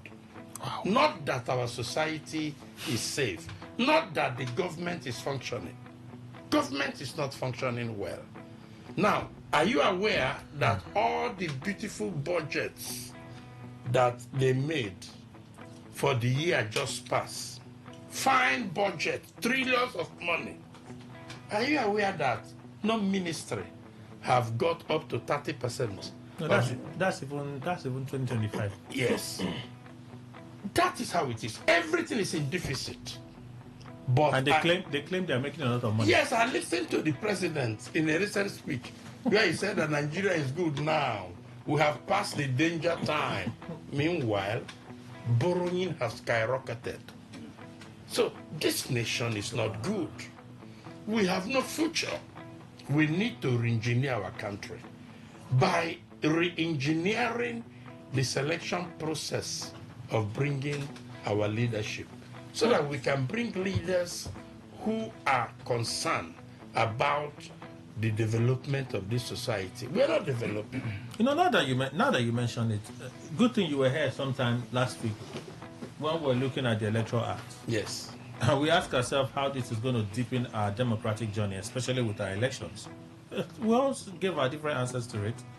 You know, one of the things we'll also talk about is what can citizens do in the light of us. Citizens can do a lot, but Nigerian citizens are so docile because poverty has been weaponized. If we agree to demonstrate, millions of citizens cannot even pay taxi money to get to the point of demonstration. But it may just be part of the strategy. Yes, it's a strategy. It may not be part it's of the strategy. deliberate that Nigerian citizens are left impoverished. But we shouldn't be impoverished. We have got enough resources that when harnessed, people's standard of living will improve. But these our leaders are not equipped. They are not fit. They are not competent people to drive that leadership. So someone, Melody Unipo sent this message. Why is Russia denying the recruitment allegation? I was personally contacted by one of their agents who was my best friend and roommate way back in school. I was told to help sell the idea to young Nigerians and gain percentage. They promised that my candidates won't be sent to the war front but would be sent to secure conquered territories in Ukraine. Promised to be paying my wife monthly allowance and grant my family Russian citizenship and many more. But the promises were too good to be true, so I declined to work with them. I even have the agreement form attached, which is sent here. Why am I reading this? Part of the message is the EU ambassador to Nigeria is raising an alarm that Russians are recruiting Africans into the war against Ukraine. And just last week, Mr. Ndiko, we had a conversation about this when the Ministry of Foreign Affairs raised the alarm to say Nigerians should be careful. We say poverty, right? We go here, Adibabari. It's see, let me tell you, Skedi, with maximum respect to all of us sitting here, I'm sure none of us is below 40. Above 40. I am. I'm Gen Z buddy. Okay. Don't they rush my age. That's why you don't understand some things we're saying. Exactly. Exactly. I don't understand. Yeah. Don't rush my age. I'm not up to 40. I'm not questioning your authority. No. But I said it here. I also said it here before. That when I have conversations with my daddies, I acknowledge I have conversations with my daddies. Doesn't mean I will not drag them when I have to drag them. I'm Gen Z buddy. All right. Congrats.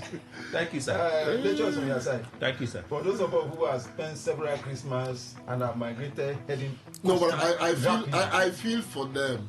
I feel for the Kellys, like I feel for my son. I said, look, gentlemen, I've seen better days.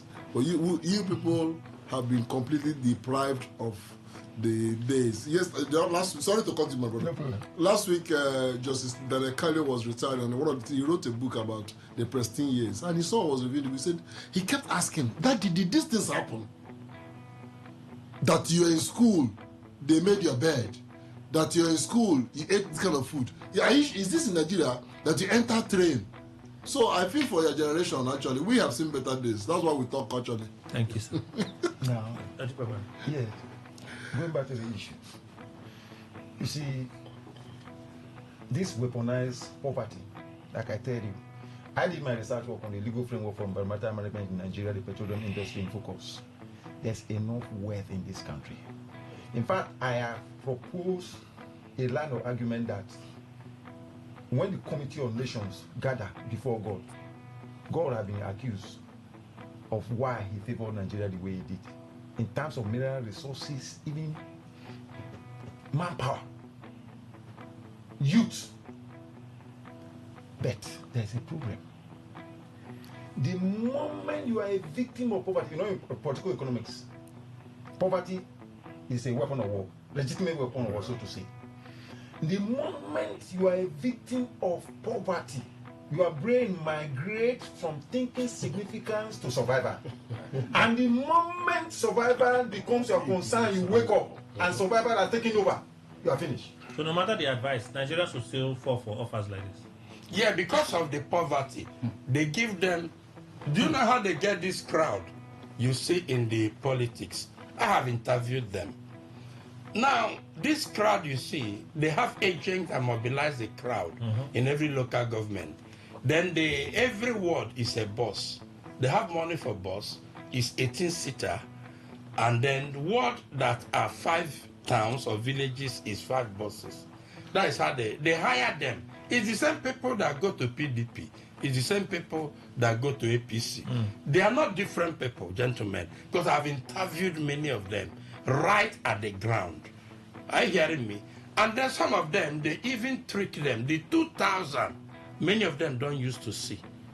Because they don't give them up front. They tell them they will give you when you enter the bus. Then when you enter the bus, they may give everybody 1,000. Say on return, they give you to make sure you stay till the end of the thing. That is how they stay on the sun for 2,000 naira. But 2,000 naira cannot even offer adequate meal. It cannot even offer. That is the extent of stupendous poverty upon Nigerian youths. So their senses are now suspended when they see offers like this, and they think they're going to Russia for better life. That is why you can give 7,000 for them to go and kill person. Of course. 7,000 is too much. 7K is too much. So that is the challenge that we are in. The worst aspect of it is the intelligentsia. Do you understand? I always say this about Danago. You know, finally, Professor Wurika. You know, finally they made Professor Wurika the chairman of committee of farmer headers crash in River State here. Go to Abara, they can't go to farm. You know, it used to be the 2 baskets of River State. They can't go to farm because these cows is the symbol of conquer of these invading terrorists. And once they spread this, their cattle, they supervise them. I told you a kind of wicked story that I shared with you years some time ago. That I went to check a client's land around 6 p.m. Since then I knew that our women can be raped with ease. And I saw these people, they were returning and they just allowed them to enter into people's farm. And these cattle were feeding, destroying their crops, and nobody can raise a finger. I'll send you a post of one man from Omogwa here. You may have seen it. That went to check his trap. And he just saw people in the bush rushing him. What made him escape was that Okada man. You need to just see. And this is the reality that my community, I'm from Biara. These people have invaded this politics you are seeing in River State. Is Islamic driven. We're not talking about the person. We're talking about the recruitment of Nigerians to fight for Russia. Sure, it's related. In my community now, Fulanese are in my community through the government of Bukana. They release them on our farm. You know, at the local level, it is through the local government chairman, the monarch. The monarch. It is through following of land. In most down area, they don't use fertilizer. After land has fallow for some years, my parents never used fertilizer till they died. You enrich the soil. Renew the land. You enrich the soil. So you don't allow things like cattle to come and graze on the land. That is what is happening, and the people that are taking over. So this thing you are seeing, the moment I can tell you, Kelly, majority of Nigerians, if given the opportunity and it's legitimate, they can migrate out of Nigeria without looking back. No, this one is not even legitimate. This one is a promise of a better life in Russia. Only for you to land, they seize your passport and send it to the war front. This is Ekuremadu Saga. The guy that was moved, that Ekuremadu lied and said he's a cousin to the daughter. That guy that we met at a building site in Lagos, that finally landed him in this thing under the you and I met modern slavery act. You say you and I met at the building site in Lagos. You say what? I said the guy that was recruited from the building site in Lagos. Do you understand? Okay, I thought you were saying the guy that we recruited. So. No, you heard it too, right? Dr.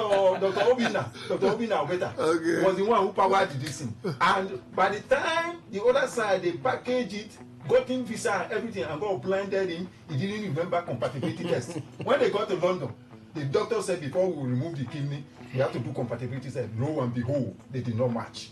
And then he went on to attempt to move the guy back to Nigeria. The guy report to police, British police. You know they are not like our police here. Yes. I was caught in the net. There the law is working, rule of law. Who cares?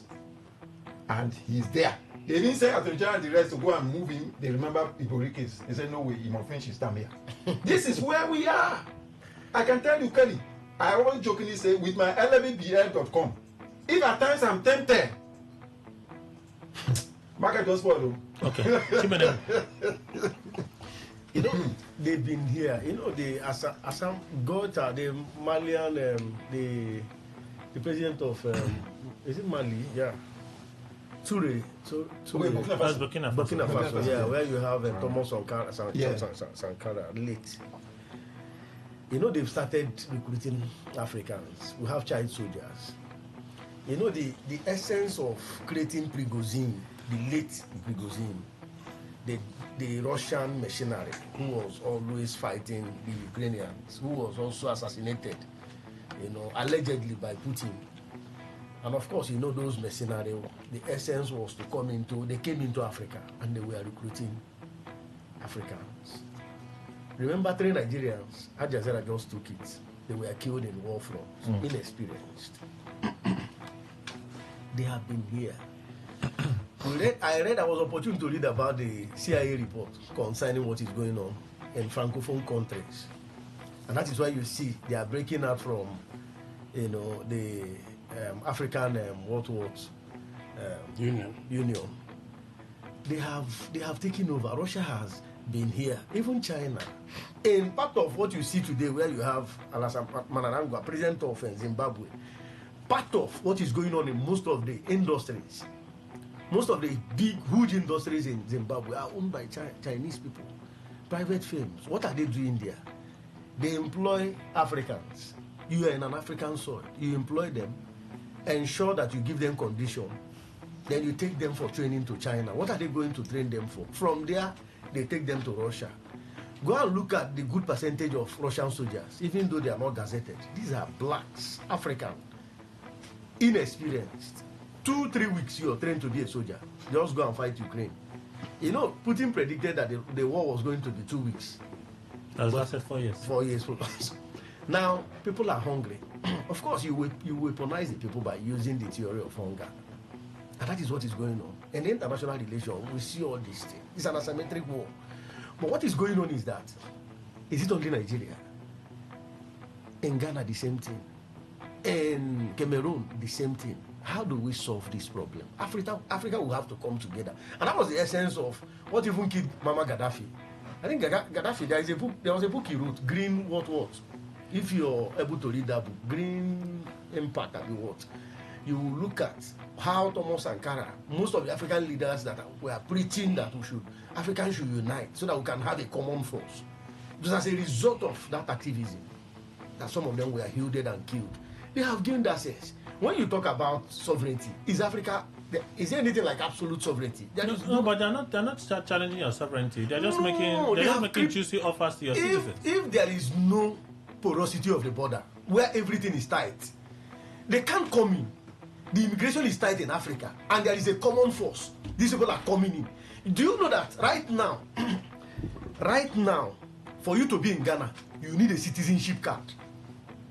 We are not talking about citizenship by naturalization. The first thing you should do is to go and pay for your citizenship card. That you have come into Ghana. You can't walk freely, Kelly. Right now, what you need is citizenship card. And the citizenship card is about 180,000 for you to walk. That's in our own, when you convert cities. Now for you to walk around, because of what is going on. Do we have same here in Nigeria? You're only creeping. I told you there is a place in Lagos where you carry kerosene. From Lagos, you just walk into Cameroon. That's the porosity of the borders. Carelessness on the part of those that are saddled with the responsibility of checkmating the borders. Don't we have soldiers? So these things will continue. Apart from poverty, the onus is on the government and even the local councils to ensure that who are the people in Nigeria? Who are the people in the part of Africa? What are they doing? Mining is going on in the north. And how the Boko Haram, there's a study I'm doing now. How are they just getting weapons? Each of the weapons, when you talk about AK-47, look at the price of AK-47. Look at the man that is carrying it. Who doesn't even know his name? How did he get it? It is an exchange, barter. selling gold for gun. And these people are there.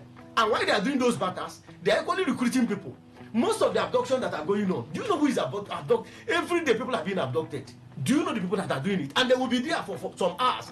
Nobody, no reprisal attack, no response. It is only when these people are carted away, that is when federal government or its agencies will come in. So there is something that is creeping into Africa, not only Nigeria. Right. They have gained in. All the right. Prigozhin has changed its name. Okay. They are paying in dollars. And right. people are falling for it. And it is a call, clear on call for government to rise to its occasion. Dr. Chion. Let us cover our borders. Yeah. The porosity is too much. You know, when we were in secondary school, I've forgotten this author, poet, said, Africa, my Africa. Africa is this you, this bag that is bent. And I had a very interesting poem. I read it last night, 1981. Africa is a pitiable situation. I have a book I'm reading right now by Marcellon. He said what Britain did to Nigeria. And the man went round from Opobo down to Sokoto, how the British took over Nigeria. Very interesting, because Marcellon's books are always such fact-grounded. But the problem now is that if they knew then, the white man wouldn't have bothered. What is happening now is that we are moving. We are now saying, take me as a slave. Please take me as a slave. It's not only in Russia. See, didn't those others say they were deceived? They were not deceived. People have looked at. See, in the Bible, there was a case that Leper said, if we stay here, we die. If we go there, we die. So let's go. Let's go there. That is where the level it has gotten to many Nigerians, including graduates, including some who are even working. It may be illusory, but people are going to the point of saying, if we stay here, we die. If we go there, we know it is war. After we can fight, thinking that it's the war of the one who fight here. Our leaders, I don't know whether we are cost. Yomi Sujola once went to US. As he got there, he came back, he said, brethren, let it not be that don't say that I'm being racist. But I wish I were not the people that knew our cost, the children, descendants of Ham.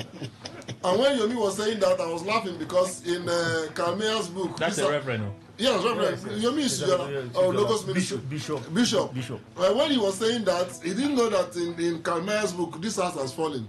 There's a chapter that somebody in the north, the man went there, and the man said, we are the descendants of Ham. Africa, from particular sub-Saharan Africa, is a terrible situation. Because see, we are worse today than we were in the time of King Jaja of Opobo.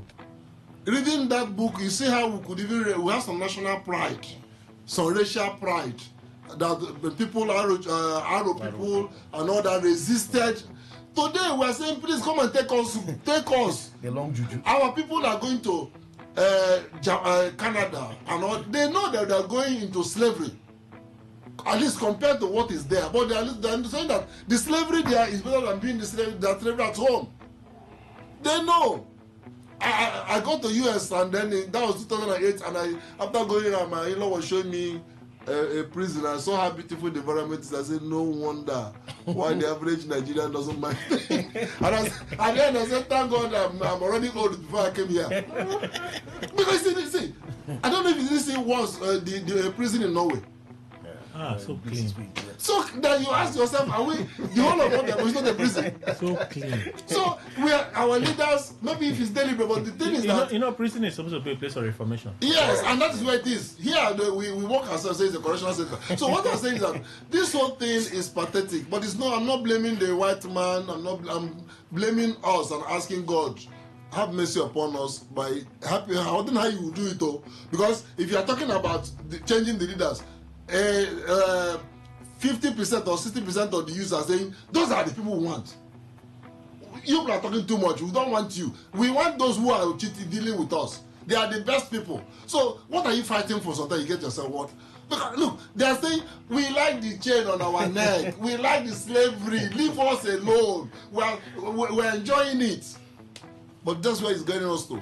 People are suffering, yielding themselves to go to a war. You don't know whether you're in the east or north or south or west. If you're in the army, that's what geography is very important.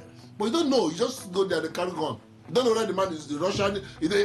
How many Nigeria can difference between a Russian and a Ukrainian? He can't know now.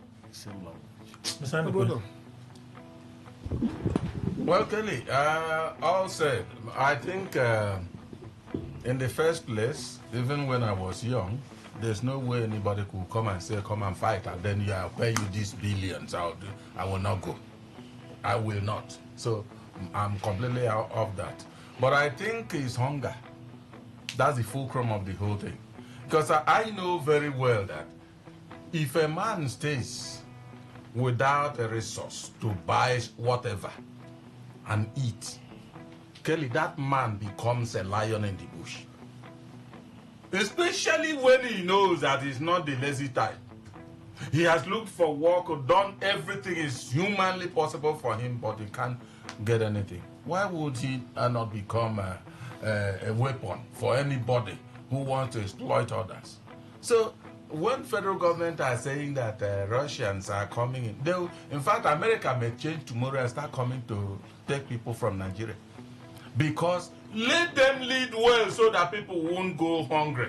But as for the other one you were asking about, the maybe seeming dichotomy between the North and the South. You didn't speak on it. No, I didn't. I am sorry. No problem. Because already, when the house is full like this. No, I am sorry. So I think, Kelly, I don't know, when we are talking about this, I don't think it will end any day. Because whatever happened, perhaps people like CAJ, it happens that maybe you are a judge today. All of them are lawyers. You see, people that allowed this seeming disparity to exist, wherein the Sharia is reigning as if they are on a nation of theirs. And then here, you have, if you check that what Adubabari was mentioning, that woman, the way they chased that woman, if that woman, if they had caught up with her, they would have just killed her. And nothing will happen. The ones they have killed in recent times, what has happened? That is the way it is. You also remember the Deborah at Sokoto. The way I don't know when they say blasphemy, and that is why when I hear not, I say, well, if it's wealth, you don't even do anything. As you are coming down from car, you touch the ground, you become wealthy. Let me not be wealthy at all. In 2002, I was going to Yobe State, Kelly. I narrated part of it. I said, what, in a place they call Soho? They just rushed out, it was 2 p.m., into a mosque. I remembered, I said, that is what I hope I won't finish here. Because the driver didn't care to tell us anything. All of them moved out. I started asking, and nobody was understanding English language in the bus. I was on my own. But I just started looking. Then when they started bending down, praying, we stayed there until they finished. They came in, moved. We reached somewhere before Potiskum. They did the same thing. And when I reached Potiskum, I couldn't know who to ask where I was going to. I spoke pidgin, nobody listened to me. All I was hearing, Batrechi, and I don't understand what Batrechi means. Until that elderly man, I said, came to my rescue and said, my son, who are you looking for? I explained everything. He now said, okay, see, Batrechi you are hearing, they don't understand English. But, we were trained of old, and then I'm from this place. He directed me. I left that same day to Jos, where at least they were understanding of Turechi. All right. See, Kelly, it will continue. Who will remove Nigeria from this kind of slavery? Nobody. Okay, let's read some contributions. Hopefully we can read them, take 1 or 2 calls before we close today.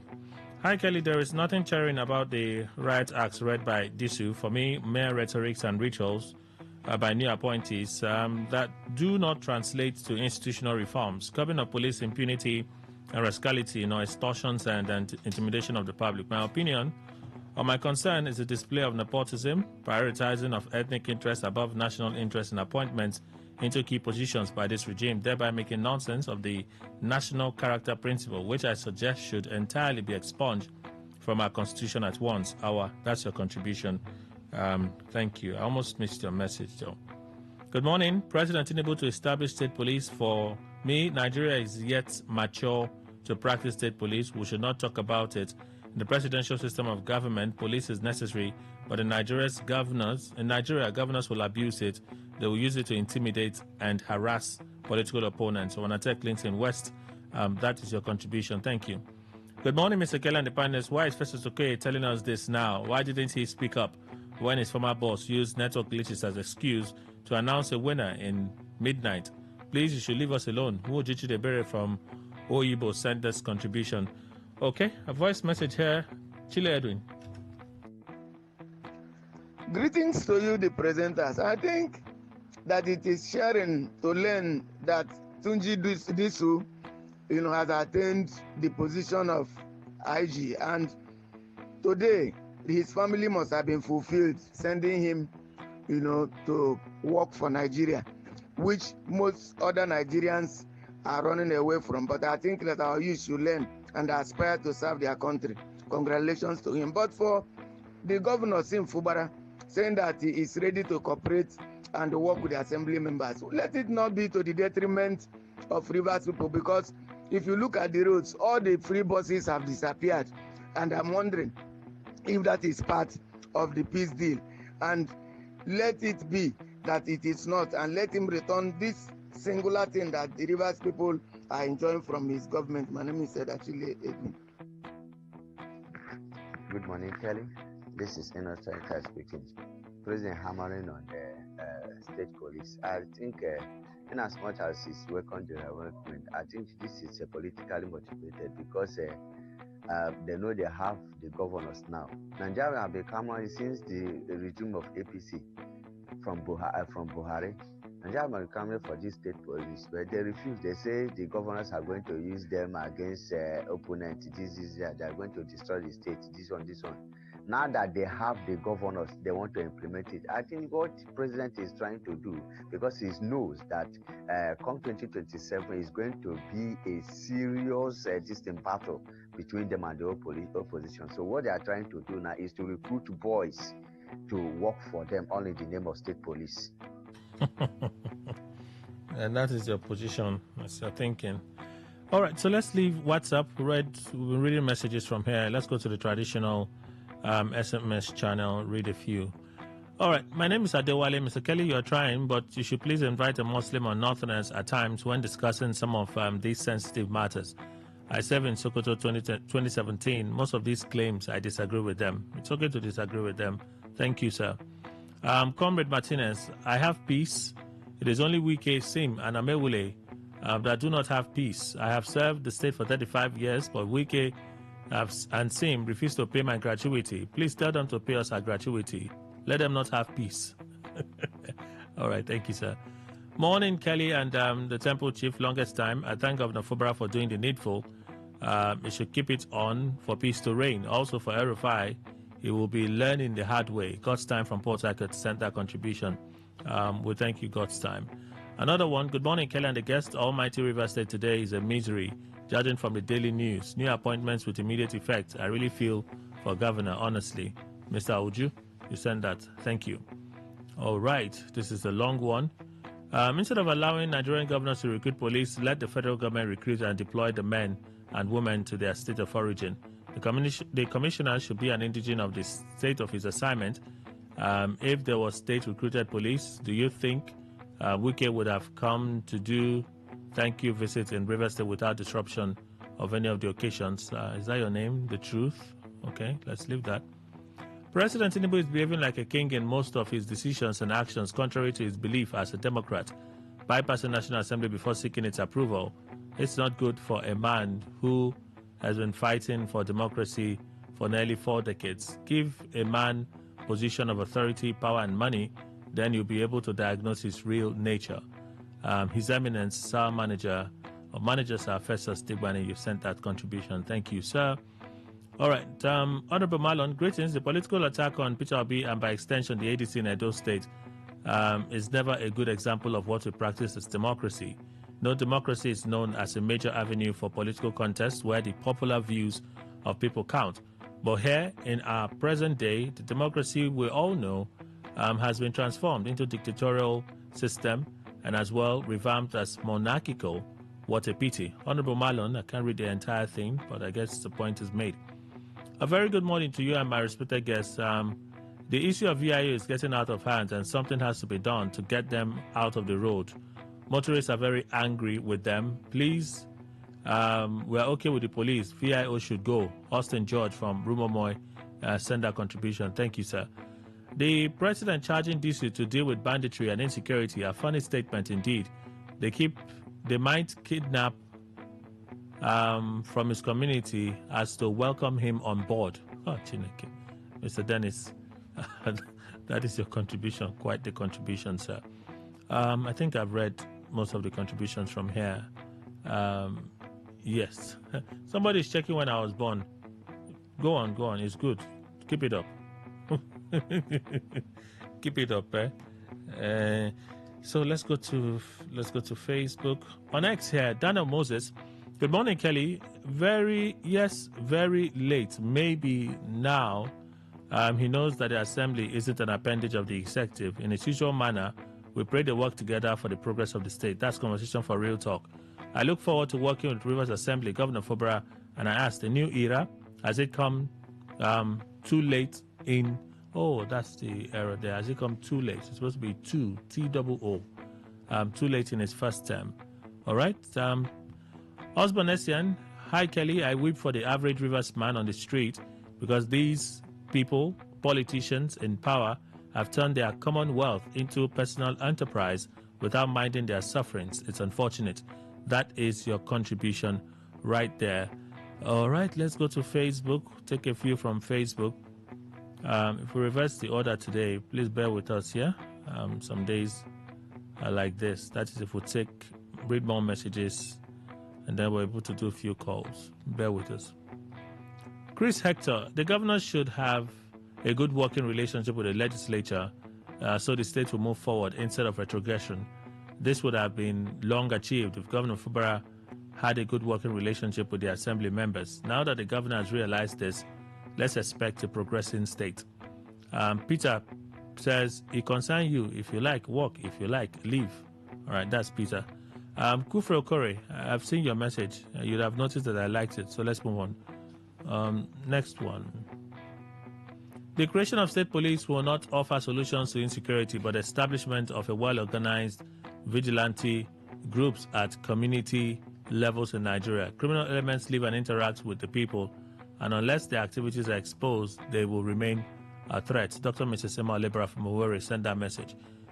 You have my full support. Enable to IGP. There's nothing to be happy about the new IGP because I've been seeing IGPs over time, but none of them has been able to transform policing in line with global and 21st century best practice. Oyema Sylvester Kanayo, you have my full support, says President Tinubu. Sir, does it include improving police funding? All right. Chaliman Obianoze, police launch full investigation on the attack in Edo State. It's a good idea, but we believe it will not be business as usual. Edo Governor Okpebolo had threatened Peter Obi before now. So let the police start with him. All right, Charles, that's your contribution. Yimo, good morning, Kelly and the panelists. Police launch full scale on that story. The federal government should not use security apparatus to witch hunt political opponents. The Nigeria police should investigate the matter and arrest those that are involved. 11:25. I'll do 2 calls, all right? Just 2 calls, and then we end the show. 08109510951. First caller, Today 95.1. Good morning. Calling from Dio. Collins, please go on. This house is the best house I've ever listened to this year. God bless all of them. See, I listen to BBC on this radio station every night. After 10 o'clock news, I listen to BBC. This Africa is going to Russia. It's real. They interview somebody from Kenya and when they are through, they see the guy. He said when he went to Russia, he saw Nigerians there. They will just take you there, they want to give you jobs, let you see yourself on the war front. Because you will not even know what they will write, and they will sign. And it's a Russian language. Please, people should be careful. You be careful. It's happening real. He said so Nigeria, and all of them died. All of them, he managed to come back. It's very, very real. Please, guys, don't hesitate. All right. Thank you. Thank you, Collins. Today 95.1, good morning. Hello, good morning. Welcome, sir. I'm calling from Agibere of Nagot. Whether the governor will now work with the House of Assembly or not, it depends on the desire of the minister. Because the governor, from my own understanding, is ready to work for River State. But he cannot work except the ACC minister allowed him. He can't find a leader and he asked the leader to run. And the leader cannot run because he's under chain. So the governor cannot work if the ACC minister allows him to do that. Thank you and God bless you. All right, thank you so much. I'm tempted to do another call, but the time is telling me you don't have it. Thank you all for being part of the conversation today. Makitana Ajubabari Esquire, solicitor and advocate, as well as Notary Public of the Supreme Court of Nigeria, social-political analyst, mentorship coach. Thank you, sir. Thank you. Everybody should be on maximum alert. All right. Bad time. Wadi Chiminima Esquire, legal advisor to the Federal Commissioner to Mr. President on Christian Pilgrimage, South Zone, a temple chief, and a voice for Apara Kingdom. I think Apara people called him, so he's somewhere around. Dr. C.H. Echinwo, legal practitioner, law teacher, author, public affairs analyst living in Nigeria. Doctor, thank you. Kelly, thank you. Let me thank God particularly. Today ends my 62 years on earth. Tomorrow is my new day to start 63. God has been very faithful. Very, very faithful. No, tomorrow is your birthday. Yeah, tomorrow is my birthday. Today I complete 62 years on earth, and it's a big milestone. So I used to tell people, if you see God, please thank him for me. Happy birthday, sir. Thank you. That's tomorrow. So please. When it's praise, the saying God for me. Dr. Innocent Eko, legal practitioner. Thank you, sir. Thank you. It's my pleasure. And Mr. Emmanuel Ndukwe, our in-house analyst. Thank you, sir. Thank you very much, Kelly. Thank you, Nigeria. That's our show. Good morning.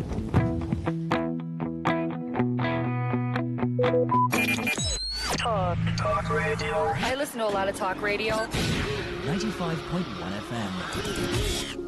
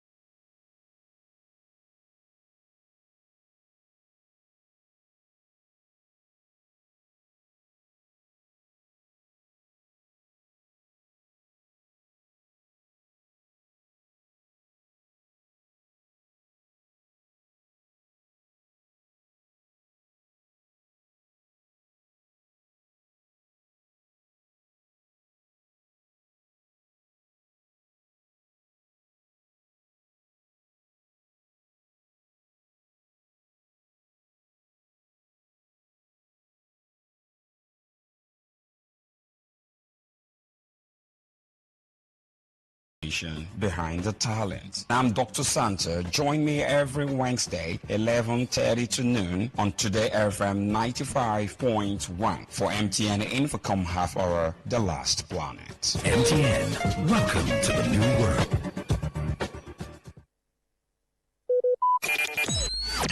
Talk radio. I listen to a lot of talk radio. 95.1 FM.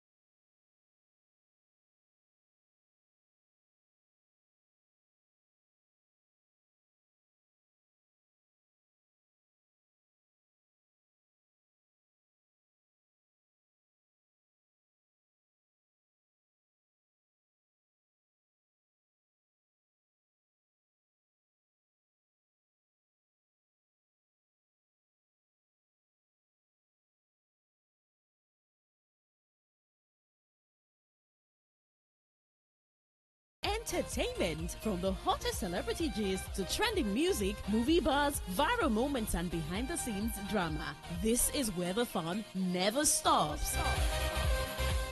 Tuning to Entertainment Today, only on Today 95.1 FM, Voice of the People, your station for pure entertainment. Weekdays, 11:30 a.m. Entertainment Today, where your favorite stars and stories come alive.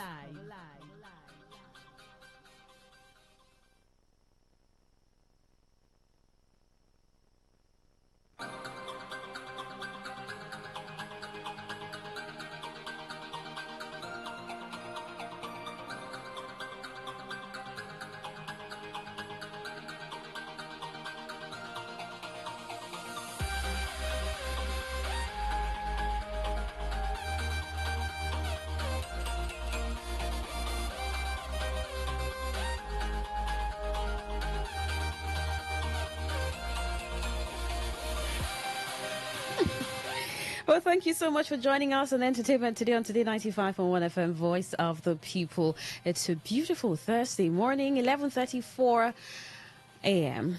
Okay, morning a.m. What was I expecting? Thursday, February 26, 2026. My name is Queen Chima. I am Miracle Emmanuel. Yes, Friday already. I mean, we've been doing this from Monday up until today. This week is fast.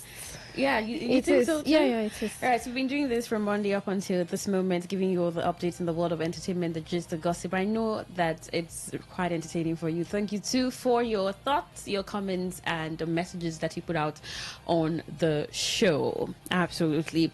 And I don't know, I saw a post where V from the former Big Brother Naija housemate said that she's giving up on relationships. Like God is now the lover of her soul. She said that a long time ago. Why is she coming out to say it again? She's saying it again. I mean, you know, she's been very particular about the dating scene and how tough she thinks it is. After her fights with her.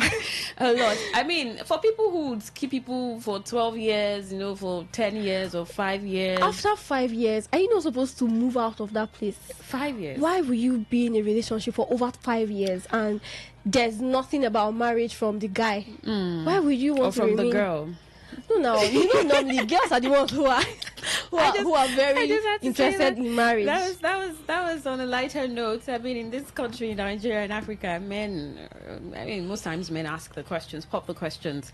The question, would you get married to me? But let's begin with the news on the foreign scene, where Phil Collins, Oasis, Pink, and Shakira are among the stars who have been nominated for inclusion in the Rock and Roll Hall of Fame this year. The 17 artists who could be admitted to the prestigious US-based institution also range from Jeff Buckley and Lauryn Hill to Mariah Carey and Wu-Tang Clan. Artists or bands become eligible 25 years after releasing their first commercial recording. Oasis and Carey have been nominated twice before, while Pink is now eligible 26 years after her debut single, and Colombian superstar Shakira could become one of only a handful of musicians from Latin America to have been ever admitted. Last year, the Miami Herald reported that just 3 out of more than 1,000 individual inductees were born in Latin America. Wu-Tang Clan's nominations comes after Gene Simmons from veteran rock band Kiss recently criticized the inclusion of hip-hop artists, saying they don't belong in the Hall of Fame. Collins, 75, entered as a member of Genesis in 2010 and has now been shortlisted for his solo work, including 1980s hits In the Air Tonight, Against All Odds, Take a Look at Me Now, and Easy Lover. He would be a popular choice after his music has been discovered by a new generation after he has suffered a series of health problems in recent years.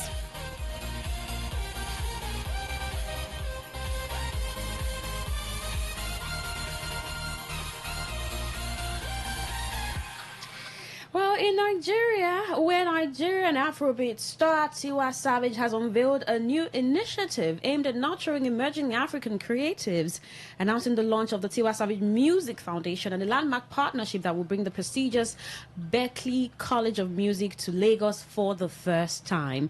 The 46-year-old singer announced on her social media platform on Wednesday, declaring after years of building globally, it's time to build a home.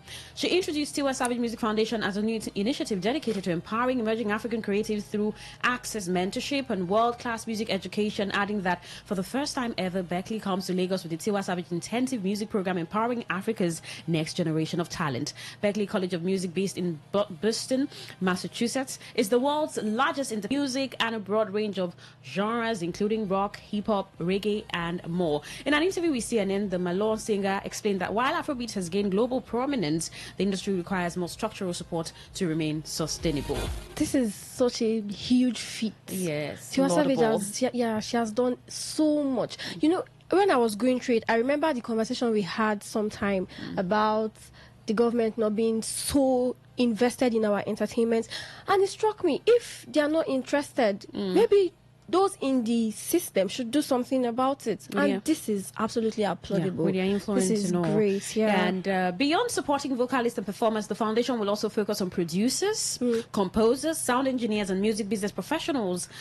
Area Savage considers critical to building a durable creative economy across Africa. The foundation's first major project, tagged Berkeley, Nigeria, Tiwa Savage Intensive Music Program, will see Berkeley faculty travel to Lagos from April 23rd to 26th, 2026 to host a fully funded 4-day training for 100 emerging Nigerian music creators. The program marks Berkeley's first ever event in West Africa. But Savage underscored the impact of short, focused training, saying you'd be surprised how much you can learn in 4 days. It gives you a taste of what is possible and exposes you to parts of music you may not even realize you are drawn to. The intensive program will blend music theory with practical real-world application. Participants will receive training in music production, songwriting, harmony, ear training, and sound engineering, alongside sessions on music publishing, copyright, and aspects of entertainment law. The 4-day initiative will conclude with live ensemble performances. A lot for 4 days, I think. However, the exposure is good. Sometimes the access, the exposure, I mean, the networking, right? And when you attend programs like this, what it does to your mind, I mean, as an up and coming. So if you're listening to us right now, you can go on her page and check what details you need to attend. You can just travel. You're an up and coming artist. You want to be part of this 100. Maybe there is a requirement to be part of the 100. You want to do that, and of course, it's going to be like a leap, a step ahead in your music career.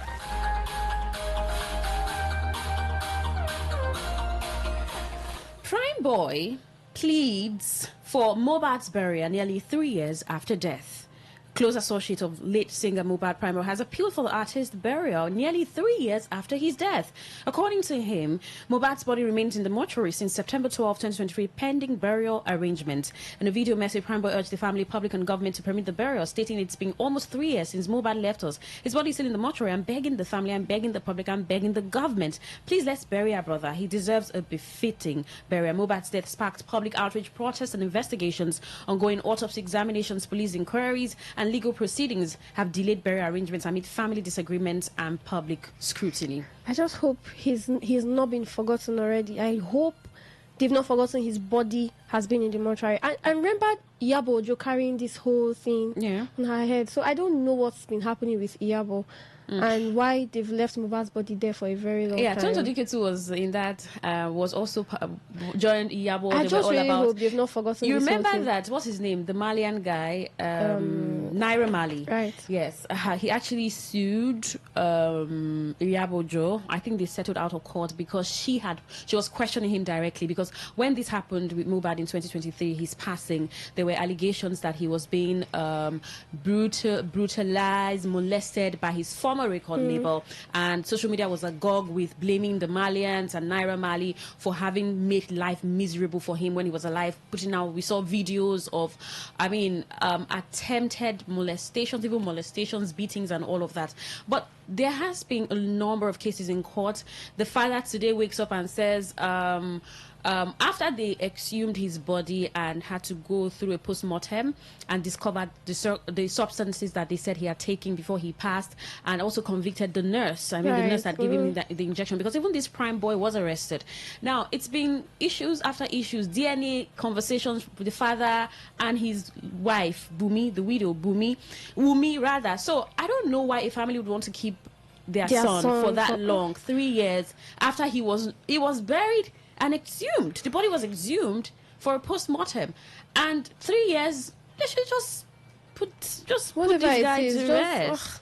So that's, put the guy and continue the matter. The DNA has been done, right? And the DNA, the post-mortem had been done.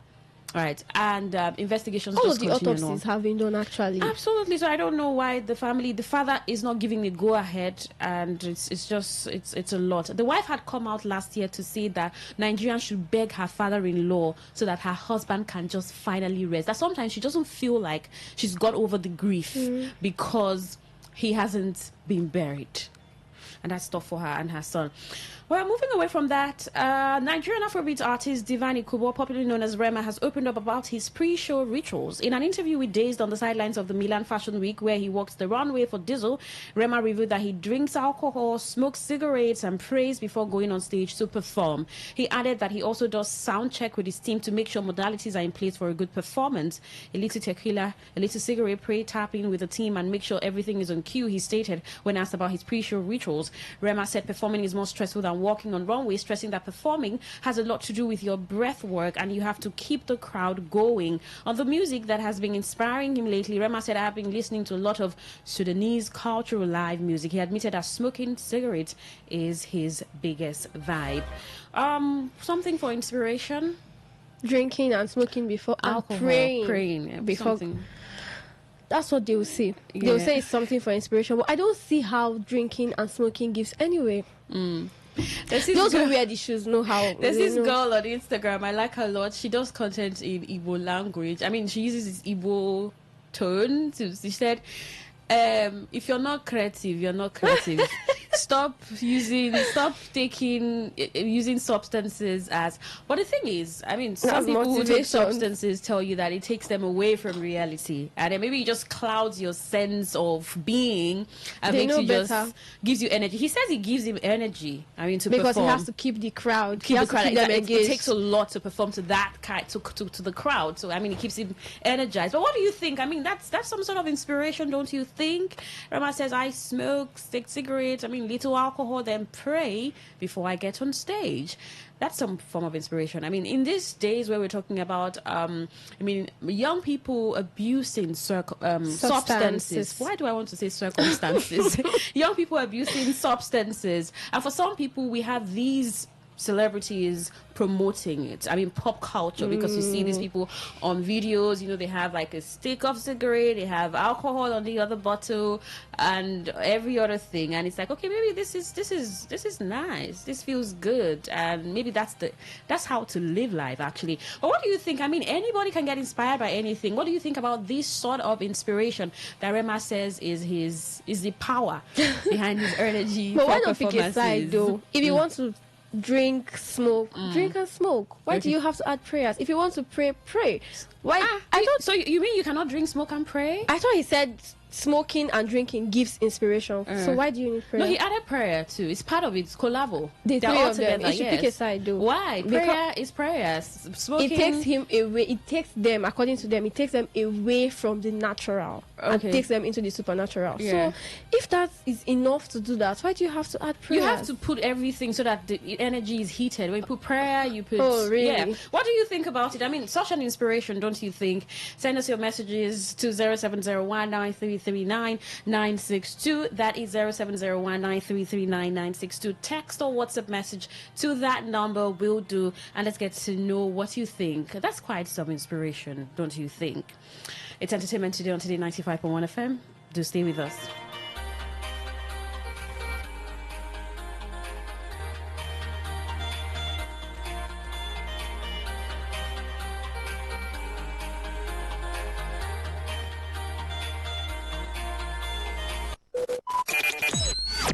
Talk radio. I listen to a lot of talk radio.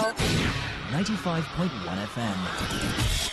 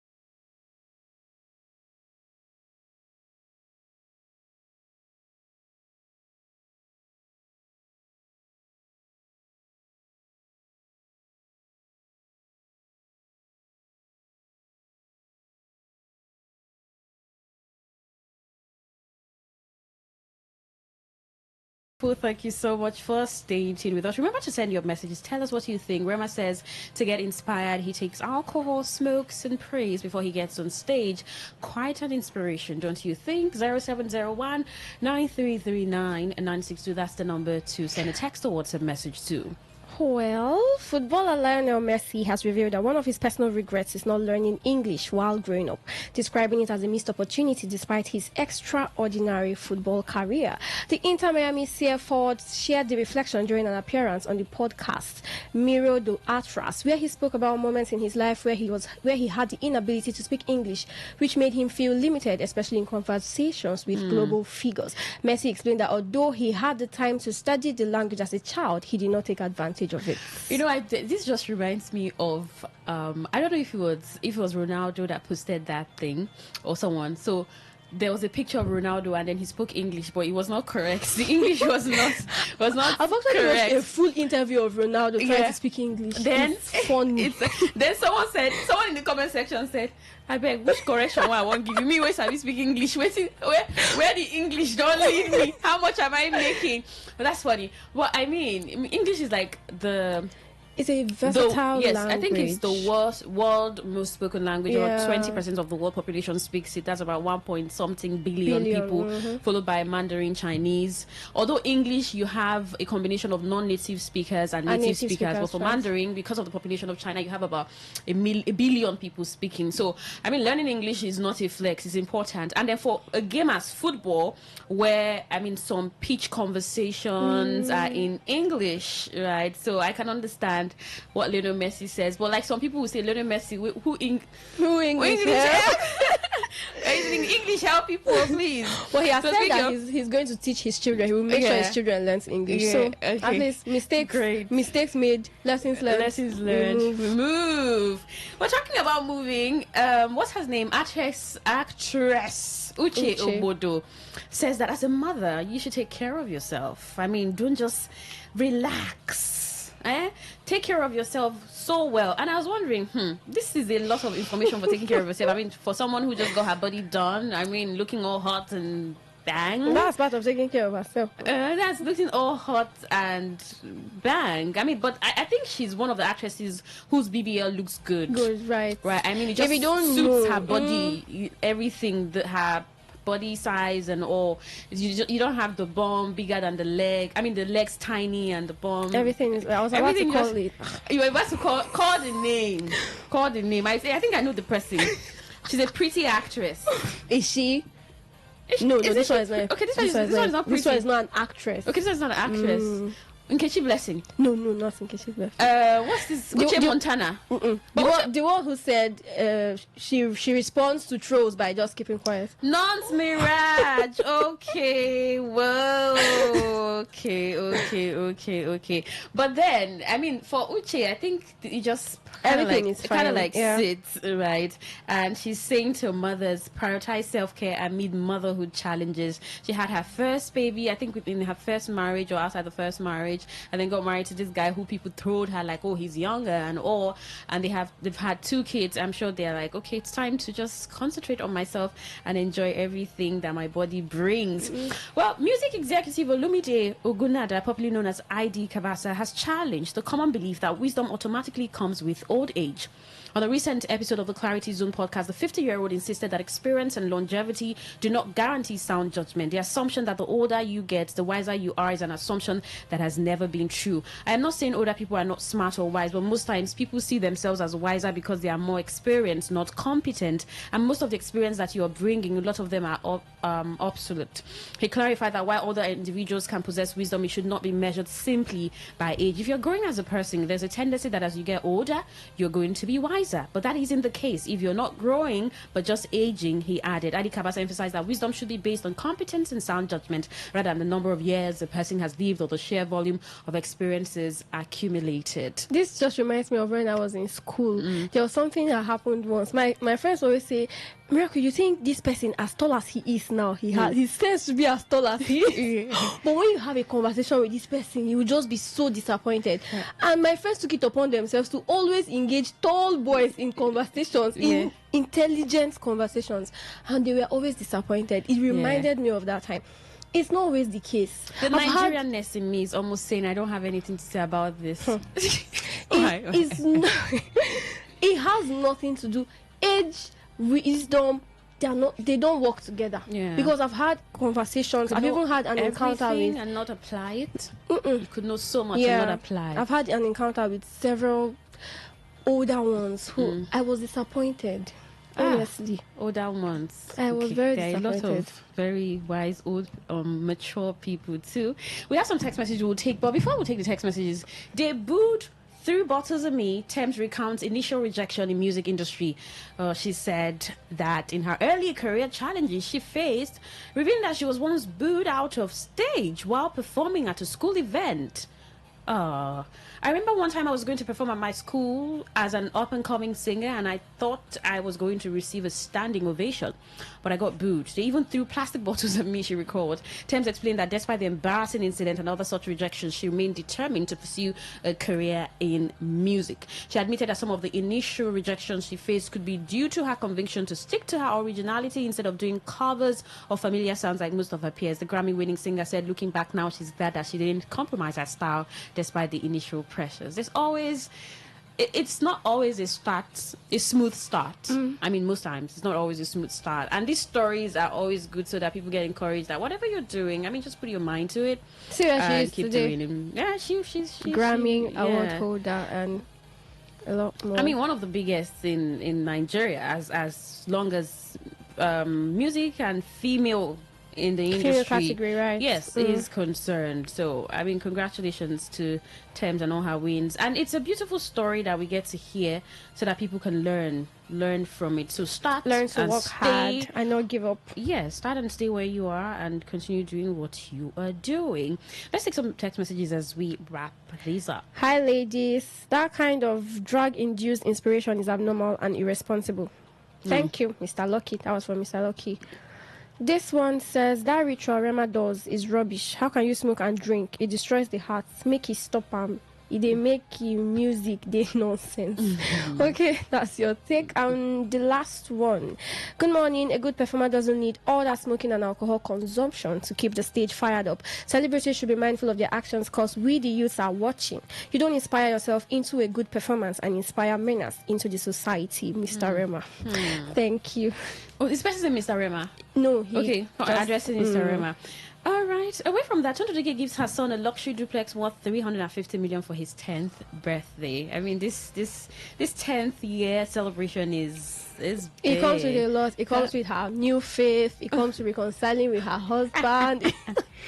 Well, she's just so excited. Tonto has been all over the place. Yes, she has. I mean, and you know, she did something for Port Harcourt. Yeah, for Rivers. Yeah. She's paying for, I think, for 100 students. Yeah, 100 Port Harcourt, 100 students from Port Harcourt. Yeah, she asked them to go to a particular school, contact a phone number, and get their jam forms and all. She has a foundation that she runs.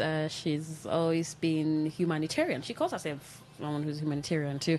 Well, congratulations to her son, 350M. That's quite something for property for to celebrate a 10-year-old, and that's good. Good. Someone said these are the kind of things we should encourage, like love upon your kids. Yes, if you never had that experience, however way you can love upon them, you're getting property for them, you're training them the way that they should be trained, not beating all the time. It's not just, I think some people, there's nothing wrong with beating, but I mean showing kids love so we can have a better society, because if you love your kids well, they'll grow up to be proper humans. Yes. Proper humans. That's our show, Entertainment Today on Today95.1 FM, Voice of the People. Thank you so much for tuning in. The World News at 12 is coming up shortly. I am Queen Chima. I am Miracle Emmanuel.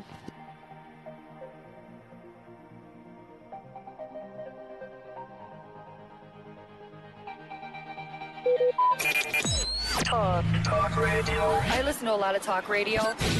95.1 FM. Whether it's happening in Port Harcourt, South South, Nigeria, or around the world, we've got you covered. On air, online, delivering balanced news and unbiased analysis. Today, 95.1 FM. 95.1 FM, Port Harcourt. News.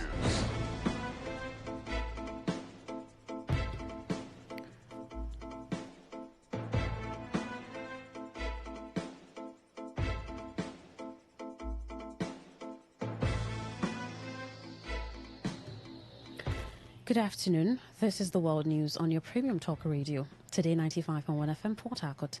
I am Queen Chima. The headlines. President Bola Tinubu urges Senate to amend Constitution for creation of state police.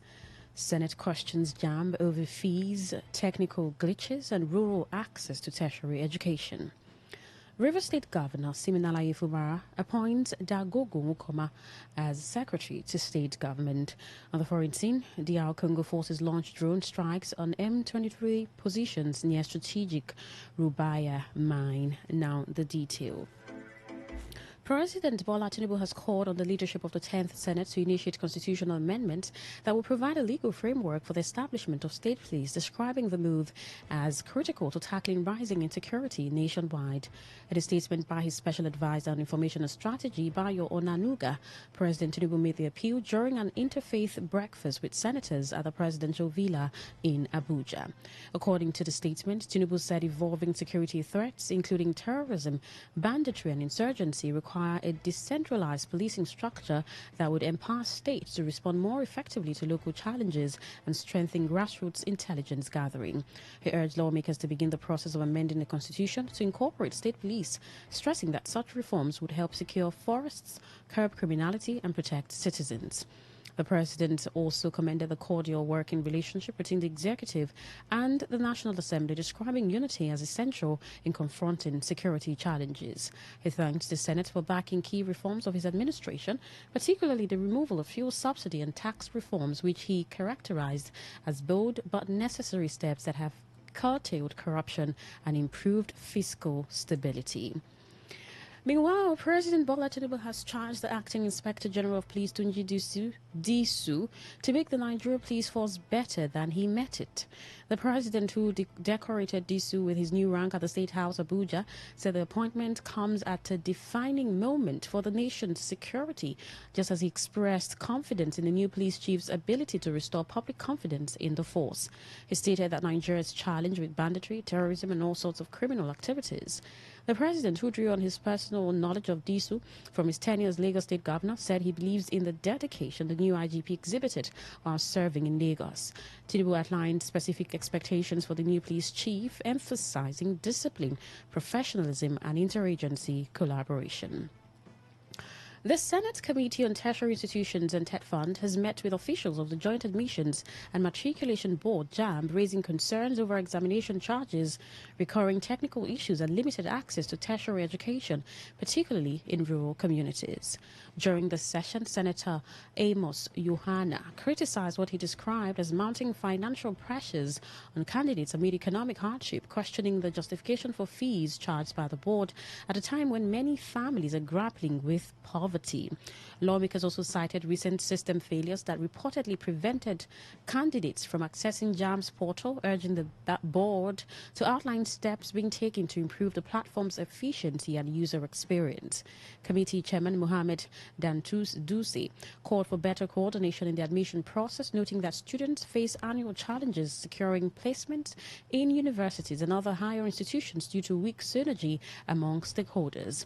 Other lawmakers highlighted the difficulties faced by students in rural areas, many of whom lack access to registration and computer-based test centers, and sought clarification over the board's reported budget increase to over 1 billion naira, including whether the additional funds would support staff recruitment and how they would be spent. In response, JAMB officials said more CBT centers would be established nationwide to improve access, especially in undeserved communities, adding that about 1 million candidates are expected to participate in the 2025 admission cycle, reflecting a significant rise in enrollment. The board also projected an internally generated revenue of 23.8 billion naira for the 2026 fiscal year. The National Secretary of the All Progressives Congress, APC, Ajibola Basiru, says the Minister of the Federal Capital Territory, FCT Nyesom Wike, is serving under the APC-led administration of President Bola Tinubu despite not being a member of the ruling party. Speaking during a television program, Bashiru stated that Wike's infrastructural strides across the FCT over the past 2.5 years significantly boosted the APC's performance in the recent FCT local government elections. He said the scale of development was evident in both urban and suburban communities, describing the minister's record as sterling. Bashiru added that the FCT administration's delivery of projects, combined with the party's strategic engagement and careful selection of candidates with credible political backgrounds across party lines, contributed to the APC's electoral success. He maintained that the visible deployment of what he termed the dividends of democracy under the current FCT leadership cannot be separated from the party's victory at the polls, stressing that while Wike is not an APC member, he works for an APC government headed by the president. The arraignment of former Kaduna State Governor Nasir El-Rufai has been stalled at the Federal High Court sitting in Abuja after the defense failed to produce the defendant in court. El-Rufai is facing a 3-count charge brought against him by the Department of State Services over alleged wiretapping of the phone of the National Security Advisor Malam Nuhu Ribadu. At the hearing today, defense counsel Luwole Iyamu told the court that his client was in the custody of the Independent Corrupt Practices and Other Related Offences Commission and could not be brought for arraignment. Iyamu urged the court to adjourn the matter to enable his production and pressed for the bail application to be heard, noting that the prosecution had indicated he would not oppose bail as the offences were bailable. In a brief ruling, Justice Joyce Abdul Malik held that since the defendant had not been formally arraigned, the bail application was premature. The court subsequently adjourned the matter to April 23rd, 2026 for arraignment. You're listening to the World News on Today 95.1 FM, Voice of the People. After the break, more news, foreign and sports stories. Do stay with us. Every day, every hour, when the big stories break, depend on our 24-hour news team to bring you the latest. Today 95.1 FM.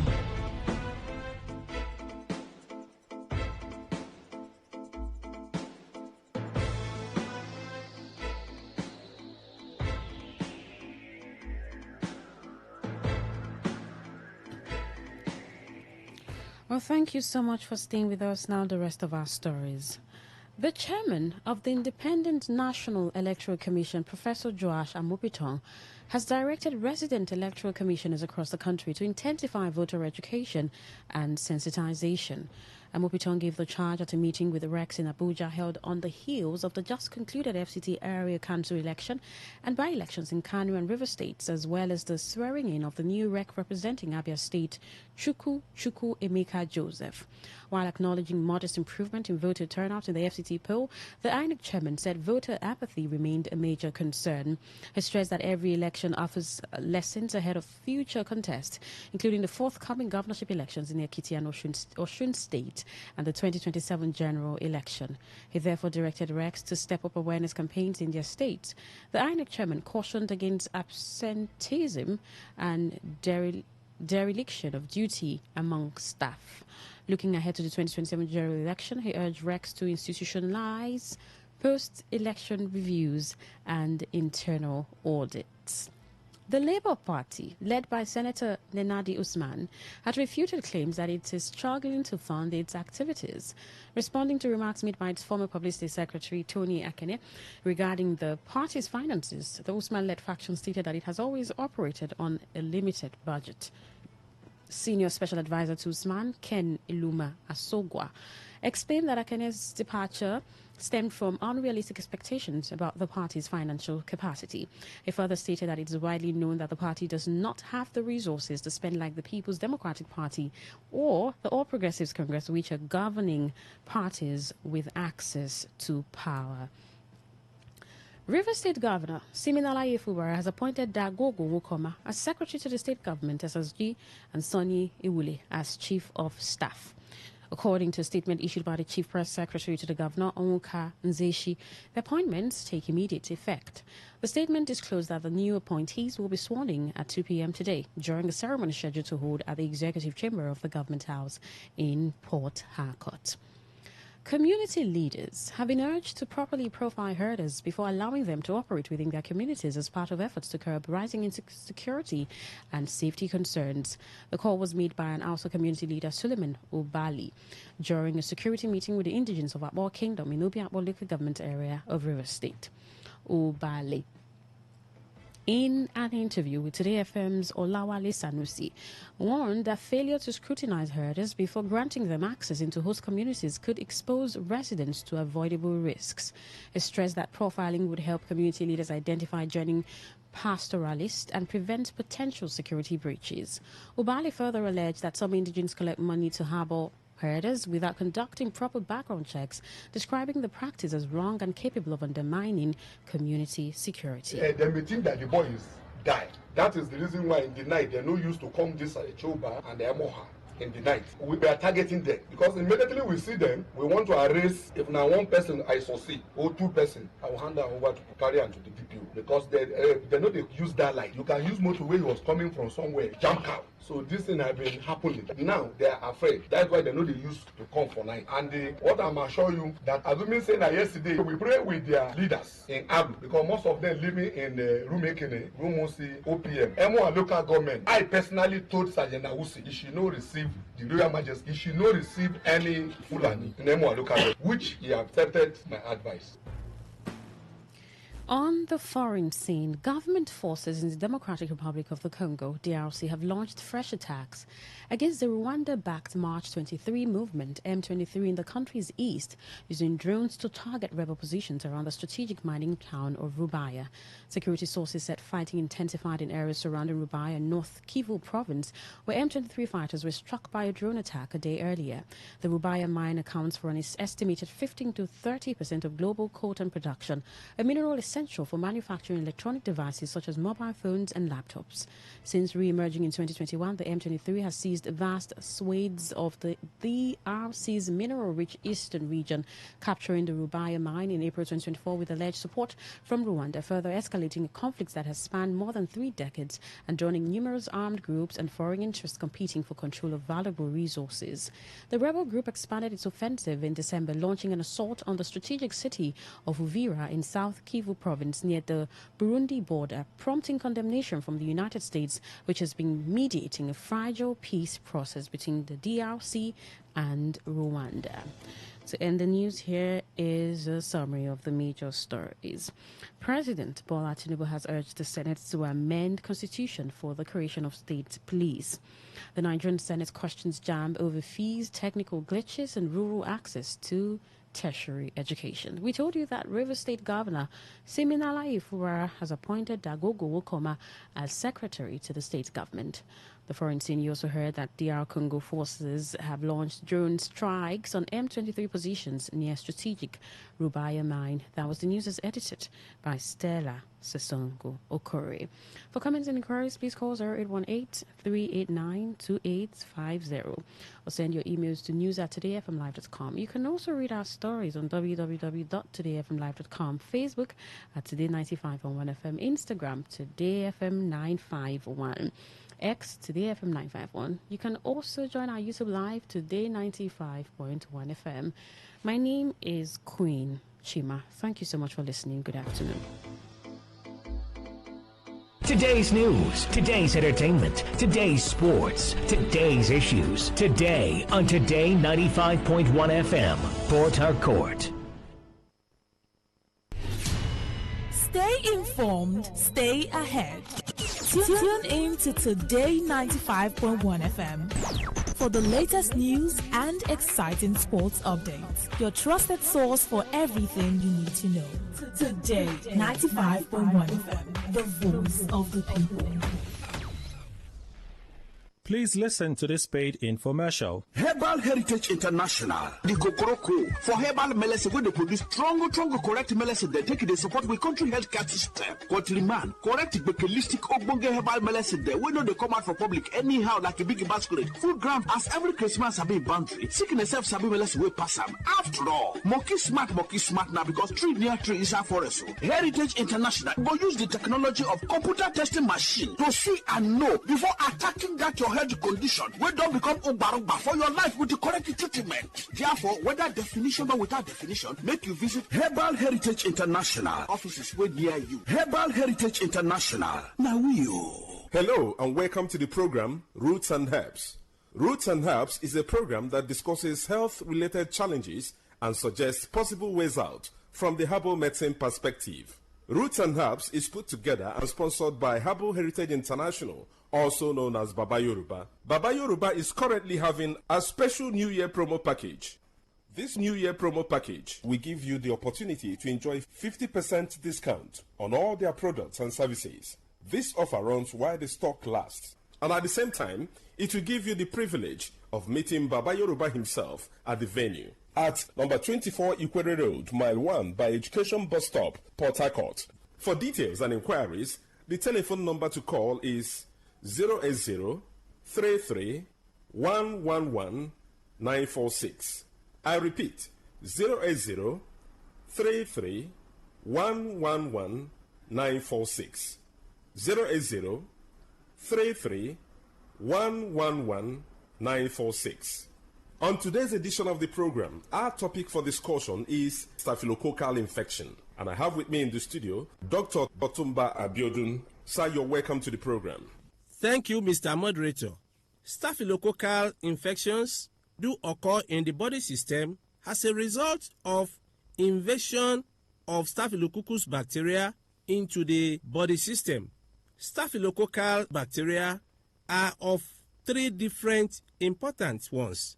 There is Staphylococcus saprophyticus, there is Staphylococcus aureus, and Staphylococcus epidermidis. Staphylococcus epidermidis is seen on body layers, that is on the skin. It doesn't cause any challenge if immunity is not compromised.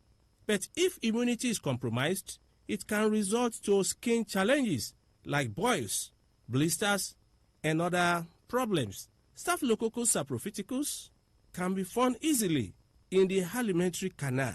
But if there is no challenge or immunity being compromised, it can live with the body system without causing any problem. The last one, which do attack the body system of human beings, is Staphylococcus aureus. When Staphylococcus aureus is allowed to thrive, whether as a result of immunity being compromised, definitely it is possible for it to pose a serious challenge to the body system. Many things can lower the immunity, part of which can be infections that have stayed too long in the body system, can also lower body's immunity.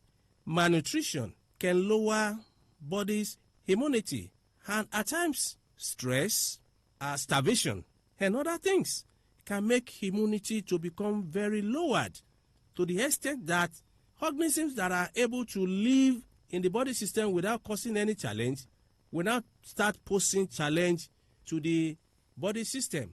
Don't forget that drug abuse also have a lot to play under this condition.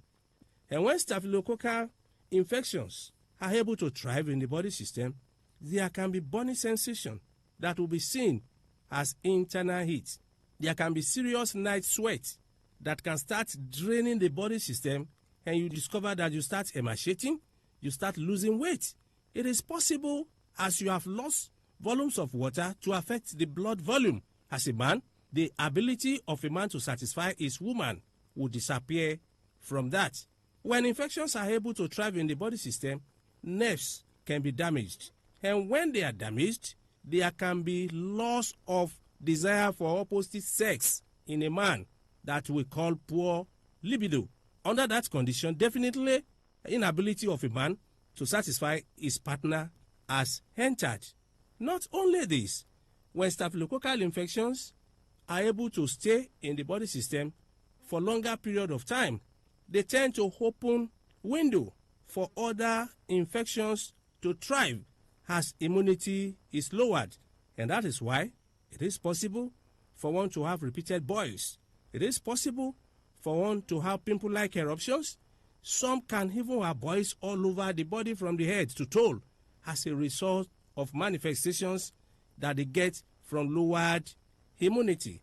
And that's why we do tell us that whenever we experience anything that are similar to this, it is very important for one to visit a competent healthcare giver who will be able to evaluate one on the root cause of the challenge and way out to be totally free.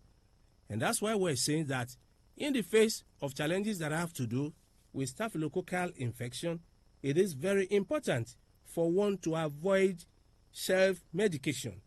Ensure that you are being monitored and given directives to get out of the challenge early enough. As staphylococcal infections can pose challenges in men, the same challenges can be witnessed in women, part of which can be burning sensation or movement in the body system, and a situation where one will start losing water, leading to loss of weight. In fact, if any infection is able to thrive very well in the body system, the whole immunity can be affected. Hormonal system can also change, leading to serious challenges that can even lead to infertility, whether primary or secondary, in women, as the case may be. If one is faced with anything related to what we have mentioned or other things, it is very important for one to visit a competent healthcare giver who will be able to evaluate one on the root cause of the challenge and way out to be totally free. Having all these challenges is not the end of the road. For further inquiries, the number you can call is 080 33 111 946. 080 33 111 946. I repeat, 080 33 111 946. Thank you. All right. You've been listening to the program Roots and Herbs. Roots and Herbs is a program that discusses health-related challenges and suggests possible ways out from the herbal medicine perspective. Roots and Herbs is put together and sponsored by Herbal Heritage International, also known as Baba Yoruba. Baba Yoruba is currently having a special New Year promo package. This New Year promo package will give you the opportunity to enjoy 50% discount on all their products and services. This offer runs while the stock lasts. At number 24 Ikwere Road, Mile 1 by Education Bus Stop, Port Harcourt. For details and inquiries, the telephone number to call is 080 33 111 946. I repeat, 080 33 111 946. 080 33 111 946. Let's take our sponsor's message. Don't go away. We shall be right back. Herbal Heritage International, the Gokoroko for herbal medicine where they produce strong, correct medicine. They take it, they support with country healthcare system. Quatliman, correct bekelistic ogbonge herbal medicine. They we know they come out for public anyhow like a big basket. Full ground as every Christmas have been boundary. Sickness self sabi medicine will pass them. After all, monkey smart now because tree near tree is a forest. Heritage International go use the technology of computer testing machine to see and know before attacking that your health condition. We don't become umbarumba for your life with the correct treatment. Therefore, whether definition or without definition, make you visit Herbal Heritage International. Offices were near you. Herbal Heritage International. Now You're welcome back to Roots and Herbs. Roots and Herbs is a program that discusses health-related challenges and suggests possible ways out from the herbal medicine perspective. Baba Yoruba is currently having a special New Year promo package. This New Year promo package will give you the opportunity to enjoy 50% discount on all their products and services. This offer runs while the stock lasts. Number 24 Ikwere Road, Mile 1 by Education Bus Stop, Port Harcourt. For details and inquiries, the telephone number to call is 080 33 111 946. I repeat, 080 33 111 946. 080 33 111 946. Until we come your way again, remain blessed. And that was a paid infomercial. Today 95.1 FM. Where news meets insight, sports meets passion, and entertainment meets excellence. Expert analysis from seasoned professionals and our top analysts, informing, educating, and entertaining you. Your voice, your station. We are the voice of the people. Celebrate, celebrate, celebrate, celebrate, celebrate.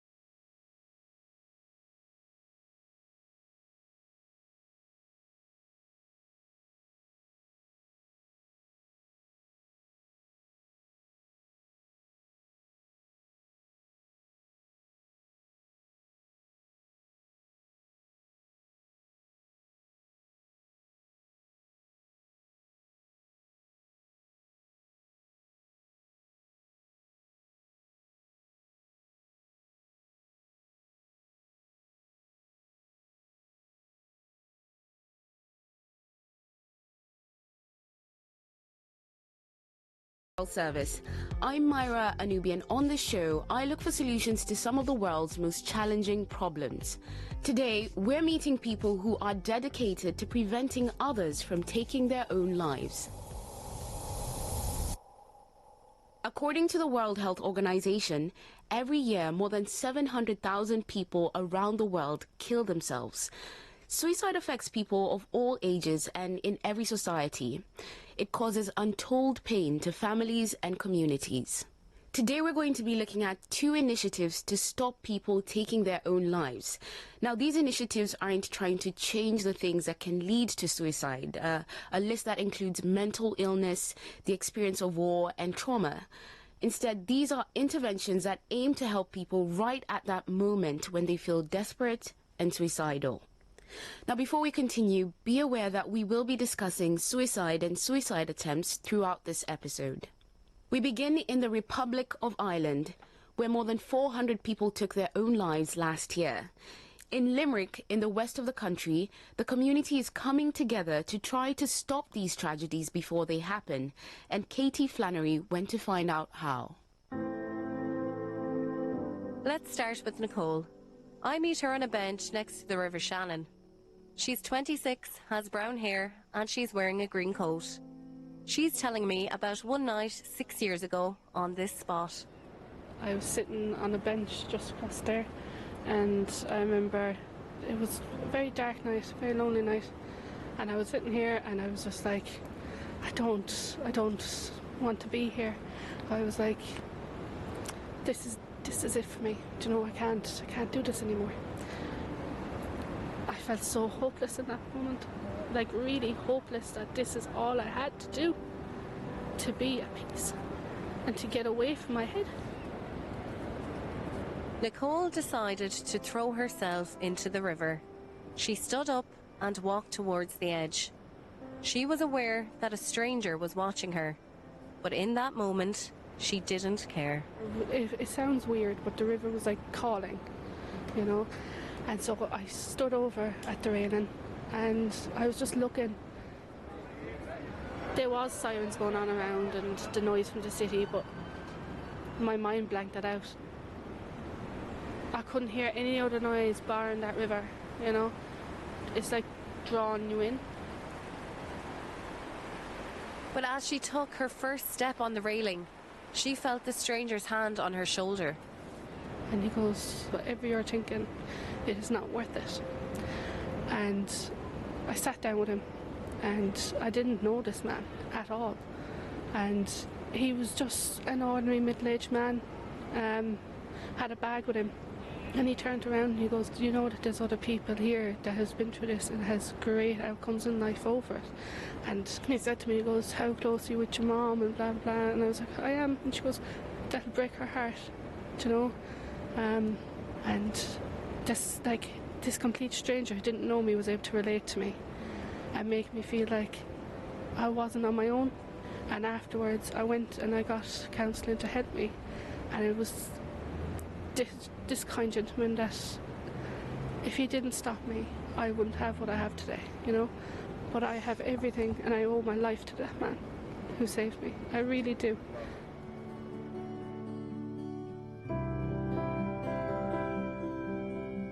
The River Shannon flows through the heart of Limerick. It's Ireland's longest river and a symbol of birth for the city, but it's also a source of great sorrow as many people have been lost to its currents. This is something I know all too well. I used to work in the city as a radio journalist and reported on suicides and rescues all the time. In 2022, there were 12 suicides recorded in Limerick, which is more per population than any other city in Ireland.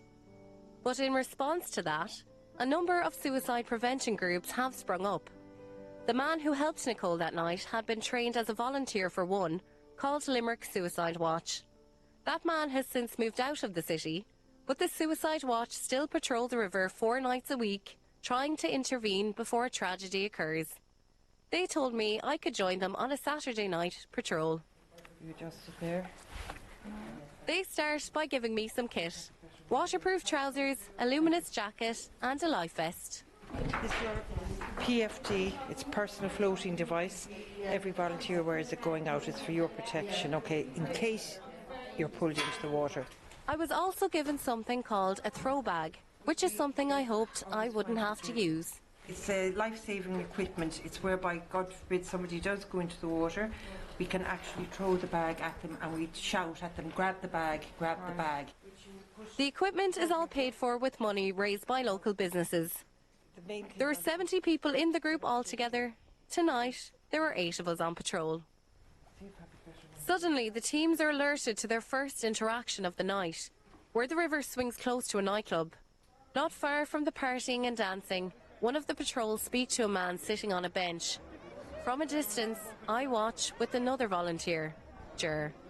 If that person would have been actually over there earlier on, he would have gone in there and started out his night in there, and now he's over here after a few drinks, and, you know, thoughts are going through the person's head now, and feeling sad, feeling down, but now he wants to talk about it, so our members are there and they're sitting down with the person, listening to the person. And he's engaging. He's engaging with the person. It's mad because we actually just came off the bus, so we literally are only out about 5 minutes and already there's this first interaction. Is this normal? Is this a normal night? Yeah. Would be norm, yes. Everybody built up. In the nicest possible way. The voice you can hear is Sarah. She's actually the mum of Nicole, who we heard from earlier. She started volunteering for the group when she heard how they helped her daughter. Like the others, she's developed a sixth sense for spotting people who might be feeling desperate. When you're in the van like this now, are you you're looking for people as well? Oh yeah, we're always. Like there's a man there sitting on the bench on his own. Like, is that something you're looking for? Yep. Anything like, you know, we'll come across and we'll address them, we just say hi, and we all go together. If one person's unsure, then we all kind of check it out. You know, no one's ever on their own. The patrol is split into 3 groups: Alpha, Charlie and Bravo, on bike, on foot and by van. Suddenly, we get word through our walkie-talkies that the bike team need backup. From the van, we can spot a girl in her 20s sitting on a bench looking distressed. I watch on with a volunteer called Joan. She seems okay, but just to be sure, yeah. And she's crying at the minute. Yeah, sometimes when you meet a girl, especially a young girl on their own, they've either maybe had a fallout with their partner, or their friends might have gone off and left them, or things, and they get really upset and they get a bit scared and nervous, especially when it's getting late. So what we'd often do is we'll try and get someone to come and collect them, or if necessary we'll give them money to get a taxi home if we can. Thankfully, this interaction ended positively with the girl going home. But sometimes it's not so straightforward. Yeah, there's a stone bridge up here with arches on it, and like we were walking along, and next thing a guy just got up on it, and he was about just edging himself over, and myself and one of the other women, like, we just literally had him by the belt, pulling him back off the rail. Off the stone bridge. And then here, it's happened quite often that they'd be on the other side of the railings, on the river side, and people would have their hands through the railings holding onto their legs or holding onto their arms until more would come along to kind of lift them over. The group are well known to the public, who seek them out if they spot somebody they think might be in danger. And that's exactly what happens on the night I'm out, at about 2 o'clock in the morning, when Sarah receives a heads up from a bus driver. The bus driver come around and just stopped and just spoke to the teams and just said that he had come across someone earlier. We just got a brief description of the bus driver, so we know then, if we come across anybody like that, of that description, there might be cause for concern. The group can't say how many people they've helped since they started the patrol 7 years ago. They do keep some stats, but they don't share them. What they can tell me is that there isn't a particular type of person that might be in crisis. We've had doctors, solicitors, priests, teachers, and kids being bullied at school. Can affect everyone. It can affect everyone. It is sad for some people, and a lot of young people. The patrol members each have their own reasons for volunteering. For Ger, it's his own experience battling severe depression. I had been through a terrible time myself, that I had tried suicide 3 times myself, and went through a terrible time, and I thought then, you know, I have to give, you know, something back, and I said, I could be good at this, you know, and my satisfaction was then kind of think, I don't want anybody to go through what I went through, you know. Each time you're out, you know, you can feel the empathy, you can give the empathy to the person. Do you think you understand it more because you were in their shoes at one point? Yes, I do, yeah. Would that not be maybe triggering for you if you're dealing with that? Would it not set off your own previous feelings you had? Yes, but part of the stipulation when you're joining this group now was that you have to be 2 years out of that, you know, even if the suicidal thoughts were still there, kind of thing, that, you know, you wouldn't be allowed, you know, and if it is getting to you, then, you know, you would say it to them and you would have to take time out.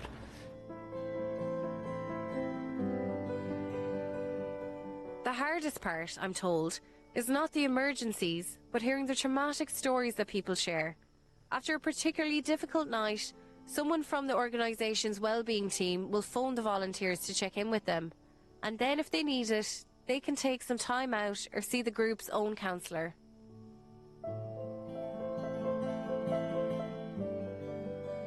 Very early in the morning, the team wrap up the patrol. What really struck me was how, despite the nature of their work, they maintained a positive attitude throughout the night.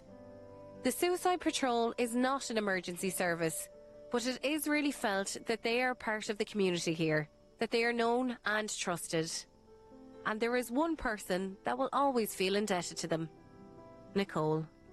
I had my daughter in 2019 and I wouldn't have her.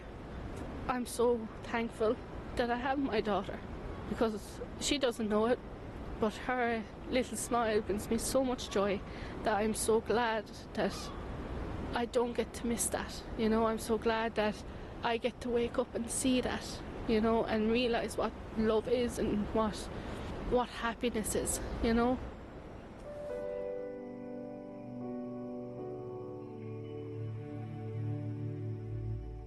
That's Nicole from Limerick in Ireland. And Katie, who brought us that report, joins me now down the line from Dublin. Katie, it certainly sounds like this project is having an impact there, but do you have any sense of whether it's helped reduce the number of suicide cases there? Well, we don't have any solid figures on that, but what we do know is that the group have had hundreds, if not thousands, of interactions since they first started up around 6 or 7 years ago. So it's probably safe to say that they have stopped, you know, numerous suicides. Right, and I mean, it seems like it's a big problem there. Are there any other efforts, say, by the local government to try and prevent these attempts from happening? The group actually do work in conjunction with the local government, so the local county council, they actually put in suggestions to put up guardrails most recently to, I suppose, prevent people from being able to enter the water easily. So the two, you know, the group and the local government do work together to try and, I suppose, ward against this issue. Another thing that really struck me was a bus driver who approached the group. I'm wondering whether because of these patrols, he was more likely to report that there was someone he was worried about. I think people are inclined to approach the group because they are very approachable, and not only that, they're very visible. They're there every week and they actually are wearing luminous orange jackets, so the community know they're there. And they do find it easy to just go up to them and, I suppose, voice their concerns if they see anyone that they believe might be in danger. And I mean, there might also be listeners who have come across someone who's thinking about taking their life. In this case, what does Limerick Suicide Watch, for example, suggest to do? Well, the group suggested that it's always good to ask people how they're feeling. If you see someone on the street and they might look maybe a bit down, it's always good to ask them how they are. If you then gauge from that person that they might be a danger to themselves or others, you then need to get the emergency services involved and, I suppose, not make sure that you don't implicate yourself in a dangerous situation. But always good to ask people how they're feeling, how they are, because it could change someone's day. Well, despite the situation, it's always great to see the community coming together and providing a solution. So thank you for what we've heard today, Katie. Thank you. You're listening to People Fixing the World from the BBC World Service. When we discuss the topic of suicide, it seems strange to talk about positives when there's still so much more that needs to be done. However, one thing I am happy to report is that suicide rates are actually decreasing in some places. Across Europe, the suicide rate went down by 20% between 2011 and 2019, according to a recent study. However, in the USA, the suicide rate went up by more than 10% in the same period, according to data from the Centers for Disease Control and Prevention. One key difference between the US and Europe is the prevalence of guns. Now, I didn't know this until we started making this program, but the majority of fatal shootings in the US are, in fact, suicides, and firearms are used in more than half of suicides in the country. Experts believe that removing access to guns should be a key part of suicide prevention, but gun control in the US is a very contentious political issue. However, one woman believes that she has an idea that could save thousands of lives and attract broad political support. Katrina Brees wants to change the law and give people the option to put themselves on a do not sell list for weapons. She started her campaign after her own mother, Donna, killed herself using a gun back in 2018. Katrina spoke to me down the line from New Orleans, and I started by asking her what her mother was like. My mom was a very loving person. She had a wonderful partner and 4 cats that she loved. She loved music. She had just become a grandmother, and she was very into that role in her life. And she was very committed to her mental health care. For about 25 years, she had been dealing with episodic suicidality based around bipolar disorder. About 6 months before she died, her medication was changed and she had a really bad reaction to it. And at that point, she went to her psychiatrist, put herself into psychiatric hospitals 3 times before her death. My stepdad had quit his job to stay home with her so that he could protect her from this. She really did not want to die. That term that Katrina used, suicidality, it refers to the thoughts, plans, and actual attempts someone might have to take their own life. And despite all the support she got, one morning Donna did decide to end her life. She went online to find out where she could buy a gun. Then Google provided her with a list of gun stores that were nearby and directions, and she left her house and went to a nearby gun store. Our family called the police 5 times to try and stop what was going to happen. And despite all of those efforts, she was able to buy a handgun in minutes and a box of bullets, and she took those to the park and she shot herself there and died.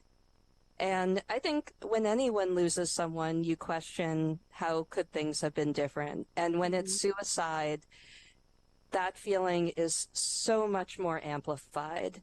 And so, of course, my brain started thinking, how could we have stopped this? And my first thought was that she should have been able to opt out of purchasing that gun. She hated guns. She was doing everything to prevent her suicide. She was telling our family that she wanted to live. And obviously the tool we didn't have was preventing her from being able to walk into a nearby store and be sold a gun. Katrina thought there ought to be a way for people to make it harder for themselves to buy a gun. She then found out that an Alabama law professor, Fred Vaz, had just managed to pass a law that did this in the state of Washington. She joined forces with Fred to push for something they're calling Donna's Law across the United States. Donna's Law is a voluntary do not sell list that enables people to opt out of their ability to purchase a gun from a licensed firearm dealer. It uses a already established system, a background check system that we have in our country that's managed by the FBI, and it enables people to put themselves onto the do not sell list instead of other ways you could get on the do not sell list by committing a criminal act. It is voluntary and it is reversible. So it is totally up to the individual to create that themselves. The idea is that even if people choose to reverse the decision, it will still take days or weeks for that to happen, by which point their suicidal thoughts might have passed. And so it is a great tool for someone at a point where they're interested in self-preservation to create an action that protects them when they're on their worst days. Versions of Donner's Law now exist in 3 states, Washington, Virginia, and Utah. I asked Katrina whether removing guns would really help the problem. If someone wants to kill themselves and they don't have access to a gun, won't they just find another way? It's not true. People who think about suicide typically think of a single method, and when there is intervention of that method, they do not go on to find another method. People who try and attempt suicide and are intervened with have a 90% chance of never dying by suicide in their future. For a lot of people, suicidality is a very short period of time. It can be minutes, it can be a day, but it typically does not last very long. I'd also like to say a little story. I had a mother who was suicidal that called me one day that I didn't know, that had heard my story. And she was just so desperate. And I stayed on the phone with her. And eventually she just got hungry. And she's still alive. Katrina Brees. If you'd like to find out more about Donner's Law, then you can go to donnerslaw.com. We've come to the end of the program today, but if you've been listening and you feel like you might be in crisis yourself or know someone who needs support, please know that there's help out there. If you're listening in Ireland, go ahead and call the Samaritans for free on 116123. And if you're listening in the US, you can call the Suicide and Crisis Line by dialing 988. You can also search for Befrienders Worldwide to find a local crisis service where you live. Do let me know what you think about what you've heard today. The email is peoplefixingtheworld@bbc.co.uk. And as always, join me next week for more solutions. Until then, thanks for listening.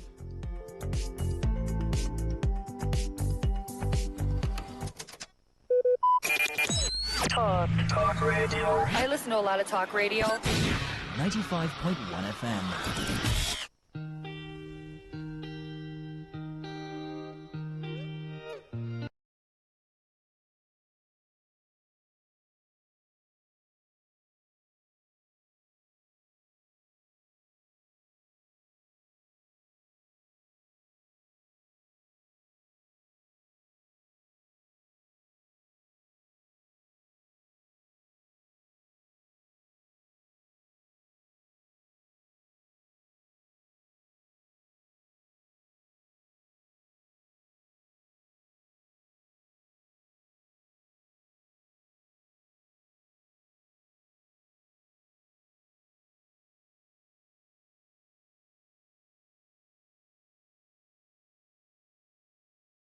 The Lord with Reverend Father Steve Ziegler. In the name of the Father and of the Son and of the Holy Spirit, amen. God of glory, we are in your presence today on this 8th day. We call you the God of Abraham, the God of Isaac, and the God of Jacob. The God who is too faithful to fail. The God of Isaac, the God that puts laughter on our lips. And the God of Jacob, the God who is able to multiply in us the abundance of your blessings. On this 8th day, we come asking, seeking, and knocking at your door. Help us to be persistent in our followership of you. Make our prayers through Christ our Lord. Amen. On this 8th day of our Lenten journey, I'd like us to remember that today is one special day when all of us are supposed to realize that God has brought us into different situations of life to use us as the instrument either of the blessings of our families or the blessings of our lives. In Esther chapter 14, when her people were under great persecution and they were about to be exterminated, Esther saw herself as having been opportuned to be in the presence of the king as a queen. She saw that God placed her there for the purpose of her people. She knew that she was not placed there just by circumstance or happenstance. She knew that she was going to do something that God had prepared her for. And I know something for certain. When she decided to take off her royal garments and told her maidservant, please, and maidservant, that we are going to really fast. She did all of that in order to prepare herself to enter into the presence of the king. Listen to this. In her prayer, she called God, the God of Abraham, because he's a faithful God who does not fail. He called him the God of Isaac, the God that will always change our different and difficult stories unto laughter. He called him the God of Jacob, because he is the God that will always multiply and fructify everything in our lives. And by the time she was doing all of this, she was preparing herself just to meet the king. And the king she was going to meet, she said, Lord, put eloquent speech in my mouth so that when I speak, the king is not going to turn away from it. And God is always faithful to what he wants to do. The rest of it is a story that we can never forget. By the time she got into the king's presence, all that she needed to do was speak, because it was no longer her voice that the king was going to hear. It was God speaking through Esther. And those who wanted to exterminate the Jews were exterminated. Even those who felt that a gown had been prepared and they were going to hang some others, where they prepared, that was where they were hung. And that is the God who changes stories at every given time. And I love today the gospel reading. And Jesus said to us, each time we want to pray, he says, ask. He says, seek. He says, knock. You know why? In doing that, Jesus used the imperative, the present imperative. He says, ask. He's saying you should ask. He's saying, depend on God and let God know that you are the one in whom you depend on totally, and God will show himself in your life. He says, seek. In seeking, you are saying, it is your presence, O Lord, that I seek. Hide not your face. Seek him with all your heart, diligently, and God will never hide from you. God will show himself through, and God will reveal himself to every one of us, because he is always there for us. And he says, knock. God, in saying to us, knock, he's saying, persist, persist, persist, because that door that has been slammed against you, God knows how to open doors. He knows how to make ways where there were no ways. He knows how to give people what nobody would have given them. He says, keep knocking. And these were imperatives. These were commands he gave. And in all of this, he says, these things will be given unto you in asking. Do you remember? He says, if our earthly fathers know how to give good things to their children, how much more will our heavenly Father do it? And if we keep seeking him, why will our God hide himself from us? He will reveal himself to us at every circumstance of our lives. And if we keep knocking, like the man who had to go to his friend at the middle of the night and was